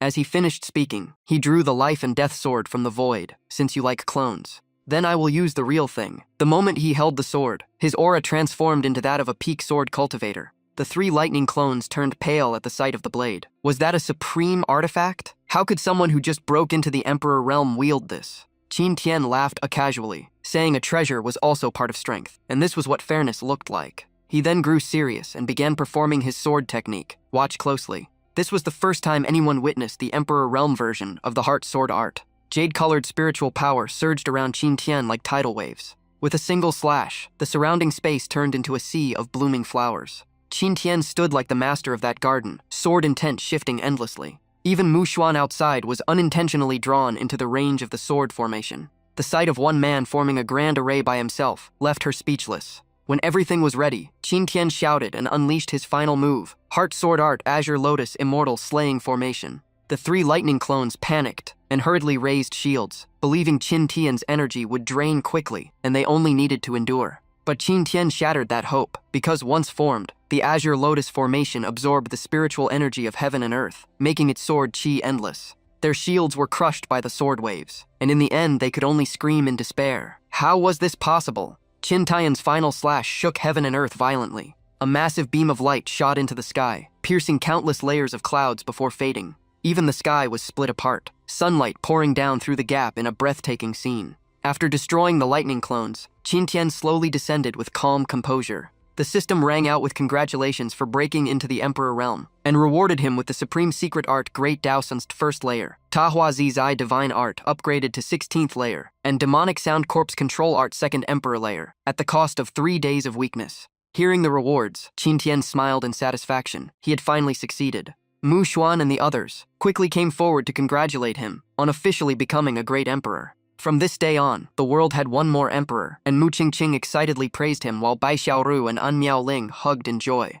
But when Mu Qingqing called him uncle, Qin Tian's face stiffened, and he quickly said not to call him that. And just then, a soldier rushed over with urgent news. The soldier was out of breath while Xiao Zhan calmly asked what had happened. He reported that the tribes of the Qingyun Mountains were gathering forces, and intelligence showed the Black Dragon Demon Emperor was preparing a full assault on Qingyun City. Before Xiao Zhan could respond, the soldier knelt and begged for support, and at the name Black Dragon, Xiao Zhan's expression shifted. Not far away, Qin Tian's eyes lit up with interest. Having just reached the Emperor realm, he wanted to test his new strength, and Xiao Zhan nodded to see how capable this Demon Emperor really was. Hearing Qin Tian's words, Xiao Zhan reassured the young soldier that Qingyun City would be safe, but the soldier remained confused, wondering how the general could stay so calm in such a tense situation. Xiao Zhan leans close to the soldier and whispers, because this time, someone unlucky just walked straight into their own grave. The scene cuts to Qingyun City, now in full emergency mode. Inside the city, everyone is on highest alert as Xiao Zhan moves troops non-stop and boosts morale. He walks every defense line, orders the explosive arrows ready to fire, and commands the spirit cannons to fully charge. Under his precise control, the entire defense system locks into place without a single gap. Meanwhile, inside a nearby tower, spiritual energy starts shaking violently, and ancient chants echo through the air with a heavy primordial aura. 4 elders pour their power into a crystal orb to activate a massive life flow formation covering Qingyun City. Once the grand formation activates, a blue light curtain drops over the city and calms the civilians. Everything slowly stabilizes. After settling all matters, Xiao Zhan reports to Mu Xuan that both offense and defense plans are fully prepared. Mu Xuan nods in satisfaction, praising his thorough work, while Xiao Zhan humbly says it is only his duty. Mu Xuan then brings up another issue, saying his weapon was destroyed by Kun Yuanxian during the last Dragon Vein battle. Xiao Zhan admits it and says he planned to ask Master Bailey to forge a half-step Emperor weapon, but time may not allow it. Mu Xuan grows thoughtful, since forging a half-step Emperor weapon also depends on luck, and even Master Bailey cannot guarantee success. Qin Tian, who has been calmly drinking tea, finally speaks up and says he might help with this. Mu Xuan turns in surprise, while Qin Tian sets down his cup and smiles, saying today he will show a bit of his skill. He looks at Zhang Wu and reminds him of a past promise, saying he will fulfill it now, making the old man's eyes turn red with emotion. Zhang Wu cannot hold back and kneels to thank him. Sitting nearby, Mu Qingqing pulls An Miaoling's aside and whispers if Qin Shushu can really forge weapons too. And Miaoling smirks and says her master not only forges, but everything he makes is top tier, leaving Mu Qingqing completely stunned. In the backyard of Yijing Painting Studio, Qin Tian grabs a hammer and starts striking at insane speed, introducing it as the Wind Butterfly Heavenly Hammer technique. Xiao Zhan watches in shock and stutters that the hammer in Qin Tian's hand looks like a peak Emperor-grade weapon. Mu Xuan calmly adds that this is not even the most terrifying part. She tightens her fist and says, Qin Tian seems to be forging an Emperor weapon directly. In a short time, the weapon fully takes shape as a domineering great saber. Qin Tian inspects it with a nod, names it Zonghua Saber, and says it looks even better than before. Everyone is left speechless as Mu Qingqing and Xiao Zhan tremble, because he just forged an Emperor weapon with a few hammer strikes. Qin Tian hands the saber to Zhang Wu, who cries in gratitude and swears eternal loyalty. After that, Qin Tian turns to Xiao Zhan and asks if his specialty is the spear, making him stand straight instantly. Mu Qingqing runs over asking for an Emperor weapon too, and Qin Tian laughs, saying everyone will get one. For many days after that, the backyard echoes non-stop with the sound of forging. Time passes quietly, and in the blink of an eye, it is already the 9th day. After days of non-stop forging, Qin Tian finally exhales in exhaustion but satisfaction, because everything is complete. This time, Qin Tian forges several Emperor weapons, including a heightier sword with a crazy name, Pink Fluffy Bunny. He also makes a heightier Emperor spear called Lucky E. Mu Qingqing stares at her sword full of question marks, while even Xiao Zhan feels awkward hearing the name of his spear. Qin Tian seriously explains that no one can accept being killed by a sword named Pink Fluffy Bunny, and since spear users often have bad luck, Lucky E is there to boost fortune. Soon it is time to part ways. Mu Qingqing waves goodbye happily, and Xiao Zhan respectfully thanks Qin Tian before leaving. After they are far away, An Miaoling gently calls her master inside as the weather grows colder. She places a cloak over Qin Tian herself, and reminds him he just recovered and should not overwork. Hearing that, Qin Tian suddenly stares at her without blinking. Embarrassed, An Miaoling brushes her hair aside and asks if something is on her face, and Qin Tian smiles, saying yes, a little bit of beauty. Her face turns red instantly as she stomps lightly, saying he does not act like a proper elder, while Qin Tian just laughs freely. At that moment, Bai Xiaoru rushes over in panic, and Qin Tian quickly steadies her and asks what happened. She is almost in tears, begging Qin Tian for help because the situation is urgent. Qin Tian calmly asks for details, and she chokes out that it is about her younger sister. Her sister secretly left home to find her, but was captured by the D-League on the way. The scene shifts to a vast forest. In one corner, several subordinates casually roast meat as if on a picnic. One of them asks Qi Xiang if Bai Xiaoru will really come here on her own. Qi Xiang smirks confidently, saying Bai Xiaoru and Bai Xiaoxiao are inseparable, so she will definitely come to save her sister.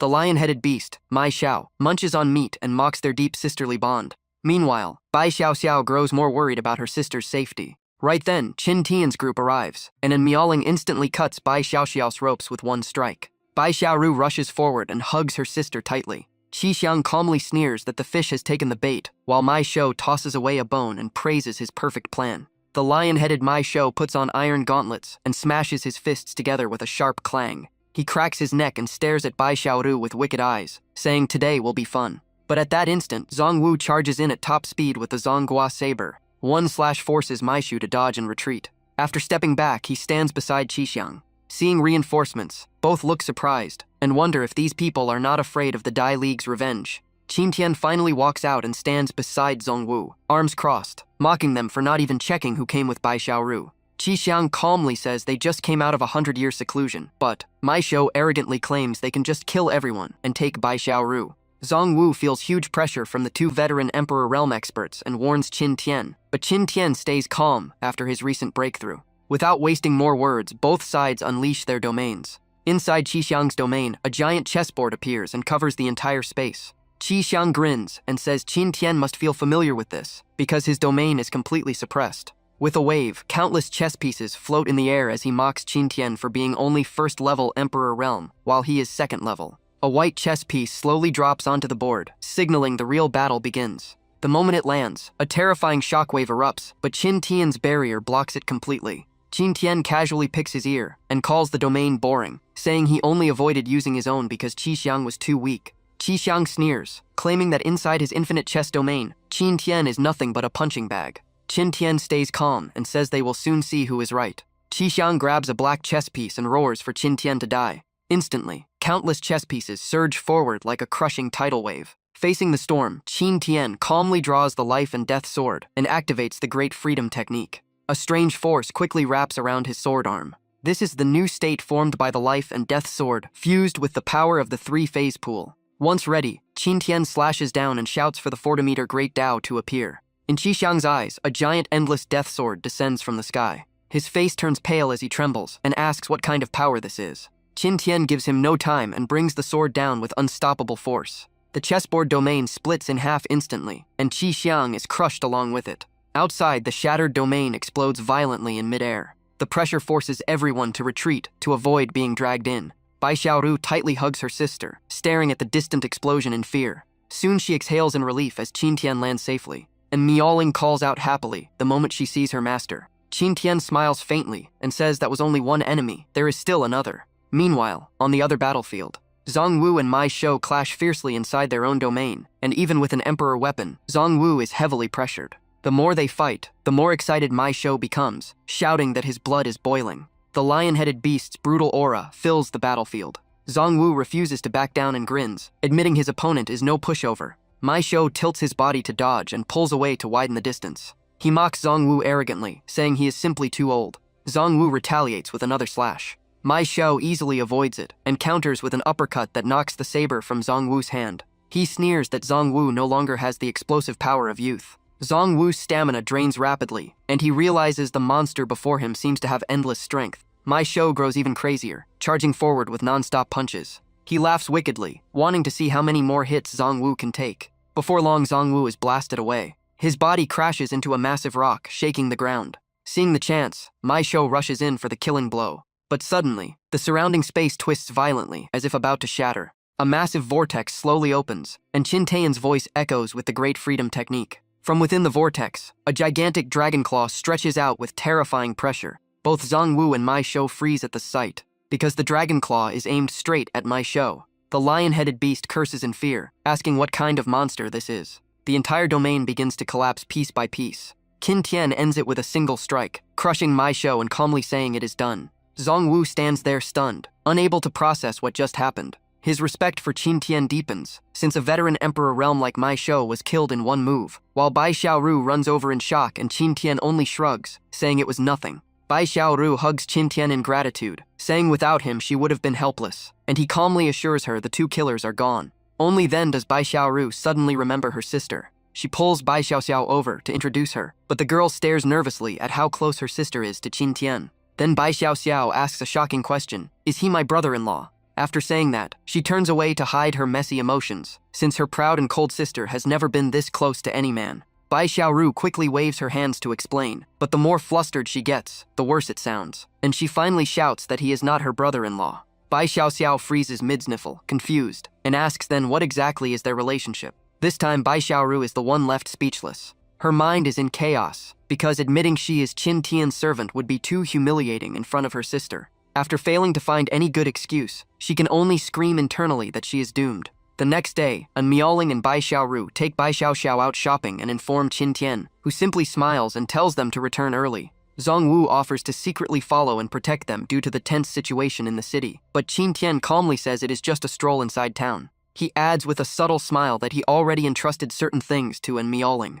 Meanwhile, the three girls wander through the lively market when Bai Xiaoru points at a jar of wine on display. Bai Xiaoxiao looks at her reflection on the jar and asks curiously what it is. The shop owner rushes out and proudly introduces it as the store's best specialty. He even boasts that drinking it is so powerful it could break the bed while sleeping, clearly exaggerating. But Bai Xiaoxiao's eyes light up, and she hugs the jar, saying she wants to buy it. Bai Xiaoru immediately shuts that idea down, saying kids cannot drink, and offers candy instead. But Bai Xiaoxiao puffs her cheeks and insists she is grown up, just as Miaoling suddenly freezes at the sight of someone in the distance. Bai Xiaoru quickly notices her strange expression. When asked, Miaoling coldly says she just ran into an old acquaintance. She tells Bai Xiaoru to watch Bai Xiaoxiao and says she will handle something and be back soon. Not long after, in a quiet forest corner, Miaoling silently follows a man dressed in blood-red robes. The man senses the killing intent behind him, stops calmly, and turns to land lightly on the ground. With a lazy yet dangerous gaze, he teases her for following so long, revealing himself as Xue Qingquang, son of the blood domain ancestor. And Miaoling lands opposite him without a word, and Xue Qingquang mockingly asks who she is to dare block his path. She replies with 3 icy words, "The one who kills you." Without wasting time, she attacks, intending to collect interest on an old debt. An emperor weapon appears in her hand, and its sharp sword light makes the air turn heavy. Xue Qingquang sneers arrogantly, saying if she will not reveal her identity, he will capture her and interrogate her in the blood domain. And Miaoling ignores him as her emperor sword turns into a streak of light, and she unleashes the heart sword art. Xue Qingquang activates the blood domain technique, and a sea of bloody aura erupts across the area. A piercing clash rings out as her sword energy collides head-on with his blood power, sending sparks everywhere. His blood domain swells non-stop like a starving beast, trying to devour everything and crush Miaoling. Wherever the bloody aura passes, trees turn to ashes, and after the first clash, Miaoling retreats and shoots into the sky. From above, she slashes down with thunderous force, and coldly declares that today Xue Qingquang will pay, activating the heart sword art. This time, countless sword shadows rain down from the sky and instantly shatter his blood domain defense. The arrogance on his face disappears, leaving only pale fear as one word echoes in his mind: domain. He realizes she is using a sword intent domain, a power far beyond what he can handle. Sword energy crushes him from all sides, space tears apart, and he can only rely on his tough body while screaming in pain. Only now does he understand he provoked someone he never should have, and in panic he tries to flee, noticing it is not a complete domain but a sword intent imitation. Even incomplete, it is still enough to kill him, so calling for help is his only option. The once arrogant young master drops all pride and screams for his father to save him. A terrifying pressure suddenly descends, blasting and Miaoling away with a violent shockwave. A blood-red barrier wraps around the dying Xue Qingquang, and a blurry figure appears inside asking who dares attack. The figure shields his son with overwhelming aura, and Xue Qingquang instantly grins wickedly and calls out to his father. And Miaoling recognizes him at once. Even as a spirit clone, he is the blood domain ancestor, one of the 3 overlords of the nether blood domain.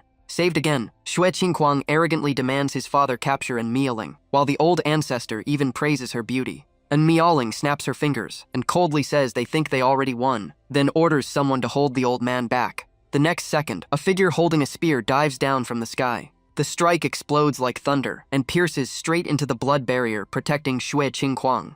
With one blow, the seemingly solid defense shatters completely. The one who appears is none other than Kun Yuanxian. The sudden attack leaves the blood domain ancestor unable to react, and even his spirit clone loses an arm under the pressure. Suppressed non-stop, the ancestor roars in anger, demanding to know what is happening. Kun Yuanxian only responds with a strange smile and empty eyes. To understand this, we go back to when Kun Yuanxian was defeated by Qin Tian. At that time, Miaoling asked her master what to do with Kun Yuanxian's corpse. Qin Tian smiled mysteriously and said he had an interesting use for it. He used the demonic sound corpse control technique, turning Kun Yuanxian into a puppet, and while the ancestor is pinned down, Miaoling shifts her focus to Xue Qingquang. Her sword flashes and shoots forward with clear killing intent. Without his father's protection, Xue Qingquang's spirit collapses, knowing he is no match for her. From afar, the blood domain ancestor screams desperately for his son to be careful, but it is already too late. And Miaoling unleashes Heart Sword Art, Shatter the Stars, and executes him without hesitation. With a final boom, his body is pierced by sword energy and explodes into a rain of blood. Watching his son die before his eyes, the blood domain ancestor lets out a heart-wrenching roar. In madness, he forces Kun Yuanxian back and shouts at him to get lost. Standing where Xue Qingquang just died, and Miaoling coldly declares this is only the beginning for the blood domain ancestor. But right now, he was completely locked down by Kun Yuan Immortal, and couldn't move at all. A Miaoling raised her blood-stained sword, and coldly declared that sooner or later, she would send blood domain ancestor down to reunite with his son. Blood domain ancestor could only grit his teeth and threaten her viciously, telling her to just wait. A Miaoling answered without hesitation, "I'll be waiting." The next second, Blood Domain Ancestor's spirit body slowly faded into thin air. Deep inside the distant Blood Domain, the atmosphere instantly turned freezing cold. Blood Domain Ancestor exploded in rage, smashing a priceless ancient vase and swearing revenge for his son, while also vowing to confront Kunyuan Empress over the betrayal. That night at Yijing Painting Studio, Bai Xiaoru came back bouncing with excitement, begging to go out again tomorrow, while Miao Ling told Qin Tian she had just killed Blood Domain Ancestor's son. A few days later, a massive demon army surrounded Qingyun City, led by Hao Long Demon Emperor riding a giant frost dragon. He shouted for Qingyun City to open the formation and surrender, or face total slaughter, and the demons behind him echoed the threat. Meanwhile, Qin Tian was chilling by the lake grilling fish, casually telling Mu Xuan that the earthworm Hao Long had finally shown up. So the barbecue had to pause, and Qin Tian brought Mu Xuan along to check out the situation, while Zhong Wu even carried over a fresh jar of wine. Qin Tian laughed and said he'd handle it quickly and be back soon, reminding Zhong Wu to flip the fish so it wouldn't burn. At Qingyun City's gate, angry curses filled the air as the traitors were publicly condemned by the citizens. When Qin Tian and Mu Xuan arrived, he saw Xiao Zhan covered in blood and asked what had happened. Xiao Zhan reported that Qingmu Merchant Guild and other forces tried to surrender, believing the Hoshian Empire would lose. He pointed at the corpses on the ground and said he had personally executed every last traitor. Mu Xuan nodded coldly, saying anyone who betrayed the Hoshian Empire deserved death. Qin Tian cracked his knuckles with a grin, saying it was finally his turn, and Mu Xuan replied that this battle would rely on fellow Taoist Qin. Outside the city, Hao Long Demon Emperor was growing impatient when he saw a lone figure slowly walking out. He sneered, thinking Qingyun City had run out of people, and even called out Xiao Zhan to face him. Qin Tian glanced at the frost dragon and said Xiao Zhan was busy flipping fish, and today he wasn't here to die, but to take Hao Long's life. Hao Long Demon Emperor burst out laughing, mocking this nobody, while Qin Tian secretly smiled because the bait had worked. Enraged, Hao Long Demon Emperor charged forward, roaring that he would teach this arrogant fool a lesson. He rushed in without any defense, clearly treating Qin Tian like an ant. Qin Tian simply smiled, because this close distance was exactly what he wanted. He calmly drew the life and death sword as if everything was under control. Even with Hao Long charging at terrifying speed, Qin Tian stayed calm, muttering that long range was tricky, but this distance was perfect. He unleashed his fortimeter blade technique, fused with the power of mind manifestation, and the life and death sword erupted with blinding light. Before Hao Long Demon Emperor could react, his body froze mid-air, eyes wide in horror as the sense of danger hit him far too late. A flash of sword light streaked out, and Qin Tian's life and death sword sliced Hao Long Demon Emperor clean in half like paper. The demon army that was cheering moments ago fell dead silent, then erupted into chaos, unable to believe their lord had died in a single blink. After casually killing Hao Long Demon Emperor, Qin Tian looked down at the frozen demon troops below. He gave them a friendly smile, and calmly said they were next. The moment he finished speaking, he unleashed the heart sword art, and the sword light exploded into a massive radiant dragon soaring into the sky. With one sweeping slash, the entire demon army was wiped out completely, leaving nothing behind. In just a few breaths, the threat to Qingyun City was gone. Xiao Zhan stood on the wall with his mouth wide open, muttering that this was the true power of the Emperor realm, while Mu Xuan calmly told him to clean up the battlefield. Before Xiao Zhan could respond, the two had already vanished, clearly heading back to their grilled fish. He looked around in shock, unable to process how fast they had disappeared.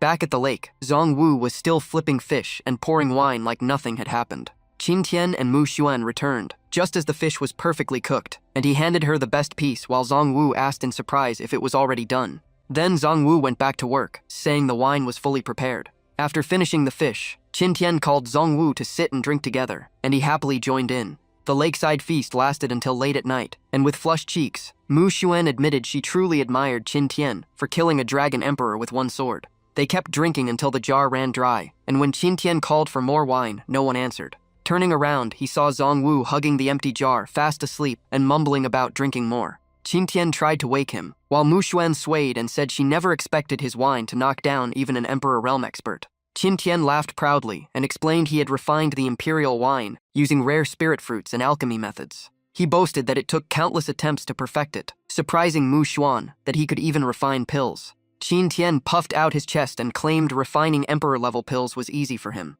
That only made Mu Xuan look at him with even more admiration. Time flew by, and in the blink of an eye, 3 years passed as Miao Ling and Bai Xiaoru knocked on Qin Tian's door one morning. When there was no response, they kicked the door open and dragged him out of bed. Now at Peking realm, Bai Xiaoru pulled Qin Tian up and even brushed his teeth, reminding him today was Mu Qingqing's succession ceremony. A Miao Ling, now at third layer Saint Realm, adjusted his clothes and softly said Mu Qingqing saw him as family and would be sad if he did not attend. Bai Xiaoru excitedly explained. Only Qin Tian would go while they stayed behind, leaving him the token and invitation for the ceremony in 3 days at the Imperial Palace. With everything arranged for him, Qin Tian could only stand there, helpless, completely bullied. Before he could protest, a bag of luggage was shoved into his hands. The door slammed shut, leaving Qin Tian outside with his baggage. And even after reaching second layer Emperor Realm in 3 years, he still had no idea how he got kicked out so fast. Meanwhile, in the imperial capital of the Haoshan Empire, the coronation ceremony was about to begin.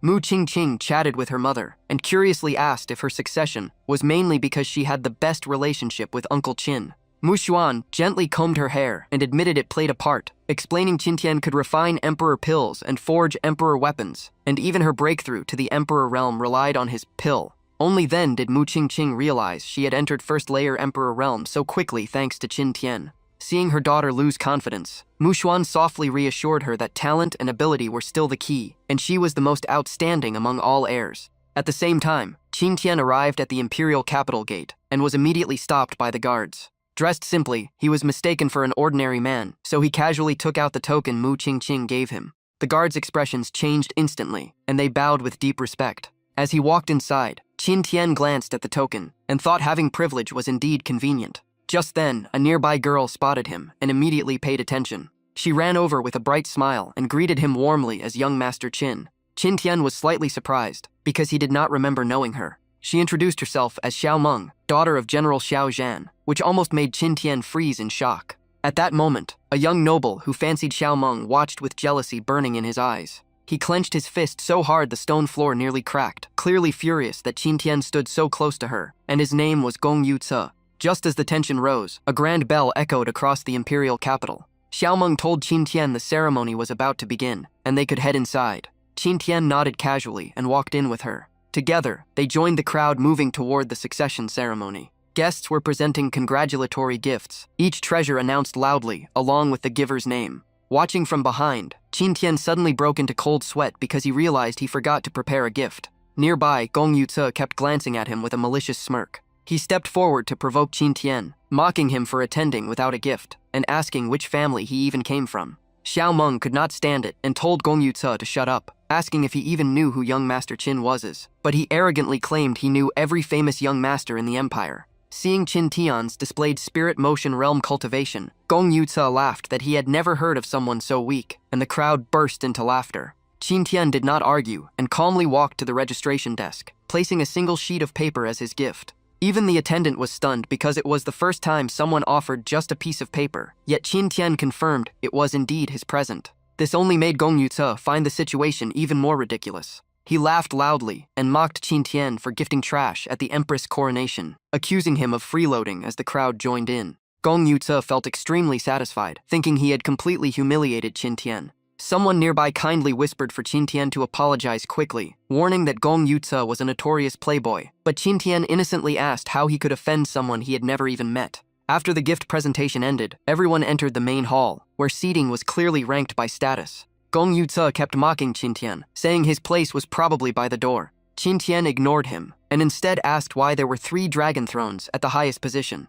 Gong Yu Ce sneered and explained one was for Bingquan Empress, one for the new Empress, and the last for Grandmaster Qin, the legendary Emperor-grade weapon refiner. He went on praising Grandmaster Qin, saying only someone of that level could sit beside 2 generations of Empresses, while Qin Tian simply nodded. Gong Yu Ce claimed that even seeing Grandmaster Qin's presence was a lifetime blessing, but at that moment, Qin Tian walked up and sat on the 3rd dragon throne. The entire hall fell into dead silence, as no one recognized his true identity. Qin Tian even stretched comfortably, and commented that the dragon throne felt surprisingly nice. Gong Yu Ce reacted first, shouting that a mere spirit motion realm cultivator daring to sit there was an insult to imperial authority. The crowd began whispering, mocking him again for gifting only a single paper about 1 weapon refinement. Suddenly, a domineering voice thundered from the entrance, accusing Qin Tian of not knowing his place and deserving death. The newcomer was Gong Yu Mingxuan, head of the Gong Yu family and father of Gong Yu Ce, secretly thinking this was a chance to earn favor with Grandmaster Qin.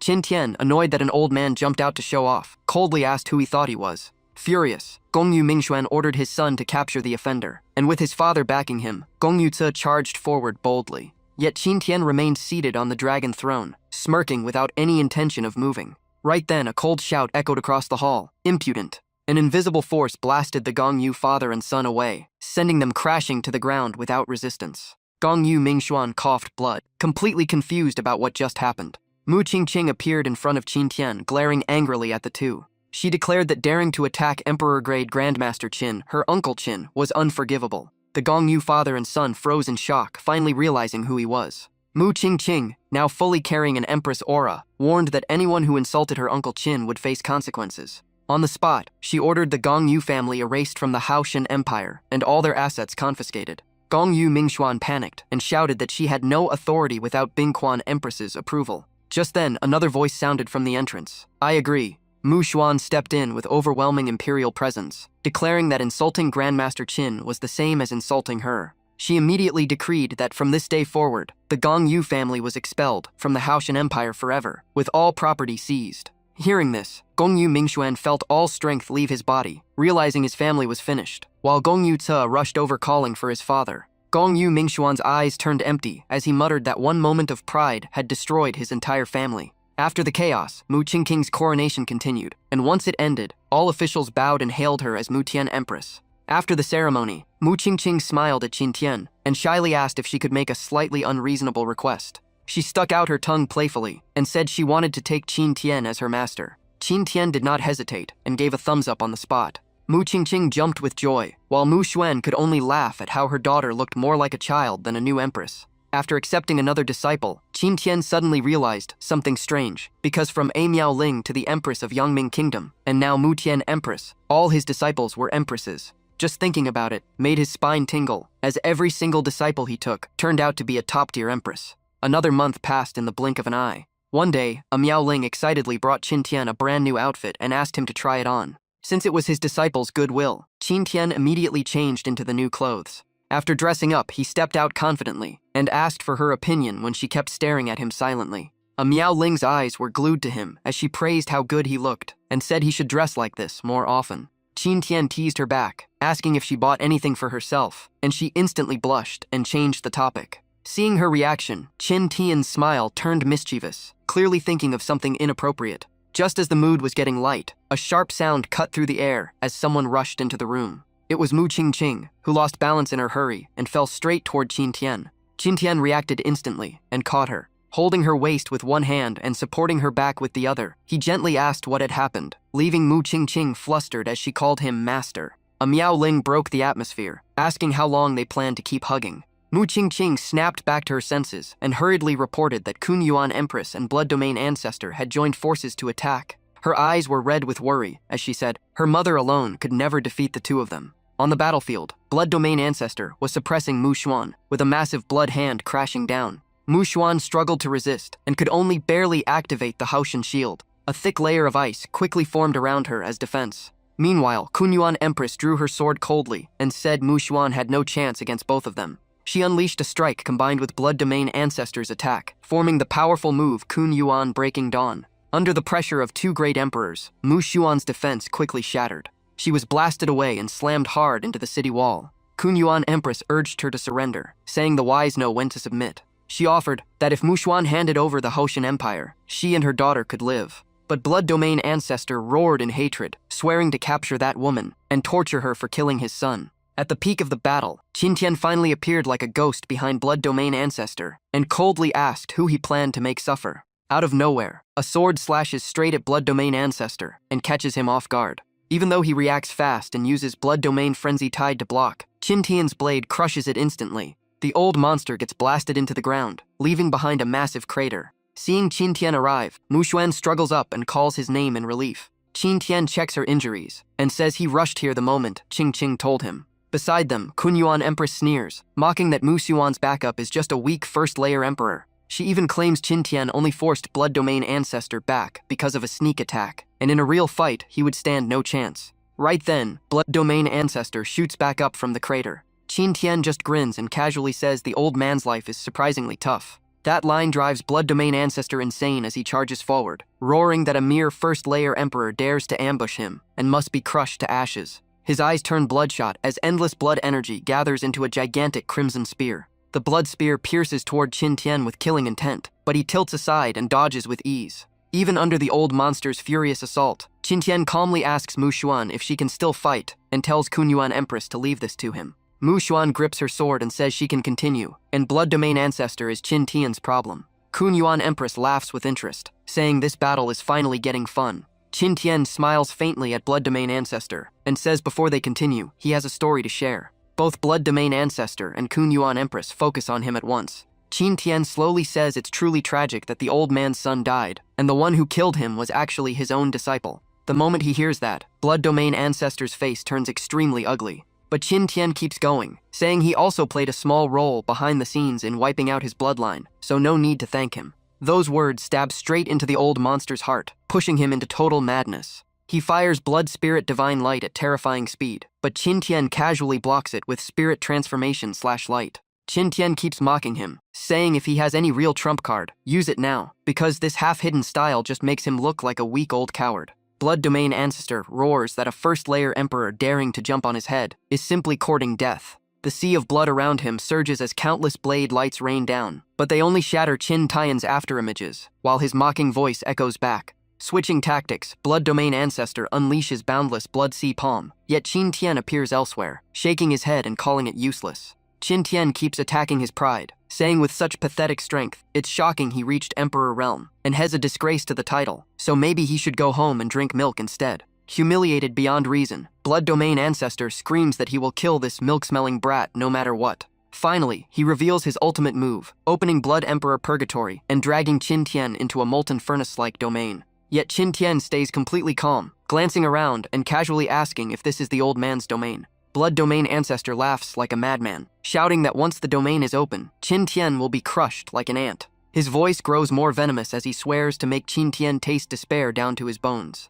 In response, Qin Tian slowly raises the life and death sword and says, stupidity and arrogance will bury Blood Domain Ancestor, and one strike of 3 aspects power is enough to shatter this so-called domain. The moment he finishes, countless mirror clones draw their swords and rush the old monster at once. Outside the domain, Mu Xuan and Kunyuan Empress are still locked in a tense standoff. Kunyuan Empress sneers confidently, saying once the domain is open, Blood Domain Ancestor is serious, and Mu Xuan's little lover is about to turn to dust. But Mu Xuan only smiles, saying the final one standing is still unknown. Inside the domain, the battle ends faster than anyone expects. Blood Domain Ancestor dropped to his knees, breathing in chaos, unable to believe he lost. He stares at Qin Tian in hatred and confusion, unable to accept that a first-layer emperor who did not even open a domain defeated him. His worldview completely shatters as doubt and madness flood his mind. Qin Tian looks at him calmly and declares that this fight ends here. Then he unleashes his final strike, Heart Sword following the stars. The sword light appears and feels like it splits the entire space in half.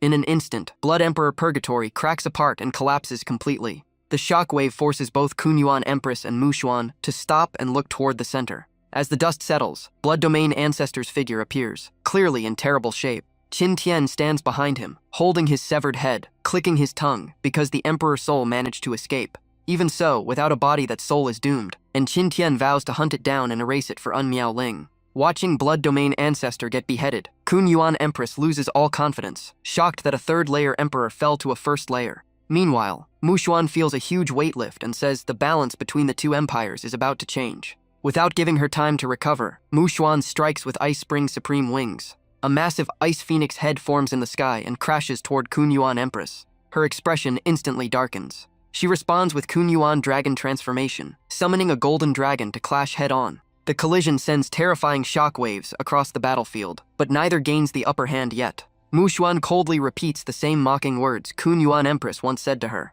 She says alone, Kunyuan Empress can never defeat her and Qin Tian, so she should surrender the Kunyuan Empire to Hao Tian Empire if she wants to live. At that moment, Qin Tian flies over and casually steps on the headless corpse. With a sly smile, he says whether she lives or dies depends on his disciple's decision. Surrounded by both of them, Kunyuan Empress trembles in rage. Her face twists with fury as she refuses to accept such humiliation even in death. Mu Xuan tells Qin Tian to work together and finish this once and for all. Qin Tian casually agrees, saying it is nothing. The two join forces and unleash a storm of ultimate moves, leaving Kunyuan Empress no room to resist. In the end, she collapses under their combined assault. Just half a year after losing its empress, the entire Kunyuan Empire is completely annexed by the Hao Tian Empire. The scene shifts to Artistic Conception Studio, Qin Tian's usual residence. Bai Xiaoru drags Mu Qingqing over excitedly while Qingqing has no idea what is going on, and Bai Xiaoru just smiles mysteriously. The moment Mu Qingqing steps inside the studio, she feels herself pass through a barrier and realizes the entire place is sealed by countless formations.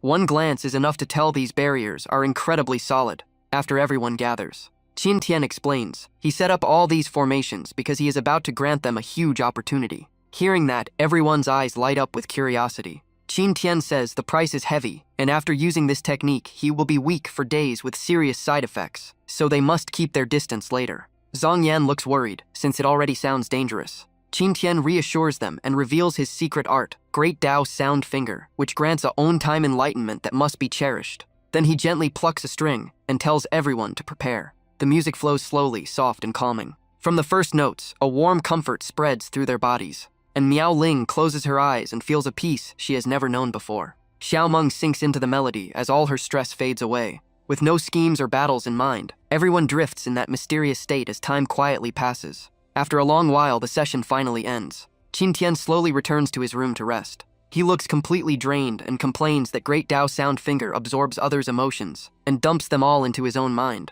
While muttering to himself, he suddenly pauses as if sensing something. Bai Xiaoru has been standing there, and when she sees him, she smiles and says she wants to talk. She begins mentioning her mother's upcoming birthday, but before she can finish, Qin Tian suddenly loses control and grabs her shoulders. The scroll in her hand falls to the ground. Qin Tian looks completely out of it as he stumbles and falls on top of her. Pinned to the ground, Bai Xiaoru blushes deeply and calls his name in panic. As his face moves closer, she hurriedly says she only came to discuss her mother. But Qin Tian seems unable to hear anything and grows more reckless. Bai Xiaoru feels weak all over and can only struggle softly while saying no. Unfortunately for her, Bai Xiao witnesses everything from a corner. Instead of stopping it, the little girl grins mischievously, clearly enjoying the drama. Not long after, the group arrives near Qingqiu Mountain, and Bai Xiaoru says they are almost there. She hugs Qin Tian's arm and softly says she once thought she would never return, while he gently tells her not to cry, only for Bai Xiao to suddenly expose that he bullied her sister even more in bed.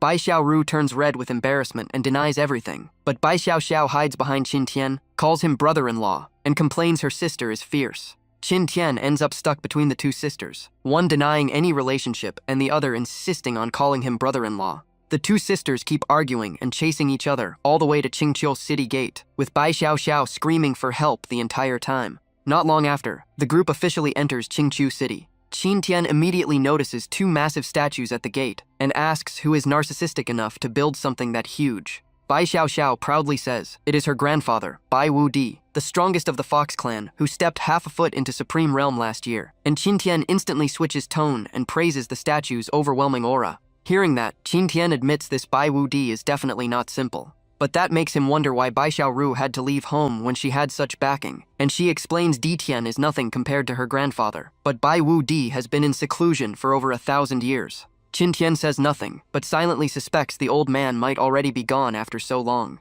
After chatting about the statue, they move deeper into Qingqiu City, which looks lively and prosperous from afar. Qin Tian is surprised by how bustling it is, and Bai Xiaoru explains it is because her mother's birthday is approaching. As soon as they enter, they attract countless gazes, and people quickly recognize Bai Xiaoru and the striking man beside her. Some praise the long-lost princess for becoming even more beautiful, while others worry her return may bring trouble to Qingqiu. Before long, a middle-aged man suddenly blocks her path and coldly asks why she came back after leaving. He warns that her return could bring disaster to Qingqiu, revealing himself as Bai Hao, one of the 5 emperors and a third-layer emperor. Bai Xiaoru explains she only came to visit her parents and will leave after her mother's birthday. Seeing her lower herself like that, Qin Tian gently pats her head and calmly says she can stay as long as she wants. He adds that Qingqiu may fear de-alliance, but he does not, and if they cannot protect her, he will. Hearing an outsider speak up, Bai Hao gets furious and demands to know what right Qin Tian has to talk so arrogantly. At that tense moment, Bai Xiao proudly announces Qin Tian is her brother-in-law, leaving him stunned and Bai Xiaoru red with embarrassment.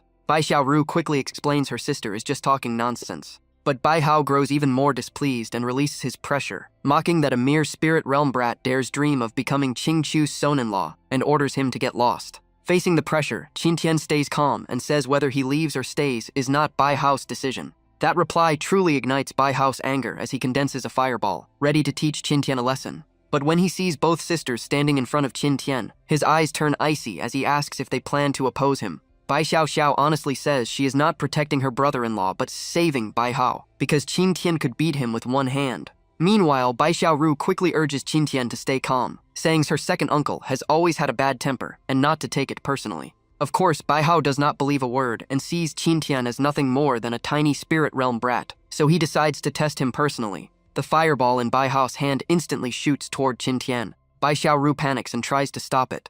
Qin Tian calmly summons the life and death sword. But at that exact moment, a massive fox phantom appears and blocks the attack. Even Bai Hao is caught off guard by this. The one who intervenes is Xiao who neutralizes the strike and warns Bai Hao not to let their own clan fight each other here. She argues that acting like this would make them no different from Dai Alliance. After all, Qingqiu has always pursued peace. Her words finally make Bai Hao fall silent. The surrounding crowd also begins to agree that the elder went too far. Just as the situation stays tense, a majestic voice orders everyone to stop. All eyes turn to the newcomer, clan leader Bai Jiangyu, and the crowd bows respectfully. Bai Xiao happily runs over and jumps into her father's arms. Bai Xiaoru's eyes turn red as she softly calls him father. Bai Jiangyu gently asks about her, but warns that such a big commotion will surely alert the alliance. Qin Tian quietly observes Bai Xiaoru's conflicted expression. He steps forward and says he brought her back, and as long as he is here, no one can harm her. But Bai Jiangyu sees it as youthful overconfidence and sighs that Qin Tian does not understand how terrifying the alliance is. In the end, Bai Jiangyu says nothing more, and tells Bai Xiaoru to visit her mother, since she has missed her deeply. He also adds that her mother's birthday is in a few days, and she should stay, making Bai Xiaoru hesitate in disbelief. When she timidly asks if she can truly stay, Bai Jiangyu laughs and says she is their daughter, so of course she can, and she beams with joy before rushing off. Bai Xiao excitedly follows, while Qin Tian gently asks Bai Xiaoru if she is happy now. But as they leave, Bai Hao nervously asks what they will do if the alliance comes. Bai Jiangyu calmly reminds him that Bai Xiaoru has already stepped into the broken emperor realm, which means she has awakened the heavenly fox bloodline. Hearing that, Bai Hao becomes excited, imagining the fox clan rising above all races if she evolves into a true heavenly fox. Yet Bai Jiangyu cares less about dominance, and more about how much his daughter has suffered, not even daring to return home for her own mother's birthday. His gaze hardens as he decides Qingqiu will no longer endure the alliance and orders preparations for war. Meanwhile, Bai Xiaoru rushes to her mother and calls out loudly the moment she arrives. Qinglan turns around the instant she hears that familiar voice. Mother and daughter embrace tightly as years of longing finally explode into tears. Qinglan holds her close in shock and emotion, while Bai Xiaoru cries that she missed her terribly. Qinglan gently scolds her for not taking care of herself, while Qin Tian and Bai Xiao watch the reunion with warm smiles. Seeing Bai Xiao still hesitating, Qin Tian quietly tells her to go hug her mother already. Xiao grabs his hand and says she can come back anytime, but the one their mother truly misses is her sister, so she secretly went to find Bai Xiaoru first. Only then does Qinglan notice the young man beside Xiao and ask Xiaoru who he is. Before Xiaoru can speak, Bai Xiao rushes over, hugs Qin Tian's arm, and loudly calls him brother-in-law, leaving Xiaoru flustered as she quickly denies it. Even though she feels shy, Xiaoru still introduces him properly as young master Qin Tian, the one who has helped her a lot. Qinglan smiles warmly at Qin Tian and, knowing he is her daughter's benefactor, invites him to the upcoming birthday banquet. Qin Tian cups his fists politely and accepts the invitation without hesitation. Not long after, the birthday banquet officially begins with firecrackers and cheers filling the air. The entire Qingqiu is more lively than ever, laughter echoing everywhere. Guests keep raising their cups, offering birthday wishes to the clan leader's wife. Some wish her long life, others praise her everlasting beauty, a true Grand Fox clan celebration. Qinglan raises her cup with a smile, thanking everyone and telling them to enjoy the feast. The atmosphere grows even more cheerful as everything flows smoothly. Meanwhile, Qin Tian is living his best life, surrounded by fox beauties massaging his shoulders, pouring wine, and praising his looks. With a blissful face, Qin Tian sighs that Fox Clan women are way too enthusiastic, and this trip to Qingqiu is totally worth it. Across the hall, Bai Xiaoru's face turns dark as she slams the table and demands to know why her mother lets them cling to him like that. Qinglan only smiles teasingly and says Qin Tian is an honored guest, so of course he deserves special treatment. She even asks Qin Tian if he is satisfied, and he answers immediately that he is extremely satisfied. Hearing that, Xiaoru's eyes practically spit fire, clearly furious inside. Bai Xiao quickly realizes their mother is adding fuel to the fire, and whispers that her sister actually likes Qin Tian but refuses to admit it, making Qinglan laugh and say if you like someone, you have to act fast. Hearing that story, Xiao suddenly asks why their father has not shown up yet. Qinglan explains that Bai Jiangyu is discussing important matters with their second uncle and tells everyone to keep enjoying the banquet. But on the other side, Bai Xiaoru is already unable to sit still. She suddenly stands up, walks straight to Qin Tian, pulls up her sleeves, and coldly orders the fox girls away so she can personally serve young Master Qin. After they leave, Xiaoru starts massaging Qin Tian's shoulders, but it feels more like revenge than service, and he forces a smile while enduring the pain. Bai Xiao watches the whole scene and secretly gives a thumbs up, impressed by their mother's scheme. Just as the banquet is at its peak, someone rushes in with urgent news. The messenger reports that Di Ming has suddenly led troops to attack and demands that the DG be handed over, while the clan leader and elders are already in grave danger. Qinglan's expression changes instantly as she orders Xiaoru to stay inside the city and leave the outside matters to her and Bai Jiangyu.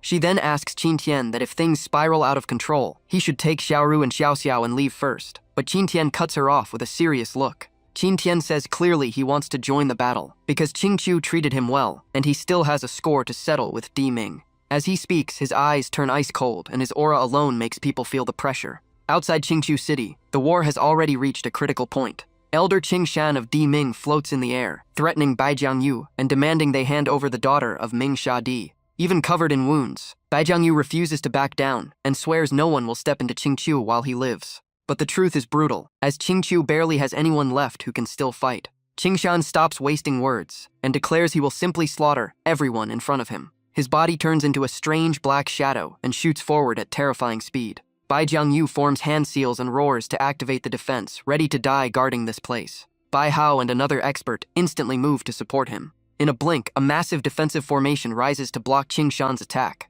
Sadly, the power gap is too huge, and the two supporting fighters are blasted away almost instantly. Bai Jiangyu panics and shouts the names of Bai Hao and Qi Hu. The entire formation shatters under the overwhelming force. Bai Hao and Qi Hu are slammed into the city wall, crashing so hard it makes your chest tighten. Even Bai Jiangyu cannot endure it, and is forced back as blood spills from his mouth. Qing Shan shows no mercy and orders his forces to finish off the injured first. The black shadow then rushes straight toward Bai Hao, who has almost no strength left. Seeing this, Bai Jiangyu screams desperately for his second brother. Just when everyone thinks Bai Hao is done for, a sudden change shakes the battlefield. Qin Tian appears out of nowhere and swings the Qing Sheng Zi sword, unleashing a sword light that tears through the night. That sword chi slices the black shadow of Qing Shan clean in half midair. Bai Hao survives by a hair and can only stare ahead in shock. With one strike, Qin Tian completely blows apart the eerie shadow in the sky, an absurdly domineering display of power. Bai Hao instinctively thinks only his father coming out of seclusion could release such a terrifying sword aura.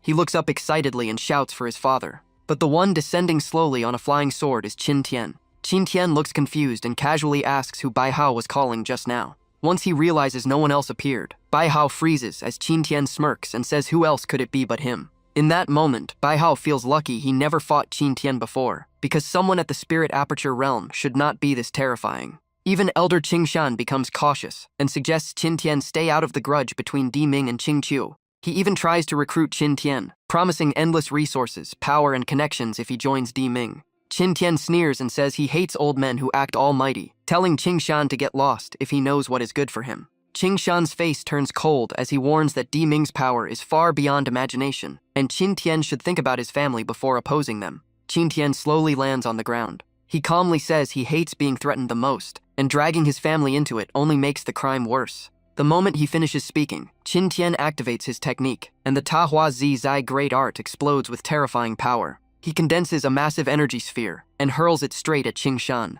Sensing danger, Qing Shan instantly unleashes his strongest defense, the Vajra Guardian fusion technique. A gigantic Vajra statue appears before him, forming an unbreakable shield. Even Bai Xiaoru and Bai Xiaoxiao inside the city feel the terrifying shockwaves. Both girls grow anxious, silently praying that Qin Tian stays safe. The mighty Vajra statue looks impressive, but the moment it collides with Qin Tian's attack, it shatters on the spot. The people behind Qing Shan turn pale, shocked that Qingqiu has such a terrifying figure. Qing Shan even concludes Qin Tian might rival the Ming Lord himself, and immediately decides to retreat. In the blink of an eye, the entire Di Ming force disappears without a trace. Qin Tian does not chase them, but coldly warns them to tell their Ming Lord that Bai Xiaoru is his, and if Di Ming dares return, he will flatten them all. Not long after, Bai Xiaoru and Xiao Xiao rush out of the city. Xiao Xiao looks at Qin Tian with shining eyes, calling him brother-in-law and praising how cool he is, while even Xiaoru sees him like a hero descending from the sky. With the crisis over, everyone heads back into the city. Bai Jiangyu raises his cup and says Qin Tian not only took care of his daughters, but also saved Qingqiu in its darkest hour, so he drinks on behalf of the entire Fox clan in gratitude. Even Bai Hao steps forward to apologize, admitting he was blind before and drinks as punishment. Qin Tian returns the toast and says there is no need for such courtesy, because Qingqiu's matters are his matters. He then drains the cup in one go. Meanwhile, Qinglan whispers to her husband that this is the perfect chance to settle Qin Tian and Xiaoru's relationship, though Bai Jiangyu hesitates. Qinglan insists Xiaoru needs someone strong like Qin Tian, and right then Xiaoru rushes over to stop Qin Tian from drinking, and even snatches the cup to drink for him. Seeing this, Qinglan becomes even more certain that her daughter's heart already belongs to Qin Tian. After hearing his wife out, Bai Jiangyu finally nods in agreement. The couple quietly plans how to push the young pair together. Suddenly, a booming voice echoes from outside, saying he arrived late. The newcomer is Long Haoshan, the Dragon Clan leader, who rushed over after hearing Di Ming attacked, only to find the battle already over, accompanied by Crown Prince Long Fei. Bai Jiangyu explains that their ancestor is still in seclusion, and that driving off Di Ming was entirely Qin Tian's doing. While everyone talks, Bai Xiaoru suddenly collapses onto the table after finishing her drink, leaving Bai Hao stunned and Long Haotian turning his full attention to Qin Tian. Qin Tian pokes Xiaoru's soft cheek and teases her for passing out after just one cup, while Bai Hao casually pours more wine and drags him into another toast. Long Haoshan secretly observes Qin Tian and senses a strange spiritual aura, as if his spirit aperture realm cultivation is only a disguise. So he politely praises Qin Tian as a young hero, but behind him, Long Feifan stares at Qin Tian with clear hostility, especially seeing him touch Bai Xiaoru so freely. After some small talk, Long Haoxian gets straight to the point and says they cannot keep defending against Di Ming forever. Bai Jiangyu calmly replies that he also wants to end it, but it is not something that can be solved overnight. Long Haoqian then reveals that his son has long admired the DG of Qingqiu, shocking everyone in the hall. He proposes that if Bai Xiaoru marries into the Dragon Clan, they will join forces and wipe out Di Ming completely. The Fox Clan elders' eyes light up, because marrying into the Dragon Clan means victory is almost guaranteed. But Bai Jiangyu stays calm and says he will not force his daughter, as long as Xiaoru truly agrees. Qinglan, however, clearly looks displeased, as if someone is trying to steal her chosen son-in-law. Seeing no direct refusal, Long Haoshan happily says they even brought betrothal gifts. He signals Long Feifan, who finally brings out the item he has been carrying. Long Feifan slowly unwraps the layers under everyone's curious gaze. When the box opens, a sword bursts out with blinding light and terrifying pressure. The entire hall gasps as they realize it is a mid-grade Emperor weapon, showing just how generous the Dragon Clan is. Yet in the middle of all that shock, Qin Tian only glances at the sword and smirks. He even lets out a laugh, showing zero respect for the Dragon Clan. Long Feifan's face darkens as he demands to know what Qin Tian is laughing at. Qin Tian mocks him openly, saying that bringing just one mid-grade Emperor weapon to marry Bai Xiaoru shows very little sincerity. Furious, Long Feifan calls him a country bumpkin who has never seen the world, claiming even a low-grade Emperor weapon is beyond someone like him.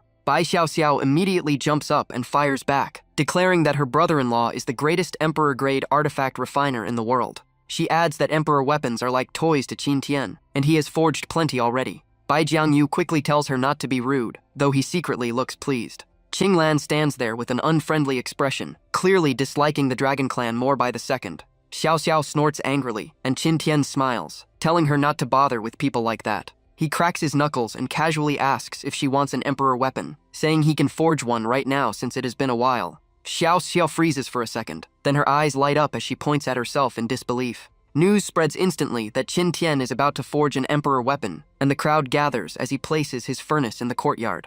At that moment, Bai Xiaoru finally starts waking up from her drunken state. She hears people saying that if Qingqiu truly gains an Emperor-grade artifact refiner as a son-in-law, it would be an incredible win.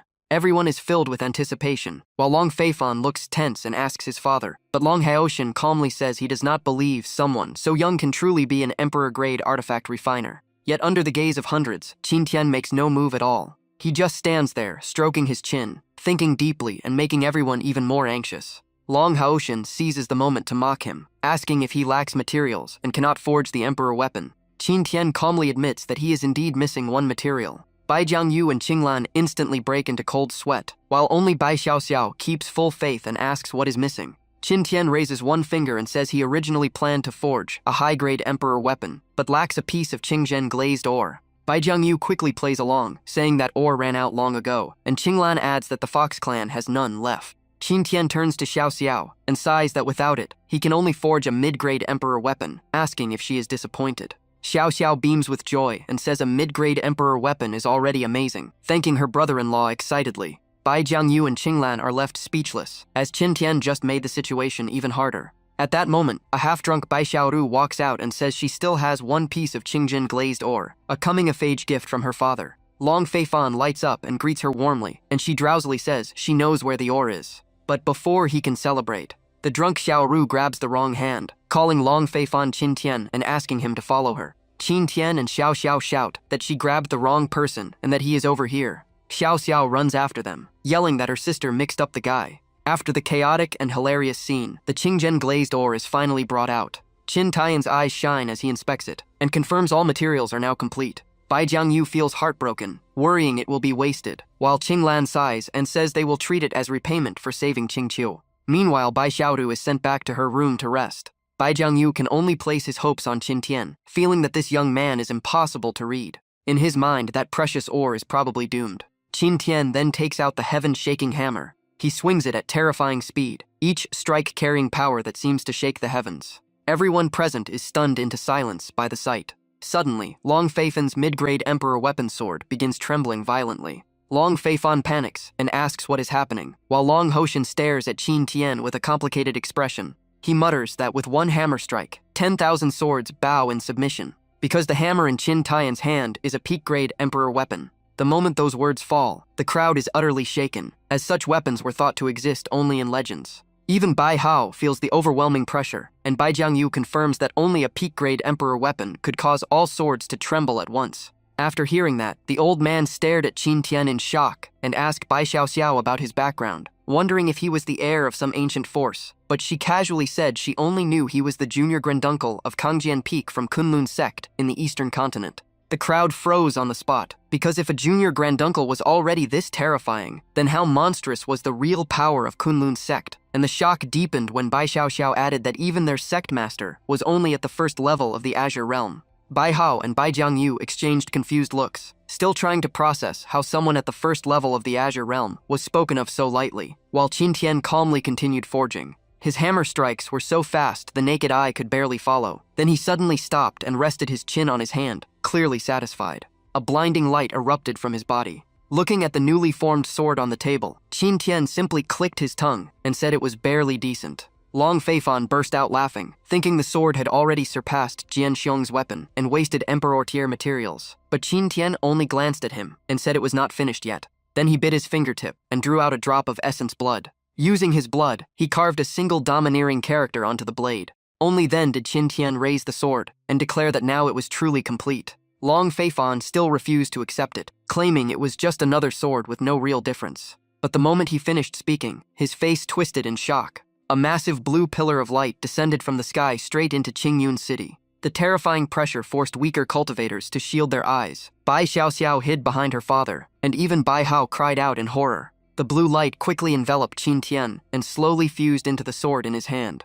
When the phenomenon finally faded, Qin Tian calmly spoke again. He casually handed the sword to Bai Xiao and told her this was her sword now. The little girl hugged it tightly, staring at it like she was afraid someone would snatch it away. Her heart trembled wildly because this was a legendary high-grade emperor weapon. The moment she touched it, a warm stream of spiritual energy flowed through her body and left her pleasantly numb. The crowd finally snapped out of it and rushed forward to praise Qin Tian as the #1 artifact refiner in Central Continent, some even shouting that if he married into Qingqiu, everyone would get an emperor weapon, and others directly shipping him with the imperial princess on the spot. Surrounded by the overly excited crowd, Qin Tian felt awkward and could only smile modestly. Meanwhile, Long Ocean knew he had no face left to stay, so he told Bai Jiangyu there was urgent business in his clan and prepared to leave, and Bai Jiangyu did not try to stop him. Just like that, the Long father and son quietly withdrew. On the way back, Long Fei Fan was still unwilling to give up and asked if they were really just going to quit because he truly liked Bai Xiaoru.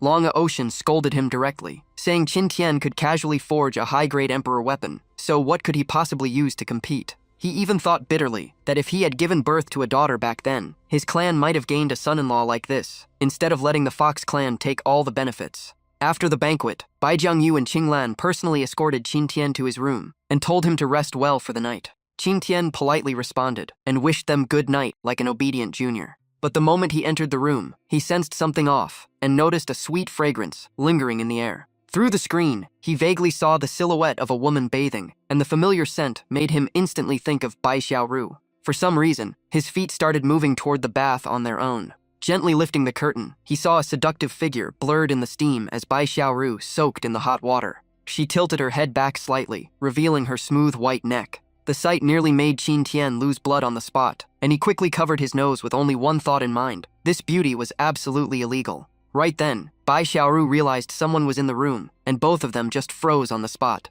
Snapping back to her senses, she covered herself and screamed at Qin Tian to get out immediately. Qin Tian panicked, wiped his nosebleed, and turned around fast, swearing he didn't peek on purpose and that her parents told him to rest here. But Bai Xiaoru was too embarrassed and furious, so she just roared and chased him out. A while later, after getting fully dressed, she quickly figured out this had to be her parents' setup, probably after hearing nonsense from Bai Xiaoxiao, and thinking about how desperate they were to marry her off, made her completely speechless. After changing, Bai Xiaoru made it clear to Qin Tian that she was drunk before and remembered nothing, but now she was fully sober. She headed straight for the door to find Xiaoxiao, while Qin Tian, bruised and swollen, lay there, reminding her the door had long been locked from the outside. Sure enough, no matter what she tried, Xiaoru couldn't open the door. Outside, the whole family was pressing their ears to listen, and when Xiaoru's scream came out, they were all stunned and confused. While she was still trying to process everything, Qin Tian casually climbed onto the bed and declared he was going to sleep.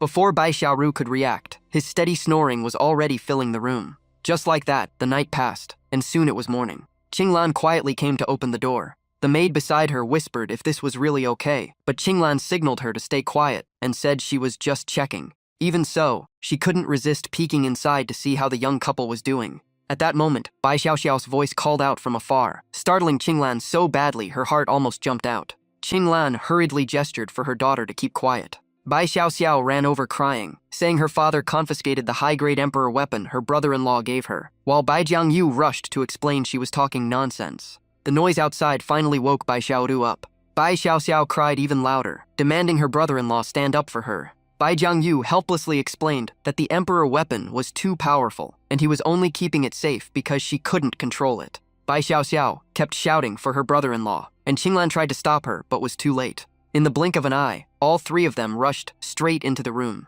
and the scene in front of them made everyone freeze. Half asleep, Bai Xiaoru was sitting right on top of Qin Tian. She even yawned and casually greeted everyone good morning, not realizing how dangerous the situation looked. Qinglan coughed awkwardly, covered Xiaoxiao's eyes, and dragged her out, saying kids shouldn't watch this, and the two could take their time getting up. That reaction left Bai Xiaoru completely confused. When she looked down, she finally realized she was sitting on Qin Tian, and the guy had the nerve to tease her, saying if she was this passionate so early, he wouldn't be able to hold back. A loud bang echoed in the room. Bai Jiangyu quickly pulled everyone away, sighing that young people these days were really wild, while Qinglan kept muttering that youngsters were way too energetic. After a while, Qin Tian finally found a quiet place to sit alone. He looked exhausted and wronged, because even though he was the one being sat on, he somehow ended up at fault, and was even banned from sleeping together tonight, proving once again that women are impossible to understand. Just as he was sulking, Bai Jiangyu walked over from afar. Seeing him, Qin Tian was a bit surprised, while Bai Jiangyu smiled and asked if he rested well last night.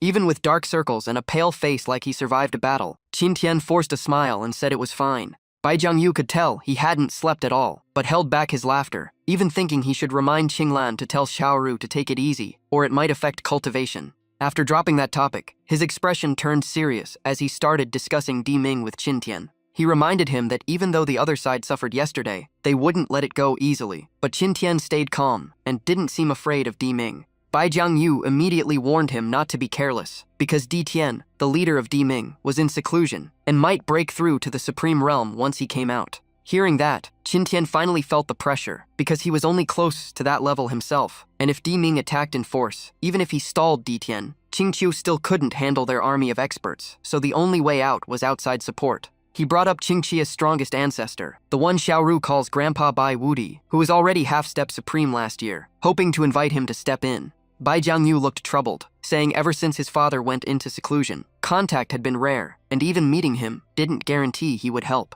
That made Qin Tian realize there had to be a deeper reason. Bai Jiangyu then revealed that behind Ditian stood an ancient D-clan from the mythic era, and if his father intervened, that force would also have an excuse to step in, turning everything into chaos. Only then did Qin Tian fully understand the situation. After thinking it through, he decided to take Xiaoru back to Central Continent in a few days, where his clan was based, since Di Ming would have a harder time tracking them there, and Bai Jiangyu agreed right away. The moment his future father-in-law agreed, Qin Tian grinned and casually asked if there were any high-grade spirit herbs left. Bai Jiangyu sighed that such herbs were extremely rare, and he only had one 9-leaf spirit grass, but for his future son-in-law, he still handed it over generously. Then he took out a small bottle from his sleeve. Seeing Qin Tian's less than satisfied look, he nervously asked if it still wasn't enough. Qin Tian accepted the bottle and explained he could refine pills as well as weapons, and originally thought there were more rare herbs to make a batch of high-grade emperor pills to share, leaving Bai Jiangyu completely stunned. After checking the ingredients, Qin Tian shook his head, saying he could manage with lower-grade materials, but it was a pity for that precious herb.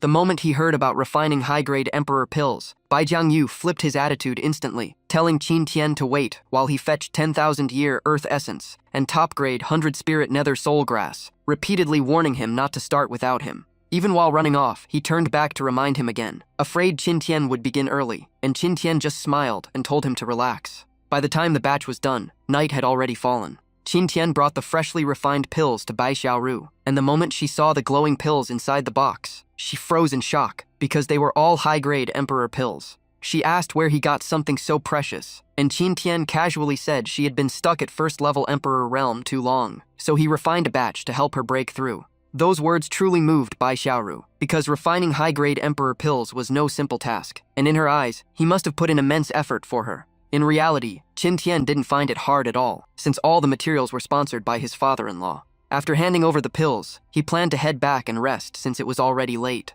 But just as he turned around, Bai Xiaoru grabbed the hem of his robe. Qin Tian paused and looked back at her. In a voice barely audible, she told him not to leave. Gathering her courage, she asked him to stay and sleep there tonight, and after that one sentence, her face was red to her ears. Sadly, Qin Tian had zero sense of romance, and immediately looked at her with a serious frown. Then he dropped a line that made anyone want to punch him, bluntly asking if she was in heat. The result was obvious. Bai Xiaoru exploded on the spot and kicked him straight out of the room, yelling at him to get lost. The next morning, Qin Tian left Qingyun City with the two sisters, and seeing Xiaoru looking down, he said she could stay a few more days if she wasn't ready, but she sighed that the longer she stayed, the more danger her family faced. She shot him an annoyed look and said if they didn't hurry back, he might fall sick, leaving Qin Tian confused since he was healthy as an ox. Xiaoru pouted and said it was lovesickness, because last night he kept calling out Sister Anne's name in his sleep. Hearing that, Bai Xiaoxiao jumped in too, grabbing Qin Tian's arm and accusing him of being a total scumbag for calling another girl's name while sleeping next to someone else.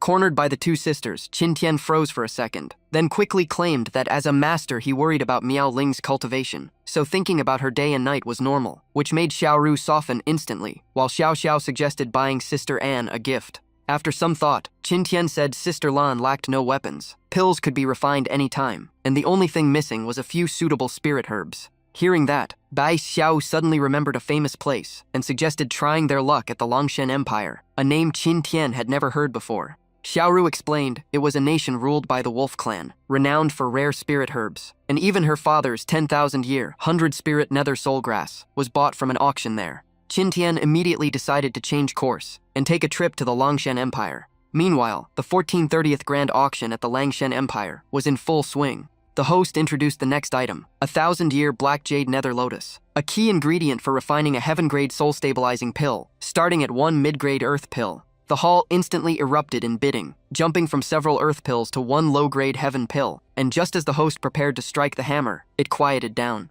At that moment, Qin Tian was already seated with the two sisters in a VIP room, feeling bored since nothing interesting had appeared so far. Suddenly, the system released a new mission, ordering him to collect supreme-level herbs like Heaven Replenishing Root, Phoenix Curse Fruit, and Great Tao Supreme Fruit. Hearing this, Qin Tian grinned in delight, because just minutes ago he worried about lacking good herbs, and now the system had delivered the opportunity. Right then, the next item was brought out, and according to the host, this was today's true highlight, the Nirvana Fruit. He went on about its effects, from enhancing beauty and physique to being a crucial ingredient for the beauty-restoring pill. Qin Tian almost got a nosebleed hearing that, instantly deciding this was the real treasure, while Bai Xiaoxiao blushed shyly, and Qin Tian made up his mind to buy it for an meowling. Xiaoxiao looked at him resentfully, and asked why Sister An needed it when she was already beautiful, even hinting that she herself was still growing. Qin Tian laughed and explained that for ordinary people it enhanced beauty, but for someone with Phoenix bloodline, it greatly boosted talent and cultivation, rivaling a high-grade Emperor pill. Bai Xiaoru immediately understood, since Sister An possessed the Ice Phoenix bloodline, meaning this fruit had to be secured. Only Bai Xiaoxiao lowered her head, visibly disappointed. Qin Tian asked what was wrong. Xiaoru assumed she was just hungry, and told him not to mind it, making Xiaoxiao even sadder though she shook it off. After a long introduction, the bidding officially began at 1 top-grade heaven pill. Because of its huge appeal to women, the price skyrocketed to 2, 3, even 5 heaven pills. Amid the frenzy, a wolf-headed man mocked that it was just a beauty herb, and not worth the madness, with his companion agreeing that women were hard to understand. Instantly, countless icy glares shot at them, and someone muttered that with that attitude he would stay single forever, though he was literally a dog anyway. The wolfman barked back loudly, while the woman retorted without backing down, and they almost started fighting. Just as tensions peaked, a lazy yet domineering voice rang out from a VIP room above, bidding 2 low-grade Emperor pills and silencing the entire hall. Everyone immediately looked up toward the room that made the offer. Even Qin Tian narrowed his eyes and studied the bidder. After a few seconds of silence, the entire hall exploded in chatter, some shocked by his extravagance, others calling it reckless spending, until someone recognized him as the crown prince of the Langshan Empire. Sitting beside the prince was a seductive fox demon swaying on purpose, her syrupy voice saying she really liked that nirvana fruit. The prince grinned wickedly and whispered that she better serve him well tonight, and the fox demon acted shy in a way that made everyone's skin crawl. As the price climbed sky high, the host shouted again, asking if anyone would bid higher than 2 low-grade Emperor pills. Another bidder jumped in, and just as the hammer was about to fall, something unexpected happened. Qin Tian, who had been watching quietly, calmly said he would offer 1 mid-grade Emperor pill, and instantly every gaze locked onto him. Seeing the stunned looks, he simply smiled and asked if using a mid-grade Emperor pill was really that strange. The hall erupted again, some saying he was burning money for beauty, others nodding after seeing the 2 stunning girls beside him, and one guy even joked he should have changed gender long ago. Even the auction host froze and asked in a trembling voice if he truly meant to bid 1 mid-grade Emperor pill.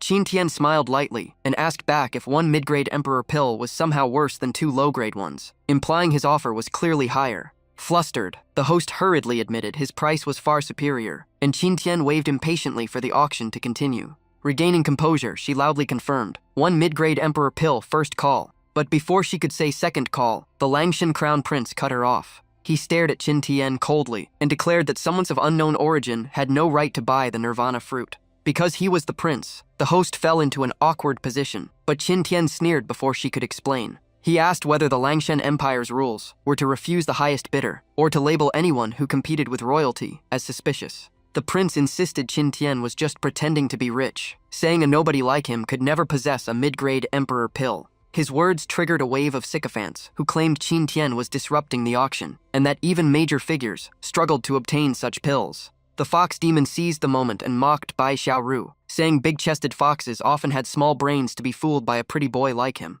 Bai Xiaoxiao burst out laughing and fired back, saying a flat and brainless woman like her had no right to speak, and that her brother-in-law wouldn't even glance at her, better suited to the mangy dog beside her. The fox demon fumed but couldn't retort, so she begged the prince to tear Bai Xiaoxiao's mouth apart, and he promised that if they couldn't prove the pill was real, he would jail all 3 for fraud and hand the girl over to the fox demon. His lecherous gaze then shifted to Bai Xiaoru, saying he would personally take care of the older sister. Qin Tian heard everything yet stayed calm, casually asking the host if there was an alchemy appraiser present. She immediately nodded and confirmed there was. Without another word, Qin Tian took out a pill. He handed it to the host and told her to call the appraiser to verify it on the spot and see whether he was truly deceiving anyone. Not long after, a white-haired old man with an immortal aura was invited onto the stage. He looked calm at first, but the moment he examined the pill through his lens, his whole body trembled and his eyes went wide in shock. Seeing that, the crown prince grew anxious and quickly asked what was wrong, thinking the pill was fake. But the old man suddenly dropped to his knees and declared it was a genuine mid-grade Emperor Tianyuan pill, and its quality was nearly flawless, something he had never seen in over 100 years of appraisal. Those words hit Lang Shen's crown prince like a slap to the face, freezing his smile on the spot. He almost shouted, unable to believe what he had just heard.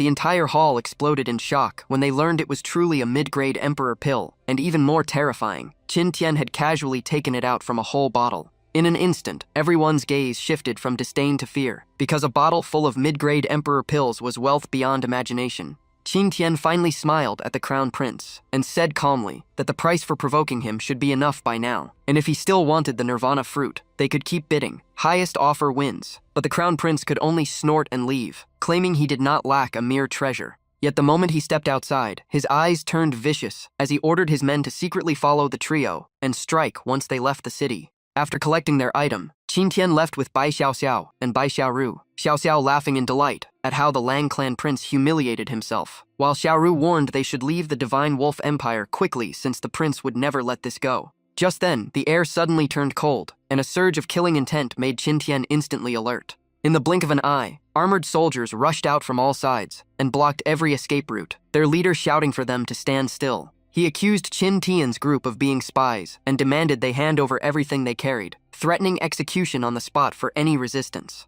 Qin Tian immediately knew who was behind this, and mocked that since the crown prince failed at the auction, he had resorted to open robbery in broad daylight. As expected, the crown prince stepped out with a cold smile, pretending that innocent men carrying treasures were guilty, but Qin Tian simply scoffed and called it what it was: robbery. Tired of pretending, the crown prince ordered Qin Tian killed and demanded the two fox beauties be captured alive. At the command, the soldiers charged together, blades flashing as they struck straight at Qin Tian. But Bai Xiaoxiao looked excited instead, her eyes shining like she had found a new toy, and she volunteered to fight first. She said these small fries were hers, and it was the perfect chance to test her new sword. With a casual swing, a terrifying wave of sword chi swept across the area and blasted all the soldiers away in a single move. Even the roadside trees were shredded into pieces by the aftershock of her strike. Watching his elite troops wiped out by a young girl in one attack, the crown prince froze, his face pale and his voice trembling. The old man beside him calmly explained that Bai Xiaoxiao's cultivation was not the real issue, but the sword in her hand was a top-grade emperor weapon, far beyond ordinary arms, which made the crown prince nervously ask if he could handle it.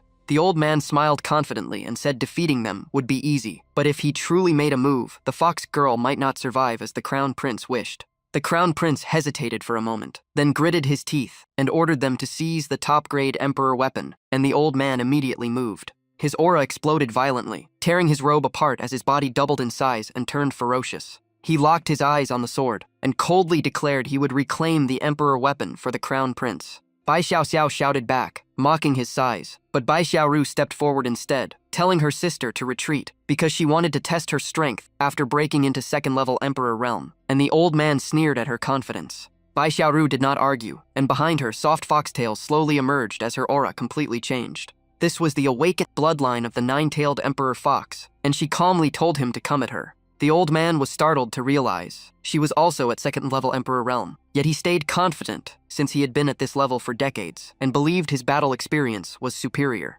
He roared and unleashed his divine art, Wolf Fist, charging at Bai Xiaoru with overwhelming killing intent. But the punch that should have crushed her was instantly blocked the moment it touched her defensive barrier. She did not even move, using just one foxtail to dissolve the entire force of his attack. The old man was horrified, unable to believe his strongest technique was stopped by a single tail. Bai Xiaoru smiled calmly and asked if this was the trump card he had trained for years, then told him to try taking one of her moves. As her voice fell, demonic power surged around her, and her nine tails fused together, constantly transforming. In an instant, a massive nine-tailed demon fox appeared in the sky, releasing an aura so oppressive it chilled everyone watching. When the two forces collided, the entire area shook violently as shockwaves spread outward, forcing even the crown prince and Bai Xiaoxiao to hold their breath. As the dust settled, the old man who was arrogant before now lay on the ground covered in blood, staring at Bai Xiaoru in disbelief. He could not accept being completely overwhelmed like this, as the defeat shattered his pride. Bai Xiaoru gently landed on the ground, looking as calm as if nothing had happened.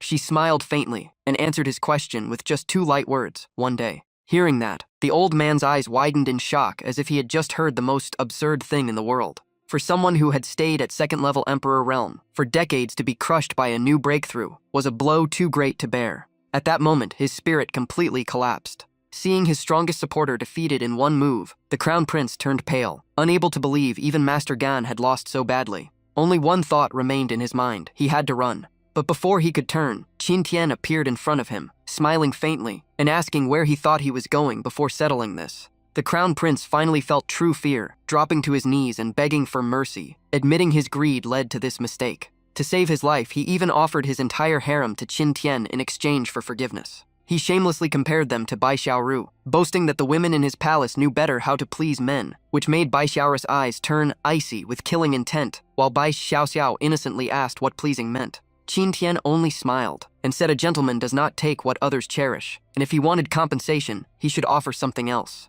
Thinking there was hope, the crown prince hurriedly asked what Qin Tian wanted, claiming he could give anything. But in that instant, a cold flash of sword light appeared, and Qin Tian's blade pierced straight through his chest. With a flick of his sword, Qin Tian sent the crown prince straight to the underworld. Watching the body fall, he stayed calm and said their debt was officially settled. The Fox sisters walked over, and Bai Xiaoru looked half annoyed, asking if he was really tempted by that shameless offer. But Qin Tian calmly said cheap beauty traps meant nothing to him. Bai Xiaoru crossed her arms and asked if that meant he had no interest in beauties at all. Qin Tian reacted instantly, pulled her by the waist, and whispered that only a beauty like her could ever trap him. The sudden move made Bai Xiaoru blush, and before he could push further, she stopped him, reminding him Bai Xiaoxiao was still watching, while the little sister innocently commented that they were way too affectionate. Qin Tian stopped joking and said they should not stay here long since the Divine Wolf Empire would soon be in chaos after the crown prince's death. Not long after, the crown prince's corpse was discovered, and a middle-aged man who resembled him trembled with rage and grief. The man roared like a mad beast, demanding to know who killed his son. A subordinate quickly reported that the crown prince had clashed with a human man at the auction, who was accompanied by 2 fox women. Hearing that, the old emperor ordered a full investigation, swearing to grind the killer into ashes to avenge his son. At the same time at Kangjian Peak, An Miaoling was practicing her sword alone as usual. Missing her master, she even carved Qin Tian's face onto a tree with sword qi inside, wondering when he would return. She muttered that maybe he had stayed in Qingqiu as a live-in son-in-law, gently brushing the carved face with her sword. Just then, Qin Tian's familiar voice suddenly echoed from afar, startling her. In shock, she instinctively unleashed a shattered star slash at him, and Qin Tian could only shout in confusion, asking what his disciple was doing. And Miaoling turned away with a pout, saying she was just practicing since she thought her master had married into Qingqiu and left her behind. Seeing she was truly upset, Qin Tian hurried to coax her and said he brought her a gift. He then took out the treasure he had won at the Divine Wolf Empire auction, and Miaoling instantly recognized it as the Nirvana fruit. Qin Tian explained he had planned to return earlier, but went to the Divine Wolf Empire just to get this fruit for her, then asked if she liked it. Holding the Nirvana fruit, An Miaoling's eyes lit up, since with her Ice Phoenix bloodline, it was a perfect treasure for her. Her affection for Qin Tian rose, yet she softly reminded him not to risk himself for her again.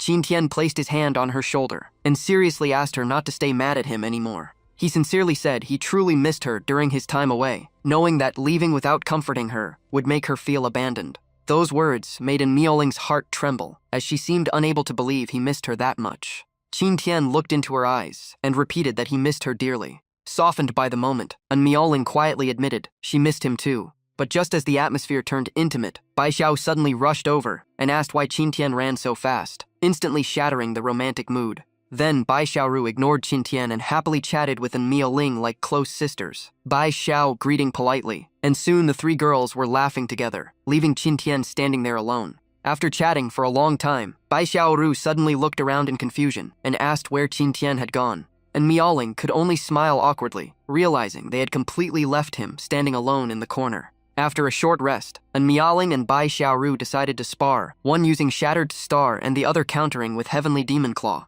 Even though it was just a friendly match, the power they unleashed shook the entire training ground. After several direct clashes, they finally pulled back and created some distance. And Miaoling smiled with interest and admitted Bai Xiaoru's strength had grown rapidly during this trip. Bai Xiaoru laughed and said it was all thanks to the top-grade Emperor pill Qin Tian refined, which helped her break into second-level Emperor realm. Hearing that, An Miaoling shot Qin Tian a meaningful glance and complained that even she had never used a top-grade Emperor pill from her own master. Qin Tian, who was casually eating fruit, felt a bit guilty and quickly said Emperortier pills were nothing, and once he refined a Suprematier pill, he would let her use it to catch up. Both girls froze at that, and An Miaoling asked if he could really refine a Suprematier pill, while Qin Tian confidently said it was not hard, he just lacked the materials. And Miaoling immediately asked where those materials could be found. Before he could answer, Mu Qingqing rushed in and loudly called out to Qin Tian. They moved inside to talk, and after pouring tea, Qin Tian calmly asked what had happened.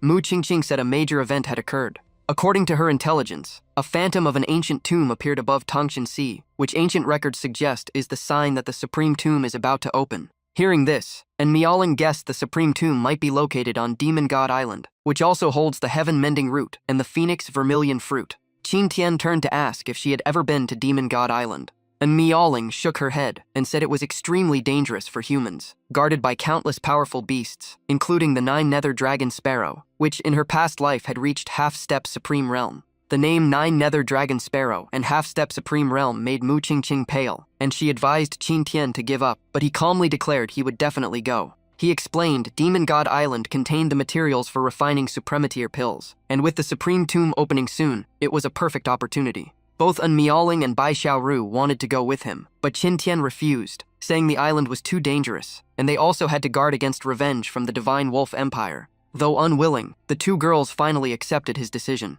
Qin Tian stood up confidently and told them not to worry. If the strongest force there was only half-step supreme, he believed he could handle it. Soon after, he set off, thinking about how to find the heaven-mending root and phoenix vermilion fruit on such a vast island. Then he came up with a simple idea. Since the island belonged to demon beasts, they would know where the immortal herbs were, so he could just capture one and interrogate it. With that plan in mind, Qin Tian immediately sped deeper into Demon God Island. On a small path of Demon God Island, a snake demon woman kept yelling at a little girl to walk faster, threatening her to find 10 spirit herbs or forget about resting. The little girl had 2 cute small horns on her head, and after walking a while, she suddenly stopped and pointed ahead. The snake demon looked over and immediately spotted a spirit herb growing in the bushes. She stuck out her long tongue, wrapped it around the herb from afar, and yanked it into her hand. Seeing clearly what she grabbed, she burst into laughter, realizing it was a rare profound spirit grass, and felt catching this girl was truly worth it, since Demon Emperor Mo Xuan would surely be pleased. With the task done, the little girl quietly tried to run away, but she had not gone far before the snake demon noticed and shouted angrily. The demon's tongue shot out again, wrapping tightly around the girl's leg and dragging her back, terrified that losing her would mean Mo Xuan skinning her alive. Bound by the chain on her leg, the girl could not resist and was dragged across the ground as the snake demon threatened to tie her up tighter at night. Just then, a cold streak of sword light tore through the air, and in an instant the snake demon's head fell to the ground. The one who struck was Qin Tian. After dealing with the demon, he gently crouched down to look at the girl. Qin Tian picked her up and softly reassured her that she did not need to be afraid because he would not hurt her. He removed the shackles from her body and told her she was free now and to be careful not to get captured again. Even after being saved, the girl remained silent the entire time. Seeing that, Qin Tian wondered if she could not speak. Suddenly, he smacked his forehead in shock. He groaned, realizing he forgot to ask where the heaven-mending root and phoenix vermilion fruit were before killing the snake demon, meaning he now had to find another beast to question.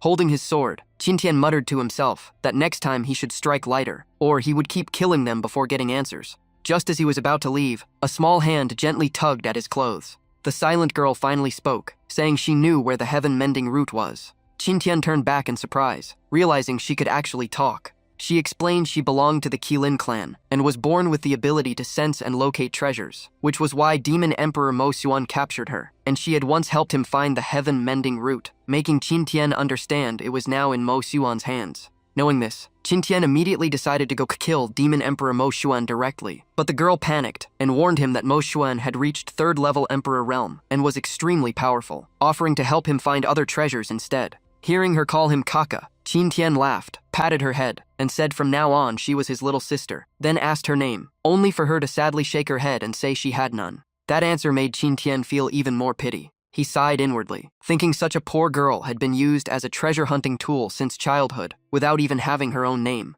So he decided to give her one, telling her she would take his surname and be called Qin Anan, and after she shyly repeated it, he smiled and told Anan to lead him to Demon Emperor Mo Xuan, because anyone who dared enslave his sister would pay the price. Meanwhile, inside Demon Emperor Mo Xuan's lair, he was hosting a banquet for a familiar guest, complaining that his cousin should have come earlier, instead of staying in remote eastern continent. That so-called cousin was none other than the Demon Emperor of the Monkey Clan, the same monkey who had once been tormented by Qin Tian, now recounting how he was captured and tortured by Kunlun's sword sect before barely escaping. The guy drinking with him is none other than Demon Emperor Ma Xuan. After a few cups, Ma Xuan brags that once he gets the Supreme Tomb inheritance, he will march to Central Continent and wipe out Kunlun's sword sect for revenge. Di-ho raises his cup and asks if Ma Xuan is confident against the other demon emperors. Ma Xuan laughs proudly, saying he has a little Qilin that can sense treasures, so no beast can compete. Hearing that, Di-ho goes full flattery mode. He claims once Ma Xuan gains the supreme inheritance, he will step into the true supreme realm and become a demon god. Ma Xuan bursts out laughing and promises he will never mistreat his family.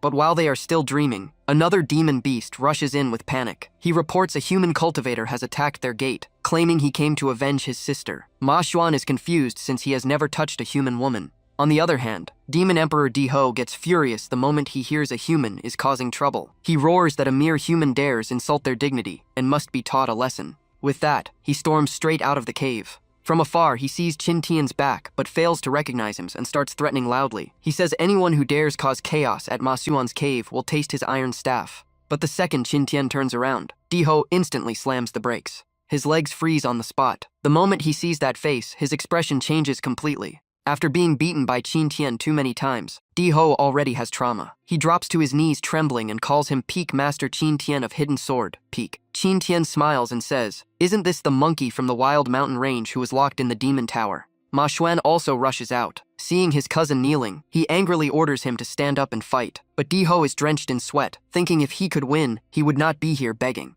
With no choice, Di-ho pretends to be drunk and collapses on the ground. He claims he drank too much and cannot move. Ma Xuan fumes and tells him to get aside so he will handle it himself. Qin Tian calmly asks Ma Xuan how he plans to settle the matter of bullying his sister. The moment those words drop, the demon beasts start whispering. Some even wonder if Ma Xuan really did something shady. After all, no one attacks your gate for no reason. These beasts love drama. The gossip drives Ma Xuan crazy. He shouts that he never touched Qin Tian's sister and calls it slander. Qin Tian then points at Qin Anan and explains that Ma Xuan forced her to search for treasures. To him, that is bullying his sister. Ma Xuan immediately argues back. He points at the horns on Qin Anan's head and says she is a demon, so how can she be related to a human like Qin Tian? Qin Tian stays calm. He pats Qin Anan's head and says she is his sworn sister now. Sworn sister is still sister. Qin Anan sweetly calls him Kaka in response. Just like that, Qin Tian pins the blame on Ma Xuan. He declares Qin Anan is still a minor, so forcing her to work is illegal child labor and the compensation will be doubled. Qin Tian coldly sets the condition. If Ma Xuan wants to live, he must hand over all his spirit herbs and treasures as payment.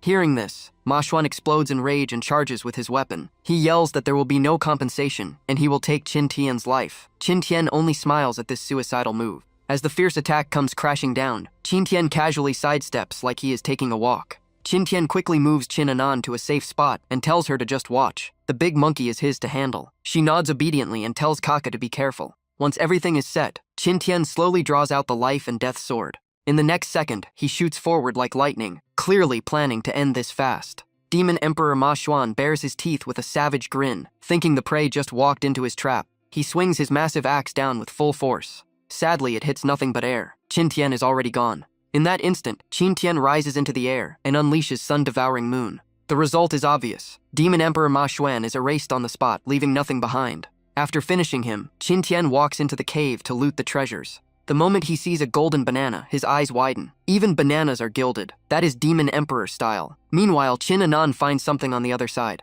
She excitedly shouts that it is the heaven-mending root she once gave to Ma Xuan. Looking at the rare ginseng, Qin Tian sighs. Refined into a pill, it could push Ma Xuan from third-level Emperor realm half a step into Supreme. Now the man is dead and the treasure ownerless. After packing everything up, Qin Tian turns to the monkeys kneeling on the ground and asks if they want revenge for their master. Di-ho does not even dare lift his head. He hurriedly says heavenly treasures belong to the strong. Ma Xuan lost because he was weak. They would never dare seek revenge. Qin Tian presses further, asking if Ma Xuan was not his cousin. Di-ho trembles and quickly explains that the bloodline is distant for generations and does not count. But Qin Tian keeps pushing, saying he does not care about distant relations. Di-ho must hold the intention of revenge. Di-ho is almost in tears. He says a grand demon emperor was killed in one sword strike. How could a small demon king like him even think of revenge? One breath from Qin Tian would wipe him out. Seeing this, Qin Tian kindly offers advice. With a sly smile, he suggests asking the other 3 demon emperors on Myriad Demon Island to seek justice. The poor Di-ho still has no clue what is happening. He keeps kowtowing and begging for mercy, promising to return to Central Continent and never step on Myriad Demon Island again. Qin Tian increases the pressure. Going back is fine, but first he must bring those demon emperors here for revenge. Fail, and there will be no mercy. Di-ho finally senses something very wrong with this script. Qin Anan, who has been listening, asks why Kaka wants the other demon emperors to come looking for trouble. Qin Tian's eyes light up. If Ma Xuan's cave is this rich, the other three must be even fatter. Maybe the phoenix roost fruit they seek is gathering dust in one of their homes. Innocent as ever, Qin Anan suggests they just go take it directly. Qin Tian waves his hand like a righteous gentleman. That would be open robbery. They are not bandits. Qin Anan still does not get it, and asks what they should do then. Qin Tian proudly pats his chest. They must let the demon emperors attack first. Then he will have a proper reason to demand compensation. Qin Anan looks at him with pure admiration. Listening from the side, Di-ho can only roll his eyes inside. This is clearly power bullying, not justice. He carefully adds that Ma Xuan once complained his relationship with the other three demon emperors was terrible. They might even celebrate his death instead of avenging him. But Qin Tian already planned for that. He smiles coldly and tells Di-ho to spread news that he knows the location of the Supreme Tomb on Myriad Demon Island. Once they hear that, they will come on their own. As night falls, Qin Tian and Qin Anan relax in a 10,000-year spirit spring. One lies back enjoying it, while the other happily chases creatures in the water, shouting for the fish to stop running. Qin Tian is in a great mood. He secretly admires Qin Anan's heaven-defying talent for finding treasures. Even a hidden spirit spring like this was discovered by her. He suddenly wishes Miaoling and Bai Xiaoru were here too. After a satisfied sigh, Qin Tian tells himself he can bring them here later. A 10,000-year spirit spring can cleanse the marrow and boost cultivation. Just then, a huge shadow swims closer. Qin Tian looks down and sees Qin Anan happily dragging something up, shouting she caught a giant fish. But when he sees it clearly, his face turns pale, and he yells for her to let go because that is not a fish at all. While Qin Tian is relaxing outside, Miaoling has already decided to enter seclusion and break through to the Emperor realm. Bai Xiaoru looks worried and suggests waiting for Qin Tian to return. But Miaoling's eyes are firm. She says her master went alone to Demon God Island because of her, so she must grow stronger to share his burden. Even Bai Xiaoxiao feels uneasy. Tribulation is extremely dangerous. If something happens to Miaoling, it will be a disaster. Yet Miaoling is full of confidence. After dual cultivation with Xiaoxiao's sister, her strength has soared. With supporting treasures in hand, she believes she will step into the Emperor realm this time. Seeing her determination, Bai Xiaoru stops persuading. She promises to guard outside with Xiaoxiao and block anyone from interfering. With that, Miaoling calmly walks onto the thunder platform. She prepares to face the heavenly tribulation head-on and enter a new realm. Far away in the sky, two men riding wolves fly swiftly over. One mocks that the name Haoshan Empire sounds weak already. The rider on the white wolf asks if the opponent's son really died in this remote place. The black wolf rider sneers and says Haoshan Empire now has an emperor-grade blacksmith surnamed Qin, and that man killed his son. Hearing emperor-grade blacksmith, the old man's eyes light up with greed. All he can think about is Qin Tian's treasure stash. This man is the infamous ancestor He Huan. His companion is the Saint Lord of Wolf God Empire, here to avenge his son. They quickly strike a deal. Besides the 500 virgin girls promised, Qin Tian's wealth will be split in half. Ancestor He Huan laughs and agrees. As they go deeper, they see thunder tribulation striking from afar. Ancestor He Huan laughs loudly, surprised that someone in this tiny nation is breaking through. The Saint Lord suggests they go take a look. Maybe the killer is there. On the thunder platform, heavenly lightning keeps crashing down. Even so, Miaoling grits her teeth and endures, her aura not weakening at all. Suddenly, Bai Xiaoru and Xiaoxiao sense a terrifying pressure approaching. Bai Xiaoru instantly goes on guard. The Saint Lord of Wolf God Empire lands before them arrogantly and asks where Qin Tian is. Bai Xiaoru looks at him coldly and asks why he is looking for Qin Tian. The Saint Lord speaks bluntly. Qin Tian killed his son. Hand over his location or he will flatten Haoshan Empire. Bai Xiaoru smirks coldly. So this is the father of that useless crown prince.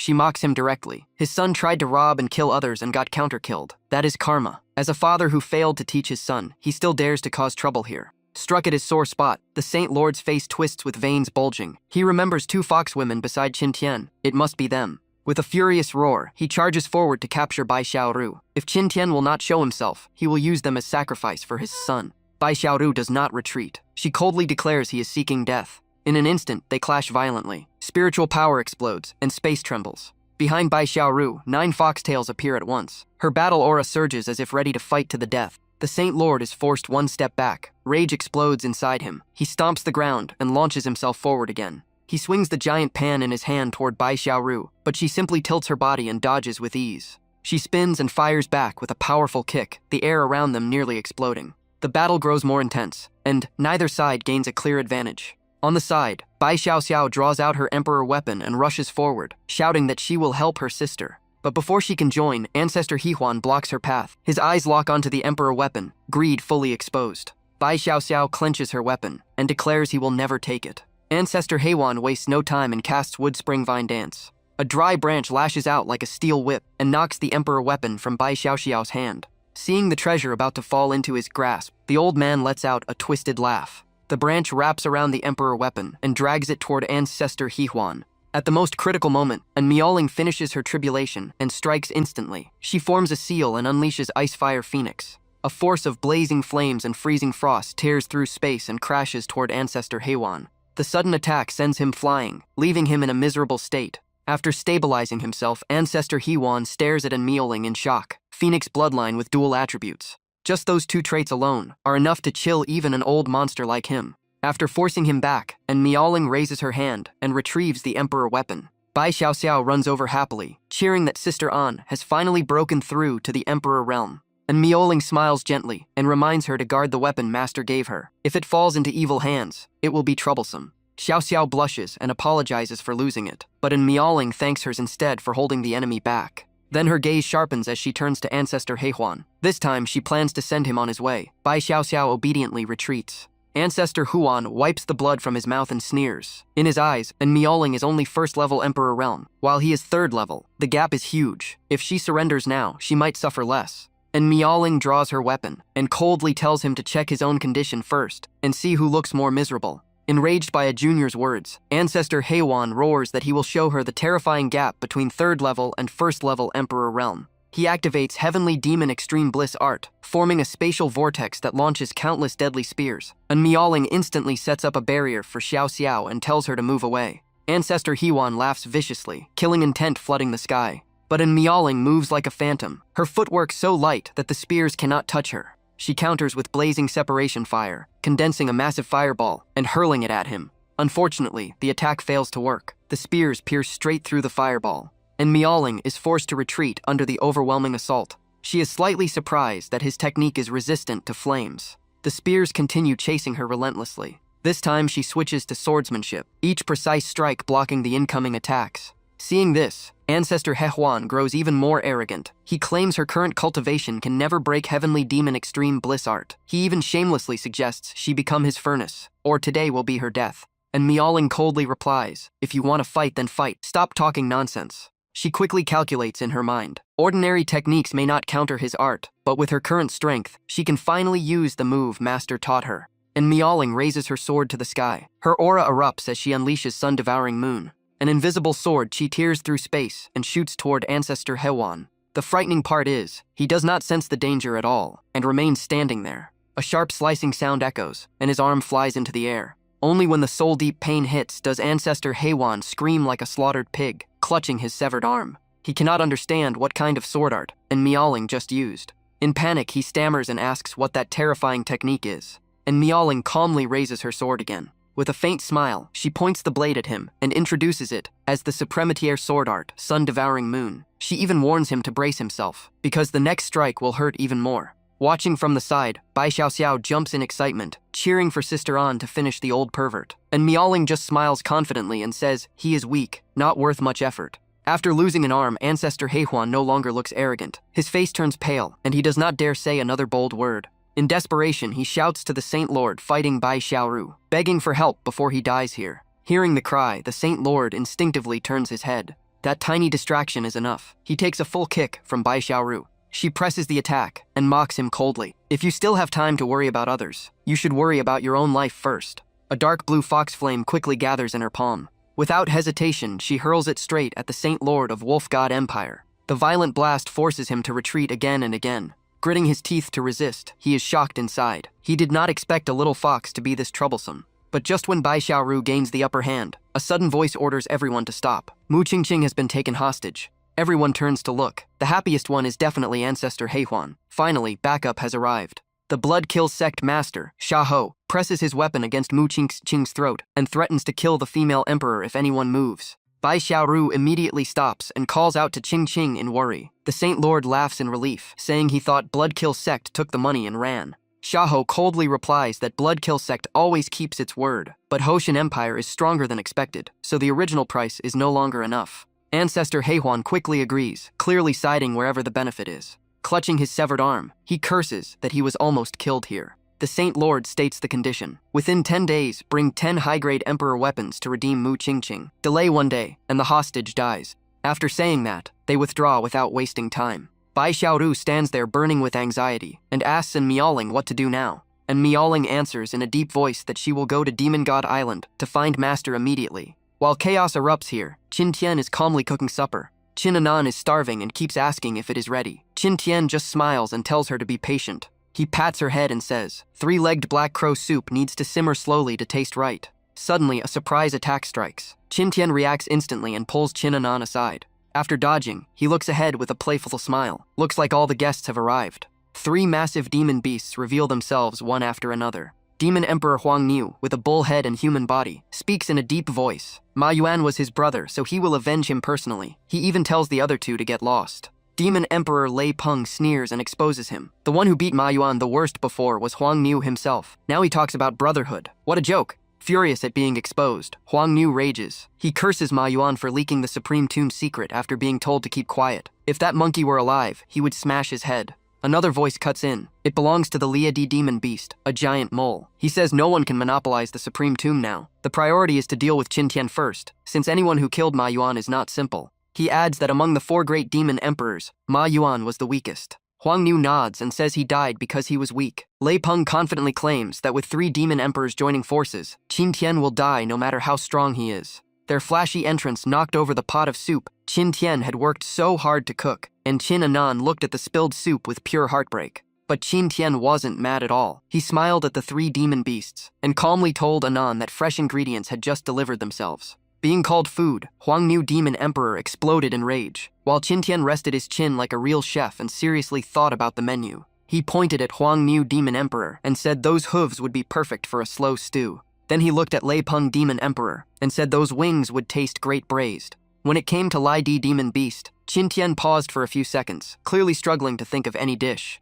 In the end, he leaned to Qin Anan and whispered that this one didn't look tasty, so just skip it, and she nodded eagerly. Hearing that, Lai Dai Demon Beast went crazy with rage and shouted that they would taste 1,000 cuts. The moment he finished speaking, he burrowed underground and shot off at terrifying speed. He suddenly burst out from below to ambush Qin Tian, but Qin Tian stayed calm like nothing happened. He even mocked him, saying a demon emperor with skills this weak was just embarrassing. Then he drew the life and death sword and stabbed it straight into the ground. With a domineering shout, he roared, "Break." But when the sword pierced down, Qin Tian frowned slightly. The target wasn't there. Turns out Lai Dai Demon Beast had already activated the divine ability, Earth Prison, from underground. The ground shook violently as massive earth walls rose everywhere. In just a blink, Qin Tian was completely sealed inside an earthen prison. Watching from outside, Huang Niu Demon Emperor quickly shouted not to kill him yet. They still needed the location of the Supreme Tomb. But soon cracks spread across the earth prison, and with a thunderous blast, the entire barrier shattered into dust. Even Lai Dai Demon Beast was beaten into a miserable state. Qin Tian walked out calmly, still holding Qin Anan in one arm, and told the other 2 to use their strongest moves, because this was their last chance. Seeing Lai Di crushed so fast, Lei Peng Demon Emperor suggested they join forces, and Huang Niu Demon Emperor agreed immediately. The 2 of them revealed their massive true demon forms at the same time. Qin Tian just smirked and said it looked like he had to get a little serious. He activated the Great Freedom Art and unleashed the divine ability 4 Symbols Lesser Yin White Tiger, summoning a gigantic white tiger filled with killing intent. Without waiting, Qin Tian attacked first. The white tiger roared and condensed a massive energy sphere before firing it straight at the 2 demon emperors. One single strike flattened the entire area, and from the ruins alone, you could guess their fate. Qin Tian felt a bit regretful. He didn't even get to ask about the phoenix roost fruit. Who would have thought those 2 demon emperors were so weak they couldn't survive one move? In his arms, Qin Anan softly comforted him, saying she would definitely help him find the phoenix roost fruit. Qin Tian instantly put on a moved expression, even pretending to wipe away emotional tears. Then he happily said he'd cook braised wings and stewed hooves for Anan, and she smiled brightly, saying her brother's cooking was the best. Meanwhile, at Phoenix Valley on Demon God Island, 2 figures were sneaking inside, and a fat man asked if they were sure about this place. The tall, skinny man looked at his compass and confidently said he used the dragon-seeking plate to locate the dragon vein, and if the Supreme Tomb existed on the island, it had to be here. After hearing that, the fat man couldn't hold back and charged forward impatiently. He even planned to dig up the entire ground to drag the Supreme Tomb out. But as he got close, an invisible force stopped him, and he realized the area was covered by a barrier. Instead of being scared, he laughed excitedly, saying the barrier only proved the supreme tomb was inside, and he prepared to smash the seal directly. But the tall, skinny man stopped him, saying smashing the barrier could alert every demon beast on Demon God Island. The fat man stayed cocky, saying, so, what if they came? Were they supposed to fear the 4 great demon emperors? The skinny man lowered his voice and mentioned a name that changed the mood instantly, Ju Yu Long Que. The fat man waved it off, saying that beast had vanished for 1,000 years and was probably long dead. But the skinny man stayed cautious, saying a half-step supreme like Ju Yu Long Que would never die that easily, and was likely hiding to break through. He warned they had to act in total secrecy on Demon God Island, and the fat man could only grumble in annoyance. Then the skinny man smiled mysteriously and activated the dragon-seeking art, muttering that dragon veins hide within layers of mountain terrain. The compass in his hand began to glow, confirming a great figure was buried here. Soon a formation appeared, and he shouted that he had found the formation core. With a few quick moves, he destroyed the core and stepped inside the barrier. Once the core shattered, the entire barrier began to collapse. The fat man cheered, thinking they had finally succeeded. But his joy froze almost instantly, because inside wasn't the supreme tomb, but a terrifying seal. As the barrier vanished, eerie laughter echoed through the air. This was the prison sealing Ju Yu Long Que.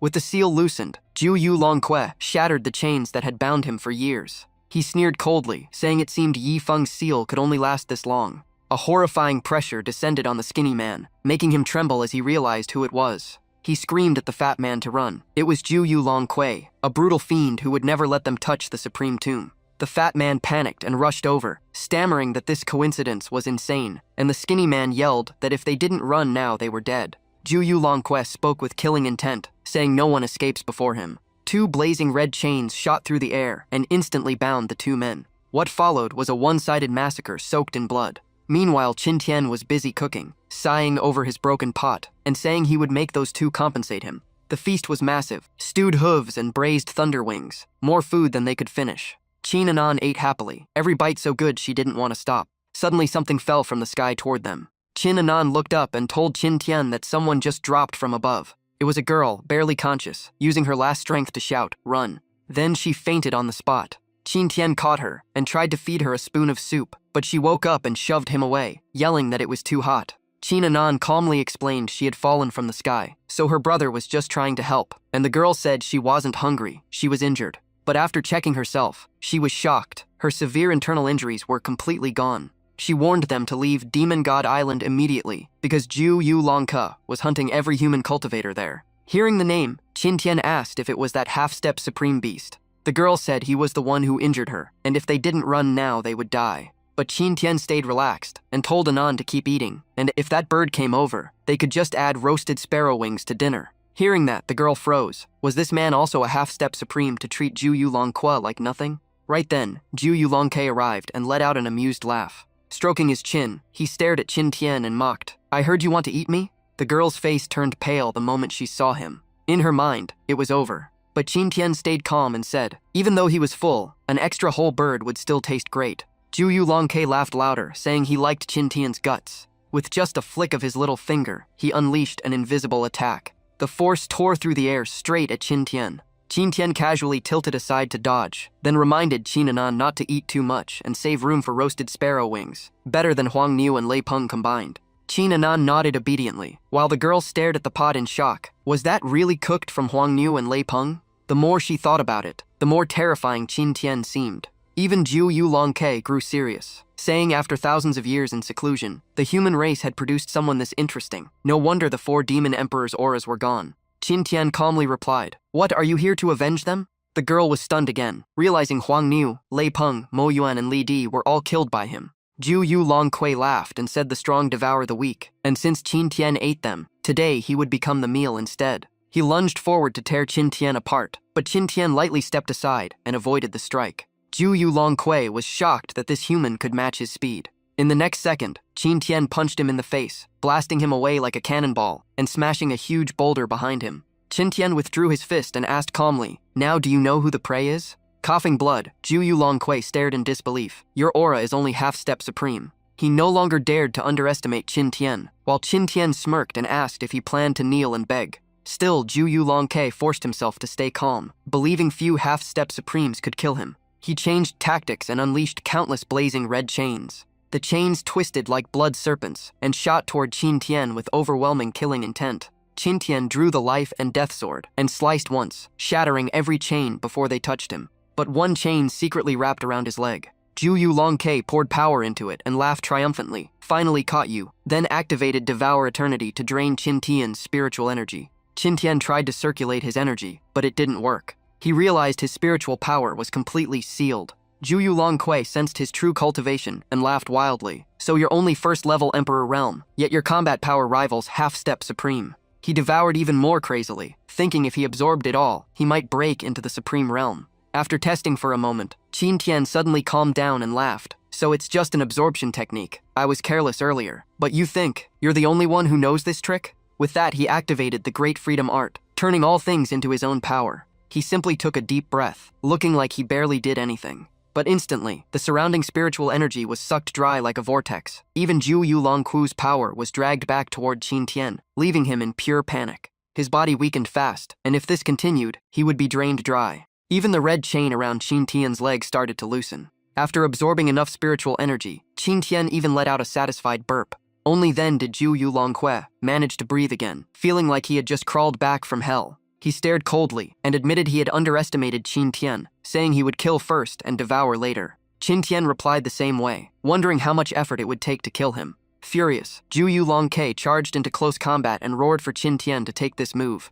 Qin Tian didn't dodge and met him head-on, ready anytime. Their clash shook the entire area like the sky was collapsing, a true destruction-level battle. The girl quickly grabbed Qin Anan and ran far away. She didn't dare stay close. One shockwave could erase her instantly. After fighting evenly for a while, both pulled back to create distance. Landing on the ground, Zhu Yulong admitted Qin Tian was truly strong. Qin Tian didn't care, and said, "Let's see if you can survive my next sword." He unleashed a supreme-level martial skill called Devour Sun and Moon. The moment the sword appeared, space itself seemed frozen. Zhu Yulong couldn't even see the sword path clearly. By the time he sensed danger, the blade was already at his throat. Instead of taking his head, Qin Tian shifted the blade and cut off one of his arms. The severed arm fell to the ground as Zhu Yulong stood there in shock. Qin Tian spun his sword and mocked him. "That's one arm. Which part do you want to lose next?" For the first time, Zhu Yulong felt real fear and turned to flee, unable to accept that a first-level Emperor Realm human was this strong. Qin Tian had no intention of letting him go.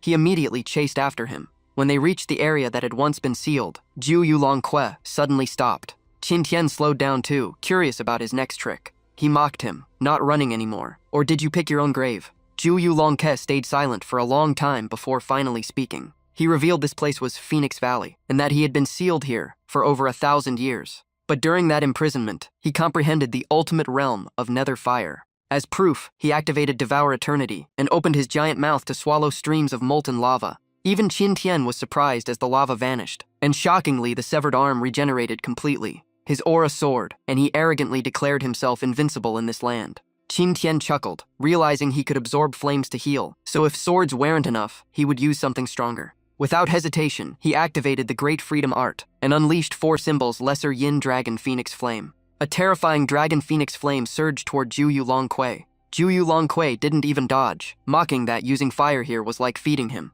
He raised his hand confidently to absorb it and show Qin Tian the difference. But the dragon phoenix flame was like an endless sea, pouring out without limit while his absorption had a cap. Soon his body swelled from over-absorbing, and he couldn't stop as the flames kept flooding in. Qin Tian mocked him calmly, "Take your time, I still have plenty." And then the inevitable happened. With a heaven-shaking explosion, Zhu Yulong turned himself into fireworks, blown apart in the very land he claimed was invincible. On the other side, Qin Anan was being carried by a purple-haired girl named Zijiao, urging her to hurry, but Zijiao gently said this was already her fastest speed, and that Qin Tian had never lost to Zhu Yulong. When they returned near the battlefield, Qin Anan looked around anxiously, and suddenly her eyes lit up. She pointed into the distance, and shouted happily that her brother was over there. The moment Zijiao landed, Qin Anan rushed forward, calling out for her brother. Her voice finally woke Qin Tian, who slowly opened his eyes looking exhausted, and when he didn't answer right away, Qin Anan's voice trembled as she begged him not to die and leave her alone again.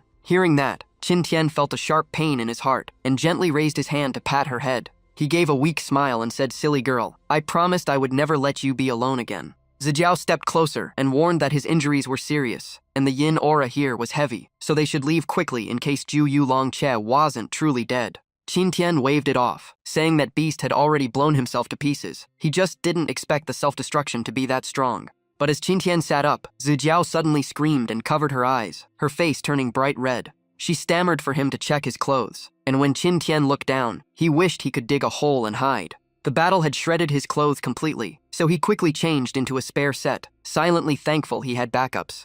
After changing, he picked up Qin Anan and apologized, saying he planned to capture Juyu Longque as her mount, but the guy self-destructed and left nothing behind. Suddenly, Qin Anan wrinkled her nose and began sniffing the air. Qin Tian asked if his new clothes smelled weird, but she shook her head excitedly and said she could smell the phoenix scarlet fruit nearby. Qin Tian recalled Juyu Longque mentioning Phoenix Valley, so finding the phoenix scarlet fruit here made sense. He carried Qin Anan and followed her direction, like using a treasure detector, until they stopped in front of a cave, where she confirmed the scent came from inside. Qin Tian happily pinched her cheek and laughed, saying once he refined the supreme pill, she would become a mighty demon god. But Qin Anan buried her face in his chest and said she didn't care about becoming a demon god. She just wanted to stay by his side forever, making his heart soften. Walking behind them, Zijiao was shaken. This man defeated Juyu Longque and even knew how to refine a supreme pill. Could he be a reincarnated supreme expert? As they went deeper, they finally found the phoenix scarlet fruit. Qin Tian calmly picked it and smiled in satisfaction. With this and the great Tao supreme fruit, refining the supreme pill was now possible.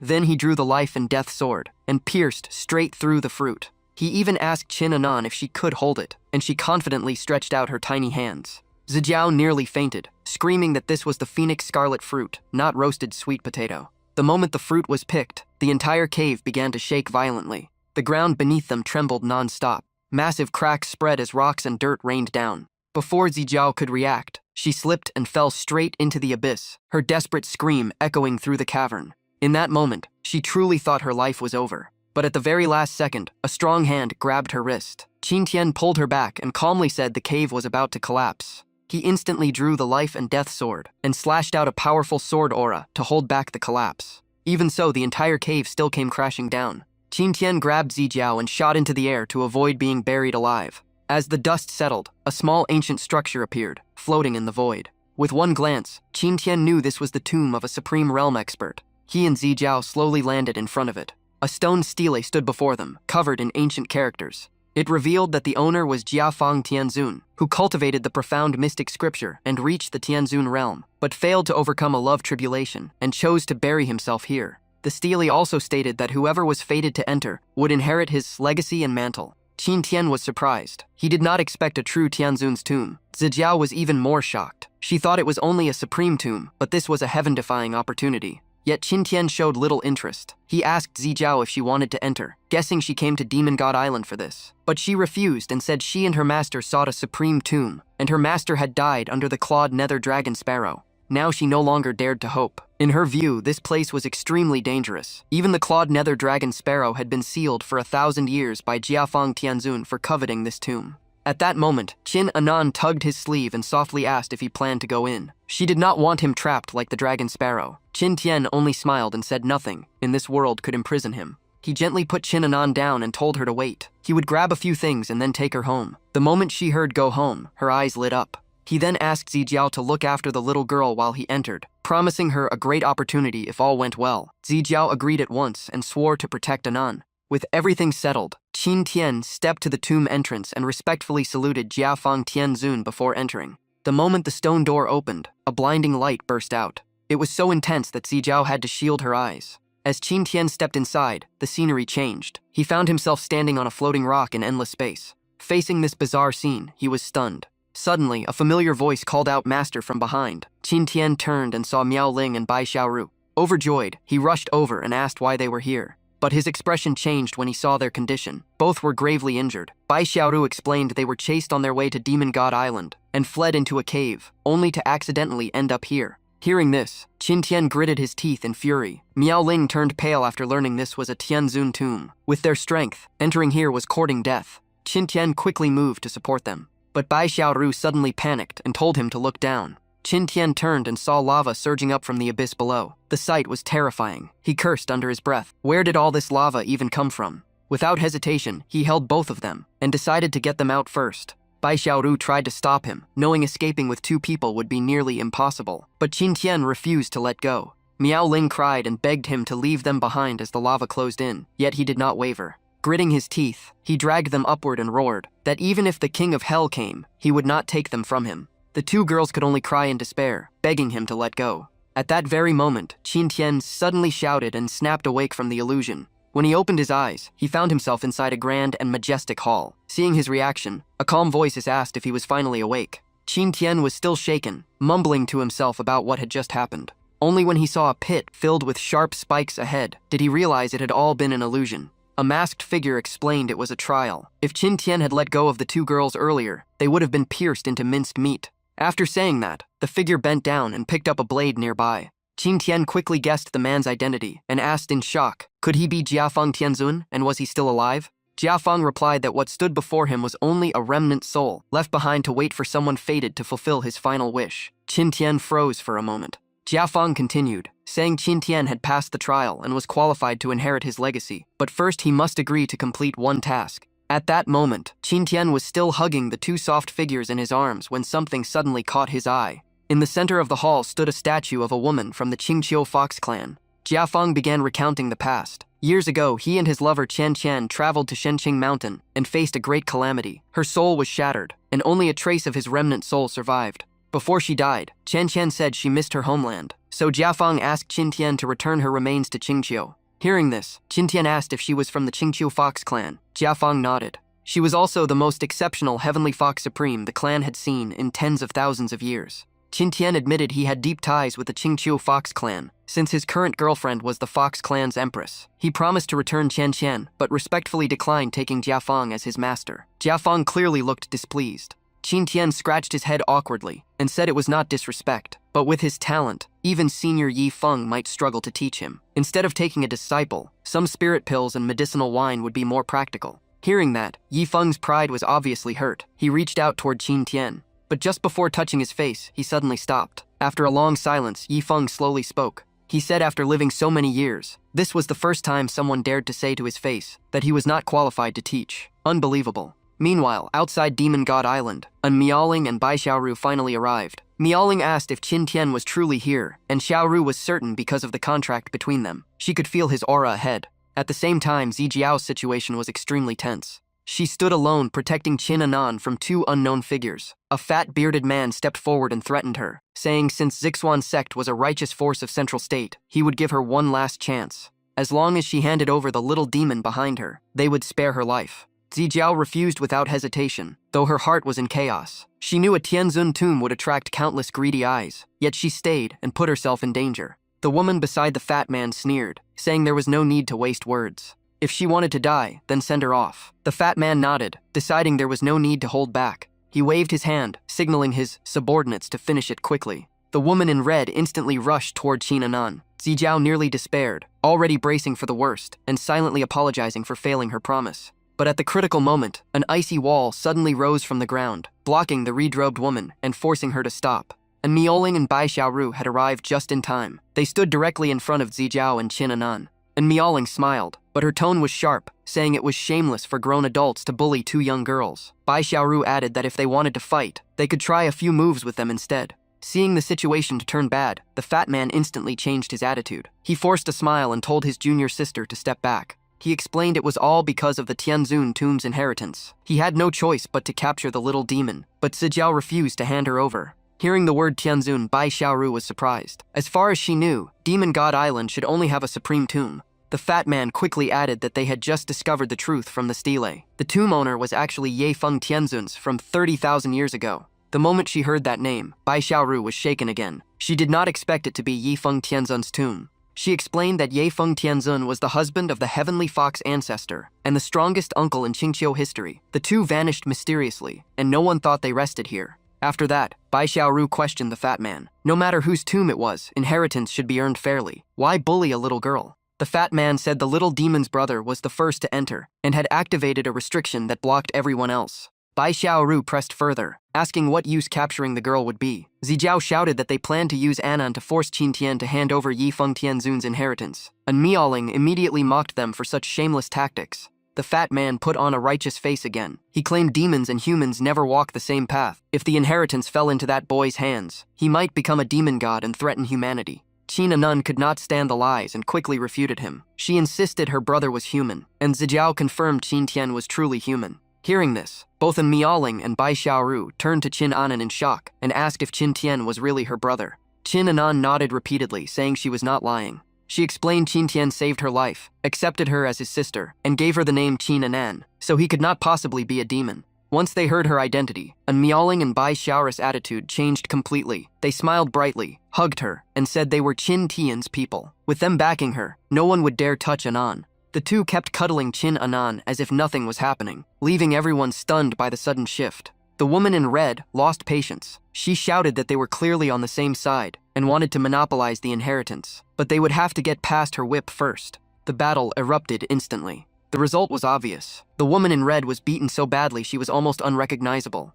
Bai Xiaoru was domineering. She stepped on the woman and coldly warned that one more insult would earn a few extra holes in her face. The woman finally panicked and begged for mercy. Just then, a heavy voice echoed from afar, mocking that a mere second-layer Emperor Realm Fox dared claim invincibility. The fat man's face lit up when he saw the newcomer and immediately bowed, calling him master. The old man sneered arrogantly and declared that even Bai Wudi could not disgrace Batian Palace in front of him. He was Ba Zhe, the palace master of Batian Palace, a half-step supreme expert. Bai Xiaoru quickly guessed his identity but showed no fear. She said she heard Ba Zhe had only entered half-step supreme a few hundred years ago. Meanwhile, her grandfather Bai Wudi had reached that realm over 10,000 years ago. Comparing himself to her grandfather was laughable. Her words enraged Ba Zhe. His face twisted as killing intent surged. With just a roar, a terrifying pressure blasted Bai Xiaoru away. She hit the ground and spat out a mouthful of blood. Seeing this, An Miaoling rushed over in panic and called out Xiaoru's name. Then she drew her weapon, ready to fight to the death.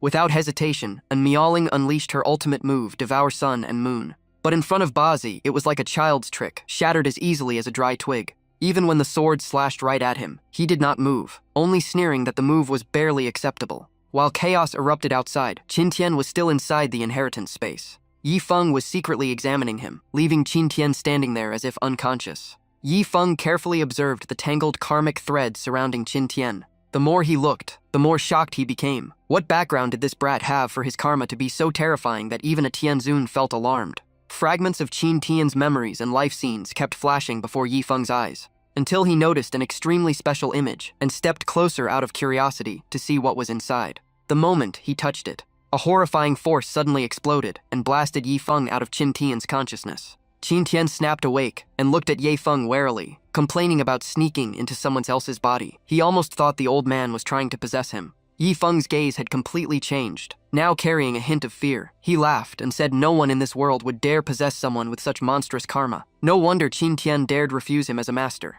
Even though he did not want to acknowledge Yi Feng as his teacher, Qin Tian remained polite and said that reaching this place meant they had fate. He even patted Yi Feng on the shoulder, gave a thumbs up, and joked about finding him another successor outside. Yi Feng grew even more confused. Others fought to the death for this inheritance, yet this kid showed zero interest. Then why did he come? Right then, the entire space began to tremble violently. Qin Tian struggled to steady himself and wondered if it was an earthquake, but Yi Feng knew someone outside was forcefully breaking the restriction. With a wave of his hand, a water screen appeared, reflecting everything outside. After Ba Zhe arrived, An Miaoling and Bai Xiaoru quickly lost the ability to resist and were subdued. The woman in red seized the chance for revenge, repeatedly slapping Bai Xiaoru across the face. She cursed viciously while beating her, bringing up how Xiaoru had stepped on her earlier. An Miaoling shouted angrily for her to target her instead. Another disciple stepped forward and grabbed An Miaoling's chin, his eyes filled with lust. He laughed lewdly, saying he could not ignore such a pretty face. Seeing all this, Qin Tian's rage exploded. He gritted his teeth and roared that these beasts were courting death. The man pulled An Miaoling closer with a threatening tone. Qin Tian completely lost control, grabbed Yi Feng, and demanded he open the way. He wanted to slaughter them all. But Yi Feng suddenly struck Qin Tian in the chest without warning. The blow was so strong that Qin Tian spat out a mouthful of blood. Qin Tian wiped the blood from his lips and stared at Yi Feng, confused about what he had just done. Yi Feng laughed and explained that during his earlier inspection, he found lingering internal injuries. The strike was only to force out the stagnant blood. Even so, in his current state, Qin Tian might not defeat Ba Zhe, whose cultivation had at least reached half-step supreme. Qin Tian's eyes instantly turned bloodshot with killing intent. He said even if the opponent were a true supreme or Tianzun, anyone who touched his people must die. Yi Feng laughed in admiration. The kid might be a bit of a playboy, but his spirit was undeniable. He then reached out and said he would lend him a hand. Yifeng lifted Qin Tian up and began pouring spiritual power into his body. Realizing he was being empowered, Qin Tian panicked and tried to stop him, saying he had not acknowledged him as master, and this was inappropriate. Yifeng sighed softly. His remnant soul would not last much longer. He knew Qin Tian refused the power because he feared it would cause him to dissipate, but if he did not pass it on, it would all go to waste anyway. Hearing that, Qin Tian grew even more anxious and kept trying to stop him. He feared Yifeng would completely disappear after passing on all his cultivation. But Yifeng continued. As long as Qin Tian promised to return Qian Qian to Qingqiu, he had no regrets. As for his techniques and martial skills, if Qin Tian would not use them, then find a worthy successor to carry on his legacy. Meanwhile, outside, the two girls were still being mercilessly abused. The woman in red kept slapping and mocking Bai Xiaoru, asking if she still dared to be arrogant. Even under torture, Bai Xiaoru remained stubborn. She coldly said they could kill her, but once Qin Tian came out, none of them would survive. And Miaoling backed her up, saying their master would never spare them. The fat man sneered, claiming that in front of his master, their so-called master was nothing. The woman in red added fuel to the fire, saying Qin Tian might not even make it out of the tomb, and even if he did, he would only come to die. But right then, a voice as cold as ice echoed from the tomb entrance. Oh really? Qin Tian slowly stepped out. After receiving Yifeng's power, his aura had become terrifying, and the pressure alone made everyone's faces change. Holding the life and death sword, he stared at them with icy eyes and said, "Let's see who here is capable of taking my life." The moment he appeared, Zijiao, Qin Anan, and the two girls all shouted his name in joy. The fat man turned pale, trembling as he stuttered, unable to understand how Qin Tian's cultivation had skyrocketed so drastically. After observing for a while, Ba Ze finally spoke. Since Qin Tian walked out of the Tianzun tomb, he must have inherited Yifeng Tianzun's legacy. Qin Tian remained calm and simply replied, "So what if I did?" Ba Ze sneered. In his eyes, a mere second-layer emperor realm like Qin Tian was unworthy of a Tianzun inheritance. Hand everything over, and he might spare his life. Qin Tian asked back, "And if I refuse?" The woman in red, still ignorant of death, cracked her whip and shouted that if he refused, they would kill the hostages. Feeling the killing intent from Qin Tian, the fat man quickly yelled for her to shut up. But as she prepared to strike, Qin Tian suddenly roared coldly, "Who gave you permission to move?" In an instant, her whip was sliced into pieces. A massive, terrifying phantom appeared behind Qin Tian, its giant hand crushing the woman in red before she could even scream. The bloody scene made everyone's faces turn pale. In just a blink, she was reduced to nothing. The fat man trembled violently, his face white as paper. He stuttered in disbelief. Was this the power of a Tianzun inheritance? Even with Ba Ze backing him, he wanted to run. He hurriedly begged his master for help, feeling that Qin Tian was a true monster. But the phantom behind Qin Tian had already charged straight at him. Only then did Ba Ze truly panic. He did not expect anyone to dare kill his disciple before him. Qin Tian coldly declared that none of them would leave alive today. Hearing this, Ba Ze finally went mad with rage over his beloved disciple's death. He drew the Heavenly Palace greatsword. Then he rushed forward, intending to cut Qin Tian down. Qin Tian calmly raised the life and death sword and uttered 4 words, "Devour sun and moon." The sword flashed lightly, yet Ba Ze's head flew clean off his neck in an instant. After settling everything, Qin Tian hurried to check on the two girls. And Miaoling said they only suffered minor injuries, as Ba Ze wanted to force her to hand over the Devour Sun and Moon sword art. Qin Anan ran over and grabbed Qin Tian's sleeve, her eyes red with emotion. She thought he had been trapped in the tomb forever. Zijiao and the two sisters had risked their lives to protect her, and she was terrified she would never see him again. Hearing this, Qin Tian gently patted her head and smiled softly, apologizing for making her go through something so frightening. He promised that from now on, he would never let anyone bully Anan again. Qin Tian turns to Zijiao and thanks her seriously, saying it is time to fulfill his promise of giving her a great opportunity after leaving the tomb. Zijiao quickly waves her hands, saying she never expected any reward and only helped Anan to repay Qin Tian for saving her life. But Qin Tian has already decided, and he gently taps the center of Zijiao's forehead. He explains that he once promised Yifeng to find a worthy successor, and after observing her character, he believes Zijiao is the perfect choice. So today he will pass on the profound night secret scripture in Yifeng's name. The entire cultivation art and inheritance of Yifeng instantly flow from Qin Tian straight into Zijiao. Seeing her still frozen in shock, Qin Tian just smiles and asks if she is satisfied with this opportunity. Deeply moved, Zijiao drops to one knee and swears that she will never forget Qin Tian's life-saving grace and this blessing, or else may she be struck down by heavenly lightning. Qin Tian quickly helps her up and tells her not to make such a heavy oath. He only hopes she will cultivate diligently and not disgrace Yifeng's legacy, and Zijiao firmly promises she will never let down either Yifeng or Qin Tian. After settling everything, Qin Tian suddenly asks in Miaoling and Bai Xiaoru why they came to Demon God Island, and they reveal that Mu Qingqing was forcibly taken by the Wolf God Empire.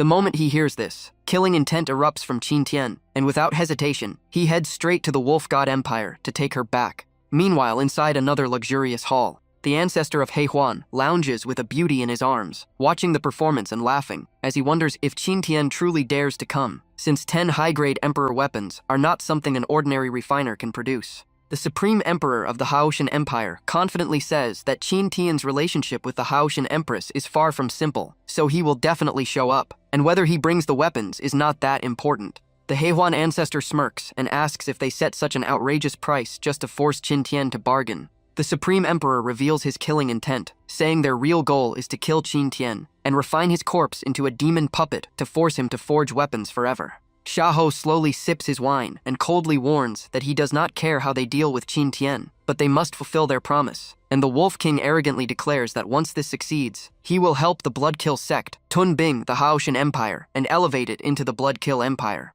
At that moment, Qin Tian appears in the sky with his robe fluttering, eyes sharp as blades, and he roars for the old wolf to come out and greet him, or he will flatten this broken wolf den.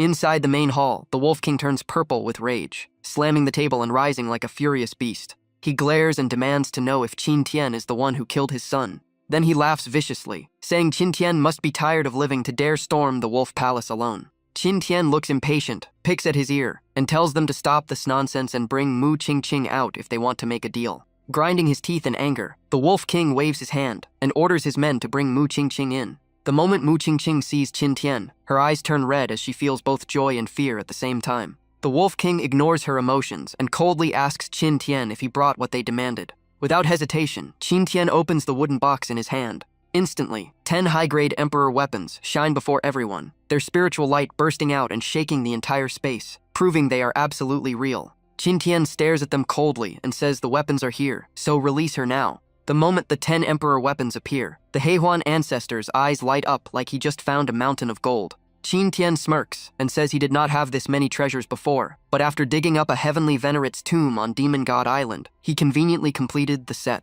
Hearing the words Heavenly Venerate's Tomb, the Heihuan ancestor freezes, and the Wolf King's eyes turn icy as new schemes form in his mind. Once freed, Mu Qingqing rushes into Qin Tian's arms, crying and blaming herself for making him lose face. Qin Tian gently holds her, his killing intent fading, as he softly promises that with him here, she will return safely. Just as expected, the Wolf King suddenly turns hostile and laughs viciously, declaring that no one will leave alive today. He not only wants Qin Tian dead, but plans to refine him into a demon puppet forever, then orders everyone to tear him apart. Even as enemies swarm in like a tidal wave, Qin Tian stands still, calm to a terrifying degree. With a single wave of his hand, the 10 Emperor weapons on the ground begin to tremble violently. In the next second, 10 beams of light slash across the battlefield, and the charging troops are shredded before they can even scream. Qin Tian coldly says he might as well wipe out the Wolf God Empire today, so no more stray dogs dare bark at him again. Xiahou breaks into cold sweat, trembling as he realizes Qin Tian can control 10 high-grade Emperor weapons at the same time.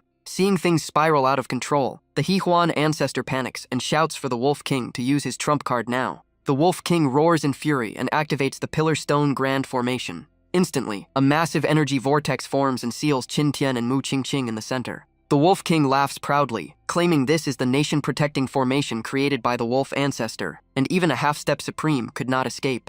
The Heihuan Ancestor agrees, saying even high-grade Emperor weapons should struggle to break it, but they barely finish laughing. Qin Tian flicks his hand, and with a thunderous explosion, the Grand Formation shatters like fragile glass. The Wolf King stands frozen in disbelief, unable to understand how an array that traps half-step Supremes was destroyed so easily. Qin Tian slowly draws the Life and Death Sword and says he already killed 2 half-step Supremes on Demon God Island, so this broken formation means nothing to him. Sensing death, the Heihuan's ancestor loses all composure and turns to flee, shouting that he is not part of the Wolf Kingdom. Qin Tian sneers and says he never gave that old man permission to leave. At once, he commands the Emperor weapons to chase him down. In desperation, the Heihuan ancestor unleashes the Heavenly Demon Shield as his final life-saving technique. He still believes the treasure of the Heavenly Demon Sect can save him. But the hope lasts only a second, as Qin Tian's Emperor weapon pierces through the shield like paper and kills the greedy old man instantly. Seeing this, Xiahou nearly loses his soul, his face turning pale with fear. He secretly uses an earth escape technique and dives underground to flee. Qin Tian looks down from the sky and mocks him, saying, even if he hides in hell, he cannot escape, then sends all 10 Emperor weapons crashing into the ground. explosions erupt one after another, forcing Xiahao out of the earth, covered in blood, before he dies on the spot. Qin Tian slowly turns to the Wolf King, who is backing away in fear, and coldly asks where he thinks he can run now. After everything, it is finally his turn. Knowing there is no escape, the Wolf King snarls that killing him will not end this, because the true foundation of the Wolf Kingdom is far beyond Qin Tian's imagination. Qin Tian finds it amusing, tells Mu Qingqing to step aside, and challenges the Wolf King to bring out every last trump card. Cornered, the Wolf King pulls out an ancient summoning talisman and activates it on the spot. In an instant, a terrifying pressure fills the sky, suffocating everyone present. A massive phantom appears in the air, and it is Li Tian, the true heavenly venerate ancestor of the Wolf Kingdom. Li Tian speaks in a deep voice, asking why his descendant has summoned this avatar. The Wolf King drops to his knees, crying that Qin Tian killed his heirs, and even wants to wipe out the entire Wolf Kingdom. Hearing this, Li Tian's eyes burn with rage as killing intent surges, and he demands to know who dares do such a thing. Qin Tian steps forward without hesitation and openly admits it was him. But the first slap lands on the Wolf King, as Li Tian smacks him flying and curses him for letting a mere second-layer Emperor Realm brat cause such chaos. When he hears that a second-layer Emperor Realm cultivator broke a heavenly venerate formation, Li Tian's gaze shifts and calculation fills his eyes. He quickly changes his tone, approaches Qin Tian, and says that although killing his grandson is a grave sin, he values talent and will overlook everything if Qin Tian becomes his disciple. The Wolf King almost faints in anger, but Li Tian coldly says an emperor must think long-term, since dead sons can be replaced. Facing this fake kindness, Qin Tian coldly asks what right Li Tian has to be his master. Furious, Li Tian roars that no matter how talented Qin Tian is, his combat power is at best supreme level, while he is a true heavenly venerate. Qin Tian smirks, points his sword at the phantom, and tells him to stand still and take one strike if he is so confident. Though calm on the surface, Li Tian weighs the risk, believing that even at half strength, this avatar is still beyond supreme level. Qin Tian takes a deep breath, and his aura erupts, shaking the surrounding space. He unleashes the enhanced Devour Sun and Moon. A sword beam that seems capable of swallowing the sun and moon tears through space and shoots straight at Li Tian. The moment he feels the pressure, Li Tian's expression changes, and he rapidly forms seals to summon a massive spiritual barrier. A golden defensive wall rises before him, solid like an unbreakable fortress. But Qin Tian's sword light pierces through it like tofu, shattering the barrier into countless fragments. Seeing the blade closing in, real fear finally flashes across Li Tian's face. He abandons his dignity and twists aside at the last second, barely avoiding a fatal hit. Qin Tian laughs mockingly, reminding him that he was the one who said he would stand still and take the strike. Humiliated before his subordinates, Li Tian turns purple with rage and declares that since Qin Tian refuses mercy, only death awaits him. He immediately unleashes the great sun sky-splitting palm, a massive flaming hand crashing down like a blazing sun. Yet Qin Tian stands firm without the slightest fear. Just as the flaming palm is about to crush him, Qin Yan casually swings his sword and slices the blazing sun in half, shattering it into nothing. His confidence surges as he looks up and mocks Li Tian, saying if this is all he has, he might as well summon his true body to save time. Watching everything unfold, the Wolf King is completely stunned, unable to understand how a second-layer Emperor Realm cultivator pushed his ancestor this far. Veins bulging on his forehead, Li Tian roars that he will now show what true imperial swordsmanship looks like. Far away in the ancestral temple of the Wolf Kingdom, an ancient sword begins to tremble as if summoned. It tears through space and flies into Li Tian's hand, and he proudly declares it the nation-protecting divine sword worshipped for countless years. The blade has absorbed the Empire's faith and destiny, and today it will execute the traitor before him. With a single motion, Li Tian sends the divine sword streaking forward like a blazing rainbow toward Qin Tian. Qin Tian responds instantly with Devour Sun and Moon. But to his surprise, the divine sword seems alive, exploiting every flaw in his technique and forcing him to retreat. He shifts directions mid-air again and again, yet the sword chases him relentlessly. Even at full speed, Qin Tian cannot shake it off, and he curses that even a sword dares to ride over his head. His battle intent ignites as he decides to settle this with true sword power. He unleashes the ultimate move, myriad swords return to the sect. The 10 Emperor weapons soar into the sky at once. They circle around him and merge into a colossal greatsword, radiating terrifying pressure, just as the nation-protecting sword closes in. Qin Tian pours all his strength into one decisive slash. With a piercing crack, the divine sword treasured for 10,000 years shatters into fragments. The massive sword does not stop and continues forward, piercing straight through Li Tian's avatar. Seeing his ancestor defeated, the Wolf King collapses to his knees, pale as ash. As the avatar begins to dissolve, Li Tian uses his last strength to beg Qin Tian to stop because he has something important to say. Qin Tian laughs coldly and asks if it is not too late to beg now. Lai Tian admits that with the divine sword destroyed, the Wolf Empire's fate is finished, and he accepts defeat.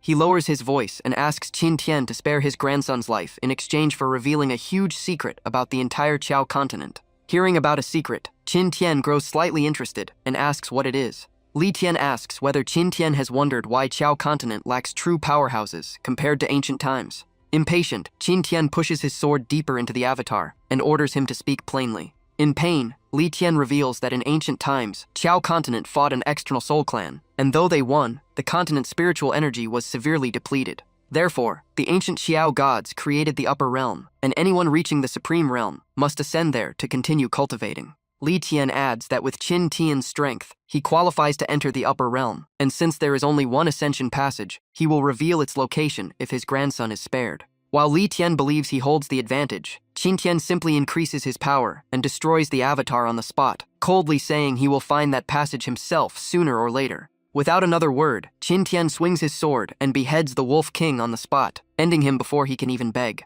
Watching his descendant die, Lai Tian's eyes turn blood red as he howls in fury and despair. Qin Tian remains calm, casually wiping the blood off his blade. He says he always keeps his word, and since he declared the Wolf King would die, no one could save him today. Before the avatar fully fades, Li Tian swears that if Qin Tian ever steps into the upper realm, he will grind his bones to ashes. With that final curse, Lai Tian's phantom disappears completely. Only then does Mu Qingqing rush to Qin Tian's side, still worried. She blames herself for causing him to offend a true heavenly venerate and fears future revenge. Qin Tian smiles and gently reassures her, saying the passage between Chao continent and the upper realm is likely one way, or extremely hard to return from, or Li Tian would have already come down himself. Even so, Mu Qingqing asks if he plans to avoid the upper realm just to stay safe. Qin Tian laughs confidently, saying, if he can destroy an avatar today, the true body will not be a problem later, and sooner or later he will visit the upper realm. Seeing her still troubled, he grabs her hand and changes the topic, joking that he met a cute girl on Demon God Island and will introduce her later.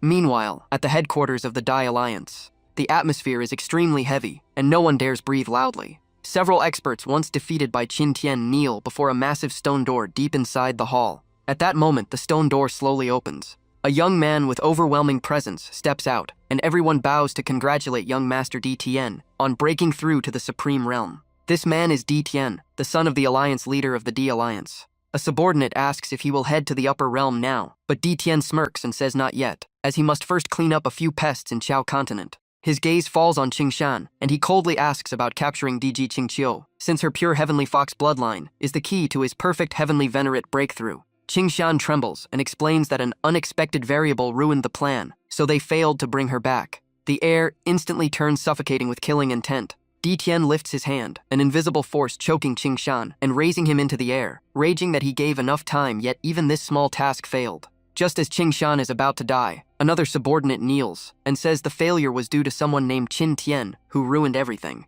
Hearing the name, Di Tian releases Qingshan and throws him aside, narrowing his eyes to ask who dares interfere with him. The subordinate reports that Qin Tian is from the Gushan sword sect in the eastern continent, and the strongest refiner in Chao continent, the only emperor-grade master. Di Tian laughs in disdain and stomps on Qingshan, saying he is just a blacksmith, yet an elder of the Di Alliance was played like a fool. He even suspects Qingshan took benefits from Qin Tian and deliberately slacked off. In pain, Qingshan swears he would never dare betray the young master. At that moment, the man in purple beside Di Tian calmly warns that Qin Tian should not be underestimated, as the gathered intelligence suggests he is very likely a true supreme-level powerhouse. After hearing the report, Di Tian's eyes lit up with interest, surprised that a weapon refiner could actually reach the supreme realm. The man in purple confirmed it, saying Qin Tian had wrecked Demon God Island alone, killed Zhao Longzi and Ba Ze, and even destroyed Shenlang Kingdom just yesterday. Di Tian paused, knowing Shenlang Kingdom wasn't weak and had an ancestor who ascended to the upper realm backing them.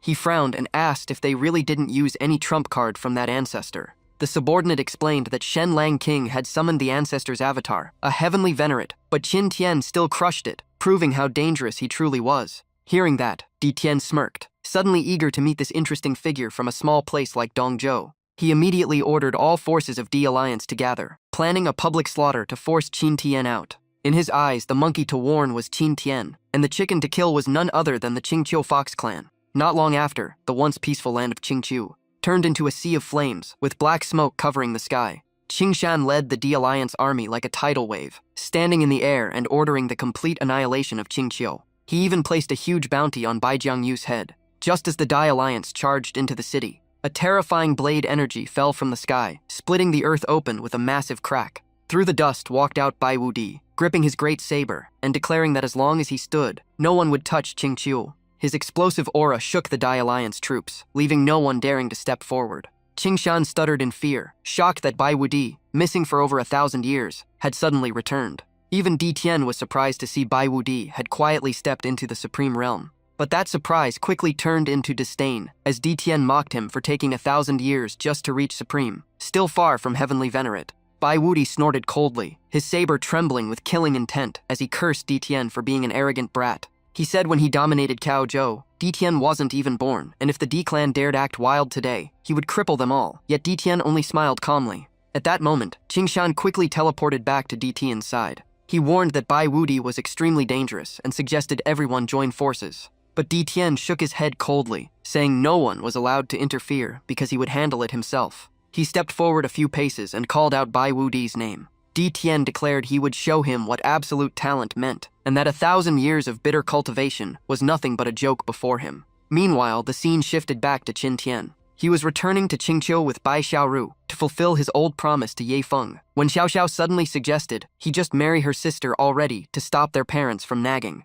The moment she said that, Qin Tian felt the icy killing intent from Bai Xiaoru beside him, so he coughed awkwardly and said they should focus on the promise first. But before the awkwardness faded, the burning ruins of Qingqiu appeared right before their eyes. Seeing her homeland in flames, Bai Xiaoru rushed into the city in panic, shouting for her parents and clansmen. She even tried to charge straight into the fire to search for them. Qin Tian reacted instantly, pulling her into his arms and forcing her to calm down. Bai Xiaoru choked through tears, blaming D Alliance for everything and accusing herself of bringing disaster to Qingqiu. Qin Tian held her trembling shoulders and swore that if Dai Alliance did this, he would make them pay in blood, but first they had to find the survivors. Lu Ling agreed, saying revenge could wait, saving the living came first. Bai Xiaoru snapped out of it and led them to a hidden entrance behind the ruins. She explained it was a tunnel to the Heavenly Fox Imperial Palace, their emergency escape route.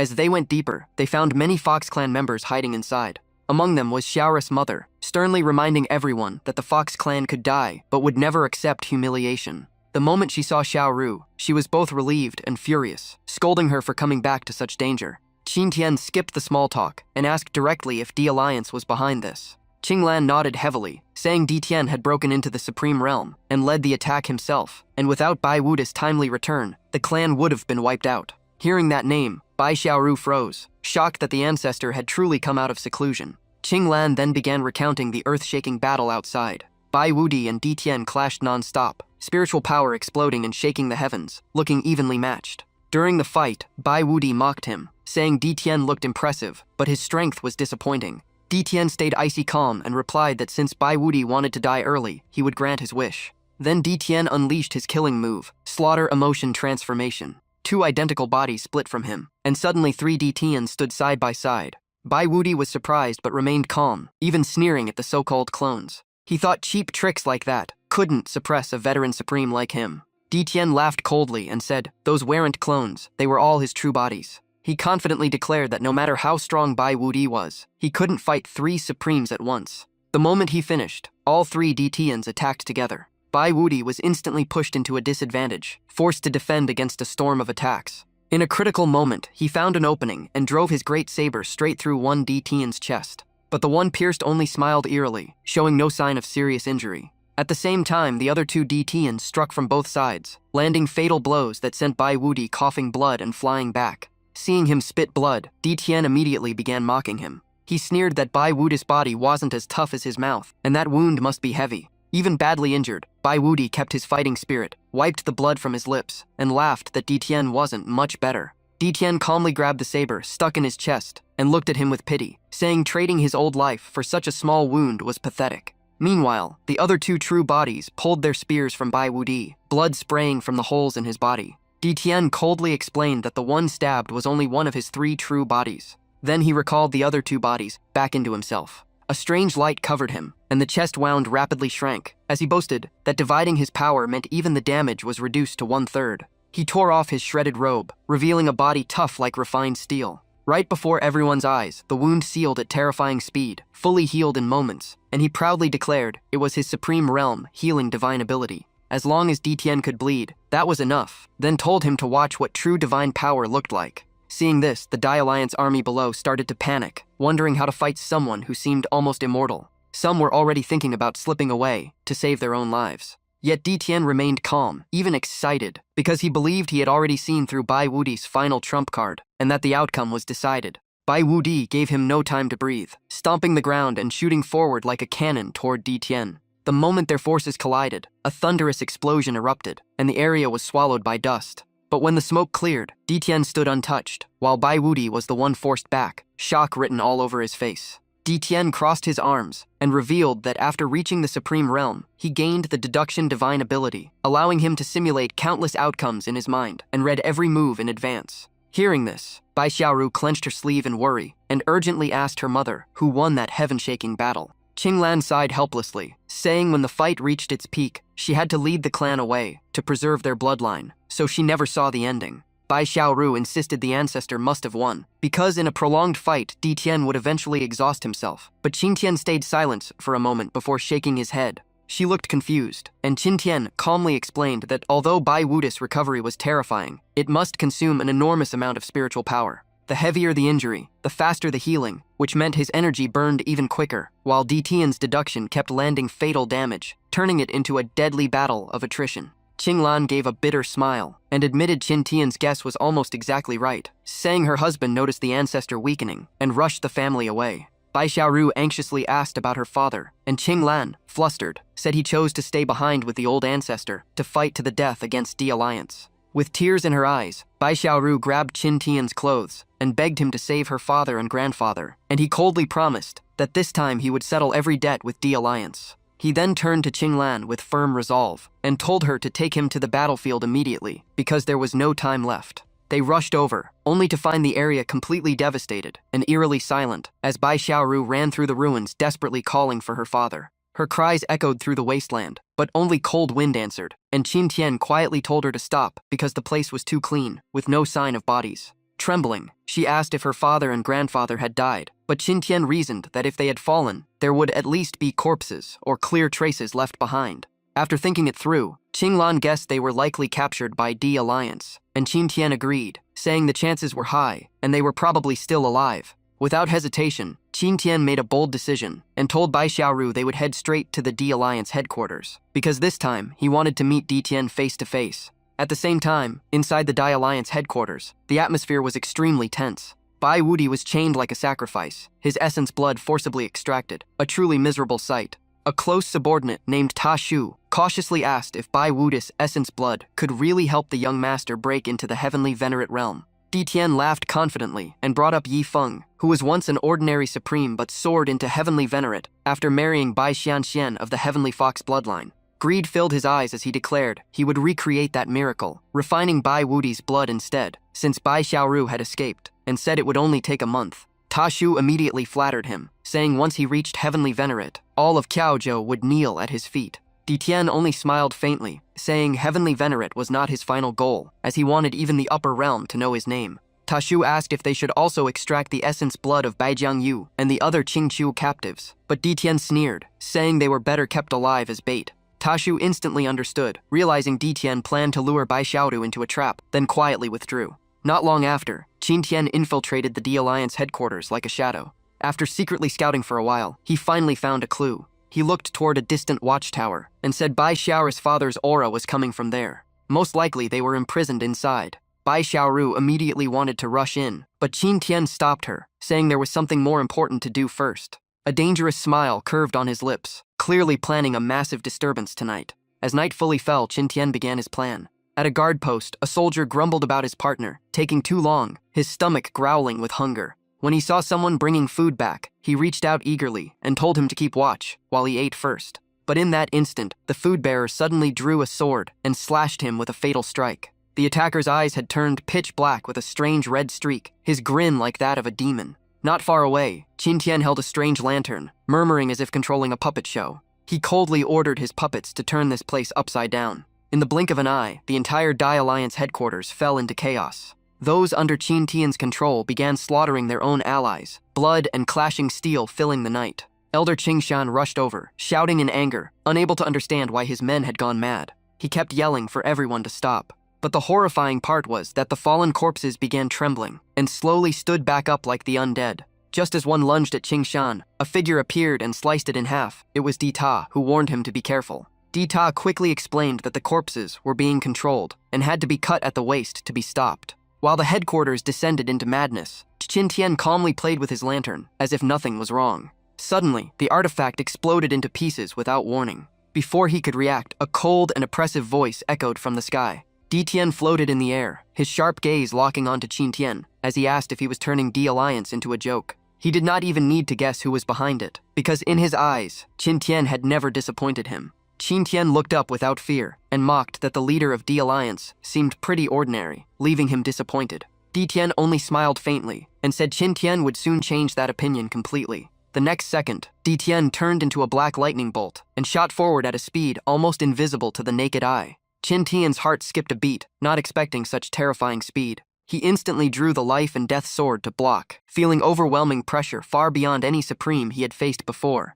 With a loud clang, Qin Tian actually stopped the strike, which made Di Tian even more intrigued. Di Tian laughed excitedly, saying Qin Tian was far more interesting than Bai Wudi. Qin Tian wasted no words and counterattacked the moment he steadied himself. He unleashed the heart sword art, turning into a streak of sword light, charging straight at Di Tian. Each slash forced Di Tian back, and every clash shook the ground violently. Di Tian kept retreating and dodging, yet his face only grew more excited. The life and death sword released waves of sharp sword energy, as if tearing space apart. Their powers collided wildly, creating blazing shockwaves across the sky. Qin Tian mocked him for dodging like a rat, but Di Tian calmly replied that his deduction divine ability had already calculated every move, while Qin Tian only smiled indifferently. Then Qin Tian roared and unleashed a devastating slash filled with killing intent. Di Tian barely dodged, and the ground beneath the sword light exploded into ruins. He grinned confidently, declaring Qin Tian had no chance of winning. In truth, almost every move Qin Tian made had already been predicted by his deduction.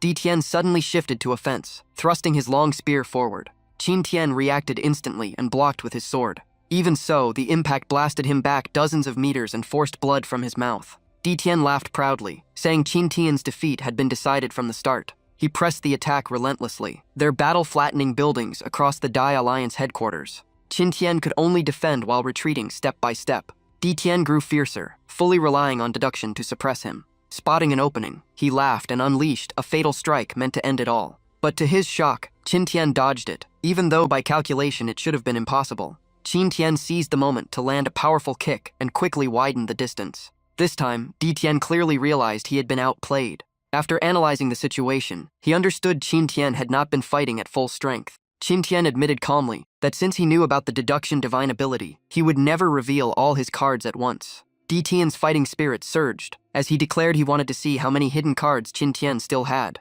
They clashed again and again, the sky trembling from their collisions, yet neither side gained full dominance. While intensifying his assault, Di Tian admitted Qin Tian was his most formidable opponent, but claimed the ending would be just like Bai Wudi's. Qin Tian shifted into defense, using the life and death sword to block the incoming spear. Suddenly, a massive collapse echoed from a distant building. Two figures burst out from the ruins. It was Miao Long and Bai Xiaoru, and they had successfully rescued the captives, with Miao Long sending a message to his master that the plan was complete. Qin Tian held Di Tian in place and shouted for everyone to retreat first, saying he would follow right behind. Di Tian stayed scary calm, saying he spared the Qingqiu group on purpose just to lure Qin Tian here. But Qin Tian laughed and said a long fight only hurts him, so this time it would be one move to decide everything. With that, he forced Di Tian back with a slash and began activating his strongest technique. Qin Tian coldly called out the name of his ultimate move, Devouring Long Moon. A massive sword light tore through the sky and shot straight at Di Tian. Facing that terrifying power, Di Tian had no choice but to unleash everything to block it. Wherever the sword light passed, everything was crushed into dust, explosions chaining together and shaking the entire area. Di Tian was pushed back again and again, and even the D-League headquarters was reduced to ruins by the shockwaves. Even so, he did not suffer any truly serious injuries. Di Tian admitted that sword strike was insanely strong enough to force him into that state. He was even ready to charge back in, shouting that he would fight Qin Tian for 300 more rounds. But when the dust finally settled, Qin Tian was already gone, leaving Di Tian standing alone in the wreckage. Not long after, Dai League subordinates rushed over in panic to report. An elder knelt and said the group had taken Bai Jiangyu away, but Di Tian only waved it off, saying someone like that was worthless to him anyway. Planting his spear into the ground, Di Tian coldly began cleaning up the aftermath. He ordered all the injured to be treated immediately, and commanded the fire spreading through the city to be extinguished. The elder beside him quickly mobilized everyone, some clearing corpses, some rescuing the wounded, and the rest rushing to contain the sea of flames.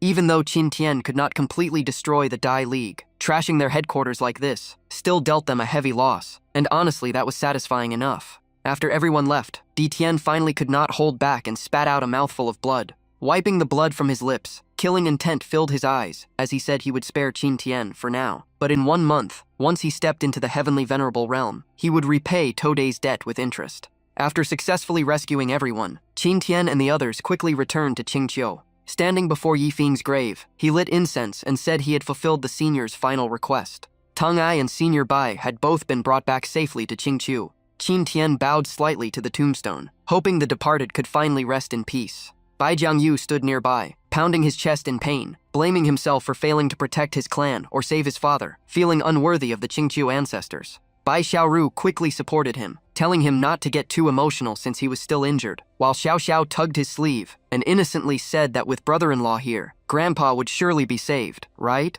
Hearing that title, Qin Tian looked a bit awkward, admitting he wanted to save Senior Bai immediately, but Di Tian was just too difficult, and even going all out today was not enough to defeat him. Qin Tian clearly understood the reality, since Di Tian possessed deduction abilities. The longer the fight dragged on, the more advantage he gained, and in a battle of attrition, Qin Tian would almost certainly lose. After hearing everything, Bai Xiaoru began blaming herself, thinking she brought disaster to Qingqiu by running away when the D-League tried to capture her. But Bai Jiangyu firmly denied it, saying the real reason was the Heavenly Fox bloodline being too special and coveted. Hearing that, Qin Tian grew curious and asked what was so terrifying about the Heavenly Fox bloodline that made the D-League this obsessed, and Bai Jiangyu was surprised he did not know. He slowly explained that among ancient bloodlines, the Heavenly Fox was an extremely overpowered support bloodline, allowing its owner to cultivate faster and even help others break through major realms directly. Qin Tian was shocked and asked if it could push someone from Saint Realm straight to Supreme, and Bai Jiangyu nodded, reminding him that Ye Feng was only a Supreme when he came to Qingqiu, but after marrying Bai Xianxian, he directly stepped into the Heavenly Venerable Realm. Hearing that, Qin Tian was stunned, because a bloodline that could push someone from Supreme to Heavenly Venerable was no wonder called the strongest support bloodline of all. Bai Xiao Xiao immediately shouted that this was basically using someone as a cultivation tool, and if it were her, she would never agree. Bai Jiangyu could only sigh, saying when the Fox clan produces a Heavenly Fox bloodline, they are destined to be targeted by major forces. Even ancestor Bai Xianxian, after marrying Yi Feng, was still eyed by countless experts, and to end their greed, she passed her entire bloodline to Yi Feng, a decision that cost many Supremes their lives. Bai Jiangyu then looked at Bai Xiaoru and said after Bai Xianxian, the ones most likely to awaken the Heavenly Fox bloodline were her and her grandfather, which was why Di Tian targeted them. Hearing everything, Qin Tian's expression changed as he connected the dots and realized Di Tian's real target had always been Senior Bai. Bai Jiangyu gritted his teeth and said Di Tian was already at peak supreme, and once he took the Heavenly Fox bloodline, he would step into Heavenly Venerable, leaving no one in Juzhou able to stop him. Bai Xiaoru grew anxious and said if she truly had the Heavenly Fox bloodline, she was willing to give it to Qin Tian like Bai Xianxian did for Yi Feng. But Bai Jiangyu sadly explained that this breakthrough ability could only be used once in a lifetime, and after that, their own cultivation path would end forever. Before anyone could continue, Qin Tian immediately refused. Bai Xiaoru tried to persuade him, saying this was her own choice, and only by gaining the Heavenly Fox bloodline could he defeat Di Tian. Qin Tian gently flicked her forehead, snapping her out of it. She held her forehead and complained, but Qin Tian smiled confidently and asked if she really thought that was his only way to win. Bai Xiaoru felt even more confused since he had just admitted he could not beat Di Tian right now. Qin Tian calmly said he might not win now, but a few days later, that might not be the case. Worried about her grandfather, Bai Xiao Xiao quickly asked what plan he had to turn the tables. Qin Tian reminded them about refining a Supremagrade pill, saying he only needed one more Great Dao Supreme fruit to begin. He confidently declared that once he refined the Supreme Pill, he could break into the Supreme Realm, and dealing with Di Tian would be much easier.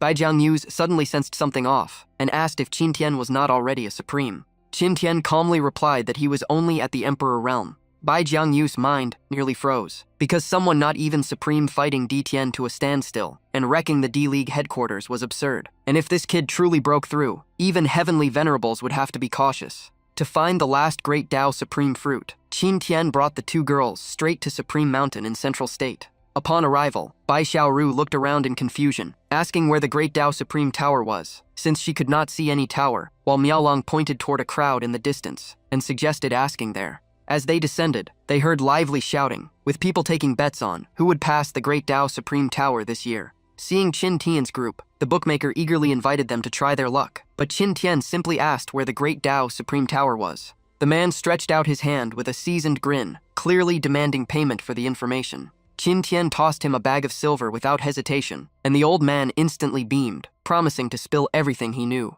After taking the money, Qin Tian asked again about the tower's location, and the old man casually pointed straight down, saying it was right beneath their feet. The crazy part was that all around them were endless white snow mountains, and no tower could be seen anywhere. The two girls immediately got angry, almost grabbing the old man, thinking he scammed them, but he hurriedly explained that the Great Tao Supreme Tower only appears for 7 days each year before vanishing again. Miaolong asked how long they had to wait, but Qin Tian quickly figured that if it were far off, this place would not be packed with people. The old man nodded and praised him, saying today was exactly the day the Great Tao Supreme Tower appeared, and Qin Tian's group had perfect timing. Right then, a loud shout rang out, drawing everyone's attention, including Qin Tian's group. The crowd pointed to the sky and yelled that Princess Wenren Muyu of the Bright Divine Kingdom had arrived. A luxurious flying ship like a floating palace descended through the clouds as beautiful maids scattered flowers and formed an extravagant path. At the center, under a grand parasol, Wenren Muyu slowly stepped down, her noble aura impossible to ignore.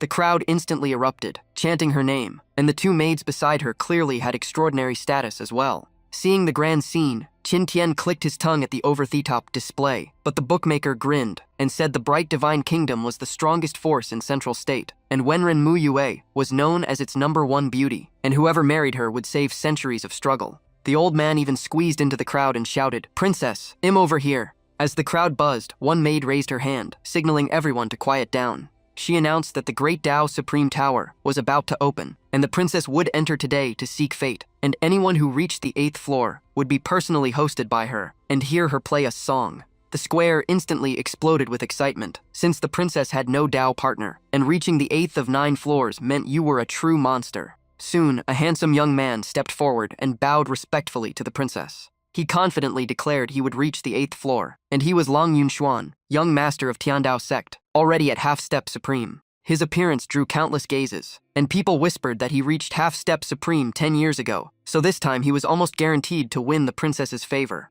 Amid the hype, Qin Tian was held tightly by the two girls, teasing him about wanting to attend the princess's banquet, and even calling him a flirt, forcing him to deny caring about that. But then he casually said that compared to the two of them, the princess was still lacking a bit, making both girls blush instantly. Unfortunately, the bookmaker overheard and laughed mockingly, saying this kid really dared to talk big. He then looked at Bai Xiaoni and spoke harshly, saying Qingqiu women were beautiful, but she was a jinx, even bringing up how the D-League flattened Qingqiu because of her. Hearing that, Bai Xiaoni flared up and shouted back, but Qin Tian quickly stopped her and told her to calm down. He changed the topic and asked the old man if betting was still open, and the man grinned and asked who he wanted to bet on. Qin Tian casually threw out a heavy bag containing 100,000 top-grade spirit stones, betting all of it on himself to clear the Great Tao Supreme Tower. Not long after, the ground began to tremble violently, and a massive tower slowly rose from beneath the earth. The Great Tao Supreme Tower had finally opened, and everyone rushed in. In an instant, the crowd flooded into the tower. Qin Tian brought the two girls along, and although Bai Xiaoni followed, she still shot the old man a glare, warning him this time he got lucky. The bookmaker simply snorted in disdain, saying aside from one mysterious woman who once cleared it, no one else had ever done it. In his eyes, that 100,000 top-grade spirit stones were basically already his, easy money without lifting a finger. Meanwhile, Qin Tian had officially stepped inside the Great Tao Supreme Tower. The moment he entered, he was teleported into a completely isolated space. Looking at the empty room, Qin Tian quickly understood that the tower split challengers into separate spaces to prevent teaming up, which was perfect for Ziling and Xiaoni to train on their own. He then glanced at the tower guardian spirit and smiled, hoping it would not disappoint him too quickly. Outside the tower, Princess Wenren Muyu quietly observed as a maid wondered if anyone would reach the 8th floor this year, while another insisted Lang Yunxuan definitely could, since he was half-step supreme. The princess only smiled and shook her head, saying the Great Tao Supreme Tower was not about higher cultivation having the advantage, and sometimes even a true supreme might struggle more than an emperor realm cultivator. Surprised, the maid asked why, and the princess calmly explained that from the 1st floor onward, each level created guardian spirits at the exact same realm as the challenger. The 1st floor had 1 guardian, the 2nd had 2, all the way to 8 on the 8th floor, meaning Lang Yunxuan would need to defeat 8 half-step supremes at once. She believed that even as a rare genius of Tiandao sect, that would still be extremely difficult, and the maid could only sigh at how insane the difficulty was. The princess then added that the 9th floor was the true nightmare, with only 1 guardian, but it was a perfect copy of the last person who cleared it. Same realm and same strength, which was why no one broke it for 1,000 years until that person appeared. As they were talking, someone suddenly screamed for everyone to look at the tower. The lamp on the 6th floor lit up, meaning someone had reached it. Princess Wenren Muyu immediately thought of Lang Yunxuan, and although it was possible for him to defeat 5 equal opponents, this speed was still beyond her expectations. But soon, another shocked voice rang out, saying even the 7th floor had lit up. This time the princess's expression changed, because no matter how strong Lang Yunxuan was, he could not clear 6 equal opponents that fast. So who was this person? Moments later, the 8th floor also lit up, and a maid excitedly asked if they should prepare the banquet. Yet the princess was full of doubt, since no genius should be able to sweep 7 equal opponents so quickly, and she even wondered if the tower itself had malfunctioned. Inside the Great Tao Supreme Tower, Qin Tian was casually climbing as if taking a stroll. Watching the guardian spirits he had just turned into ashes, he muttered that adding 1 equal opponent per floor was a decent test for others. But for him, these spirits were barely worth mentioning, so he decided to head straight to the 9th floor, grab the Great Tao Supreme Fruit, and wait outside for Ziling and Xiao Ni. With that thought, Qin Tian shot straight up to the final floor. When he arrived, he looked around and saw only a single figure standing there. He was slightly surprised, since the difficulty should increase. Yet the 9th floor guardian was just a woman. But the moment he sensed her aura, his expression changed, as the terrifying pressure seemed to freeze the entire space. Even Qin Tian felt clearly suppressed, and he was shocked because this pressure was even more frightening than what Di Tian had given him. Yet his fighting spirit did not waver. He stared at the woman and declared that no matter who she was, he would defeat her today and clear this floor. The woman slowly turned around, her lips curving into a familiar yet distant smile, teasing him about when Xiao Tian had started underestimating women. The moment Qin Tian saw her face clearly, he froze on the spot. Qin Tian was so shaken he could barely speak, because the guardian of the 9th floor was actually Jiang Jingxue, the former peak master of Hidden Sword Peak from Lunjian sect. Jiang Jingxue smiled at his stunned face and teased that was he the only one allowed to clear the tower, while Qin Tian hurriedly said, of course not, he just did not understand why she was here. Countless questions flooded his mind, since everyone should be in separate spaces, so how could she appear in front of him? She calmly explained that she did not need to search for him, because in the Great Tao Supreme Tower, no matter the space, the 9th floor guardian was always her. Qin Tian was even more confused, almost unable to process what was happening. Jiang Jingxue patiently clarified that after she cleared the tower years ago, the final rule was triggered, and the 9th floor guardian became a copy of the last person who passed. Qin Tian instantly understood, meaning after Jiang Jingxue succeeded, the guardian turned into a spirit modeled after her. She nodded and added that she left a strand of divine sense inside it, which was why she could talk to him now. Qin Tian was stunned and quickly asked if she had known he would come here. Jiang Jingxue did not deny it, making Qin Tian suspect she was hiding something, so he pressed her about where she was, why she never returned, and what she was doing all these years. She only smiled faintly and said he was asking too much, and the only thing she could reveal was that she was in the upper realm handling something extremely important. Qin Tian refused to let it go and said if it was dangerous, he wanted to help her. Jiang Jingxue shook her head, saying his current strength was not enough to interfere, and besides, he had important matters in Juzhou to handle himself. Before he could ask more, she cut him off, smiling that the catching up was over, and now it was time to clear the trial. The moment she finished speaking, she drew her sword without warning. A powerful cross-shaped sword chi tore through the air straight at Qin Tian. He hurriedly dodged to the side and shouted in shock, "Wait, are you seriously attacking?"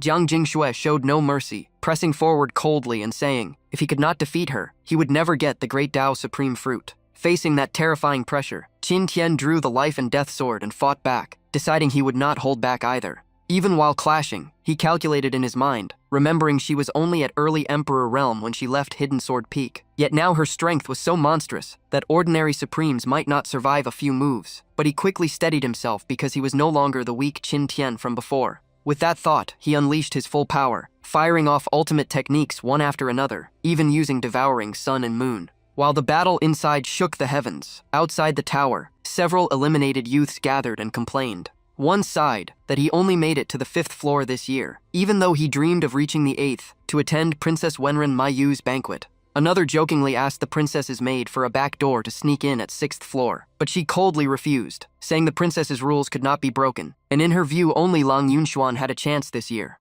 Right then, a figure was suddenly blasted out of the tower. He staggered and crashed onto the ground, barely stabilizing himself. But the moment he stood firm, he spat out a mouthful of blood. The crowd gasped in shock because the one eliminated was Lang Yunshuan, and if even he stopped at the 7th floor, then who in the world lit up the 8th floor lamp earlier? Even the maid beside Princess Wenren Muyue grew extremely uneasy, wondering if the Great Tao Supreme Tower had malfunctioned. She suggested the princess leave first, but Wenren Muyue was not ready to give up, feeling that even if Lang Yunshuan failed, maybe someone else could still make it, while the maid argued that if even a genius like him could not pass, no one else stood a chance. But right after that, more people were teleported out, this time from the 8th floor. The two who appeared were Ziling and Bai Xiaoni, and the moment they stepped out, they exchanged a knowing smile. Ziling spoke first and praised her performance, saying she did pretty well. Bai Xiaoni smiled back and said Ziling was strong too. The crowd instantly exploded, shocked that not one but two girls had reached the 8th floor.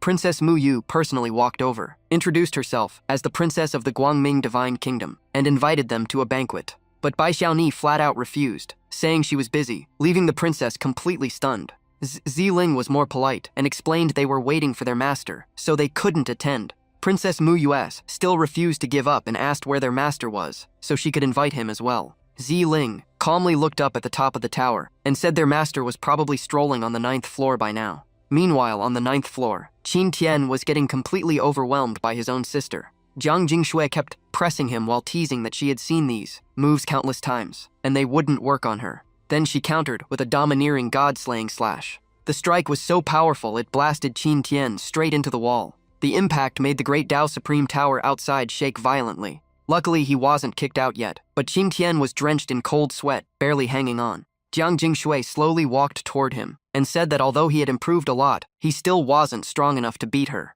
She added that reaching the 9th floor alone was already a 1,000-year legend, and his achievement was second only to hers. Then she smiled and told him not to worry about the reward. As she spoke, she took out a strange spiritual fruit that looked like a peach and handed it to him. The moment Qin Tian felt the aura inside, his expression changed. The energy had clearly reached supreme level. He immediately realized what it was and shouted in shock, "Was this the Great Tao Supreme Fruit?" Jiang Jingshui nodded and said it was the reward she got years ago, and since his goal was done, it was time to leave. Her words struck Qin Tian's pride, and he asked if she had always believed he couldn't pass, so she left this divine census behind just to give him the fruit. Jiang Jingshui quickly waved her hands and explained she never looked down on him, and if the 9th floor guardian was the same as before, he would have already passed. Qin Tian looked at her seriously and said the problem was, this time his opponent was her. Jiang Jingshui gently rubbed his head and said she trained earlier and lived longer, so being stronger was normal, but Qin Tian still refused to back down. He accepted the Great Tao Supreme Fruit, yet tightened his grip on the life and death sword, and declared he would continue the trial.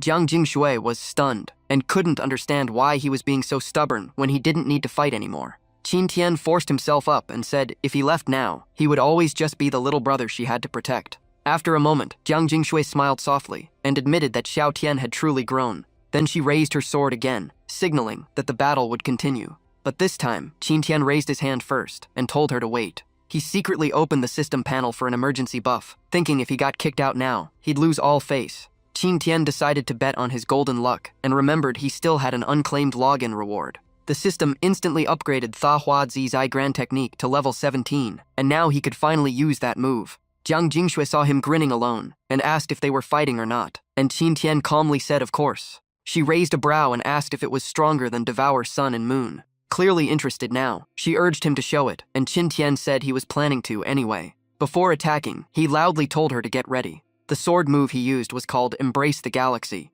The moment he unleashed it, both of them were dragged into a separate dimensional space. Jiang Jingshui looked around in shock, since a sword art that touched spatial power was no joke. Qin Tian then controlled countless meteors in that space and sent them crashing toward her. Thousands of blazing red meteors fell like a doomsday rain. But it still wasn't enough, and the fight ended faster than expected. Qin Tian stabbed his sword into the ground and admitted defeat, saying he was still far from her level. Yet Jiang Jingshui praised him highly, saying he forced her to use power she never had in the past. As her body slowly faded, she told him he had already surpassed her former self and that she would wait in the upper realm. Watching her disappear, Qin Tian muttered about the supreme alchemy technique reward arriving at the perfect time. Soon, the entire space was left with only him standing there. Suddenly, a massive and complex formation appeared beneath his feet. A pillar of light shot down from above into the center of the formation. From within the beam, the real Great Tao Supreme Fruit slowly emerged. The system announced the material collection mission was complete and rewarded him with the Supreme Tier Alchemy Art.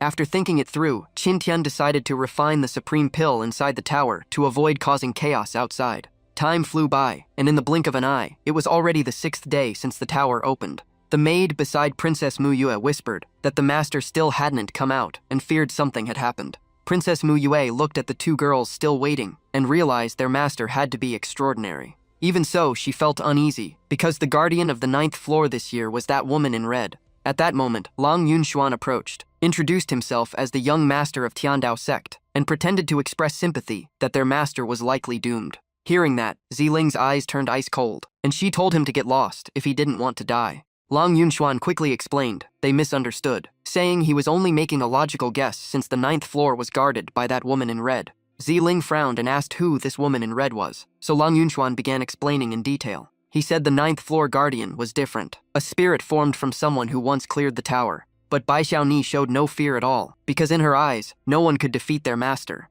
Long Yunshuan kept acting knowledgeable and said that woman in red was a once-in-10,000 years monster. Then he revealed she cleared the Great Tao Supreme Tower in just 1 hour, leaving both girls visibly shaken.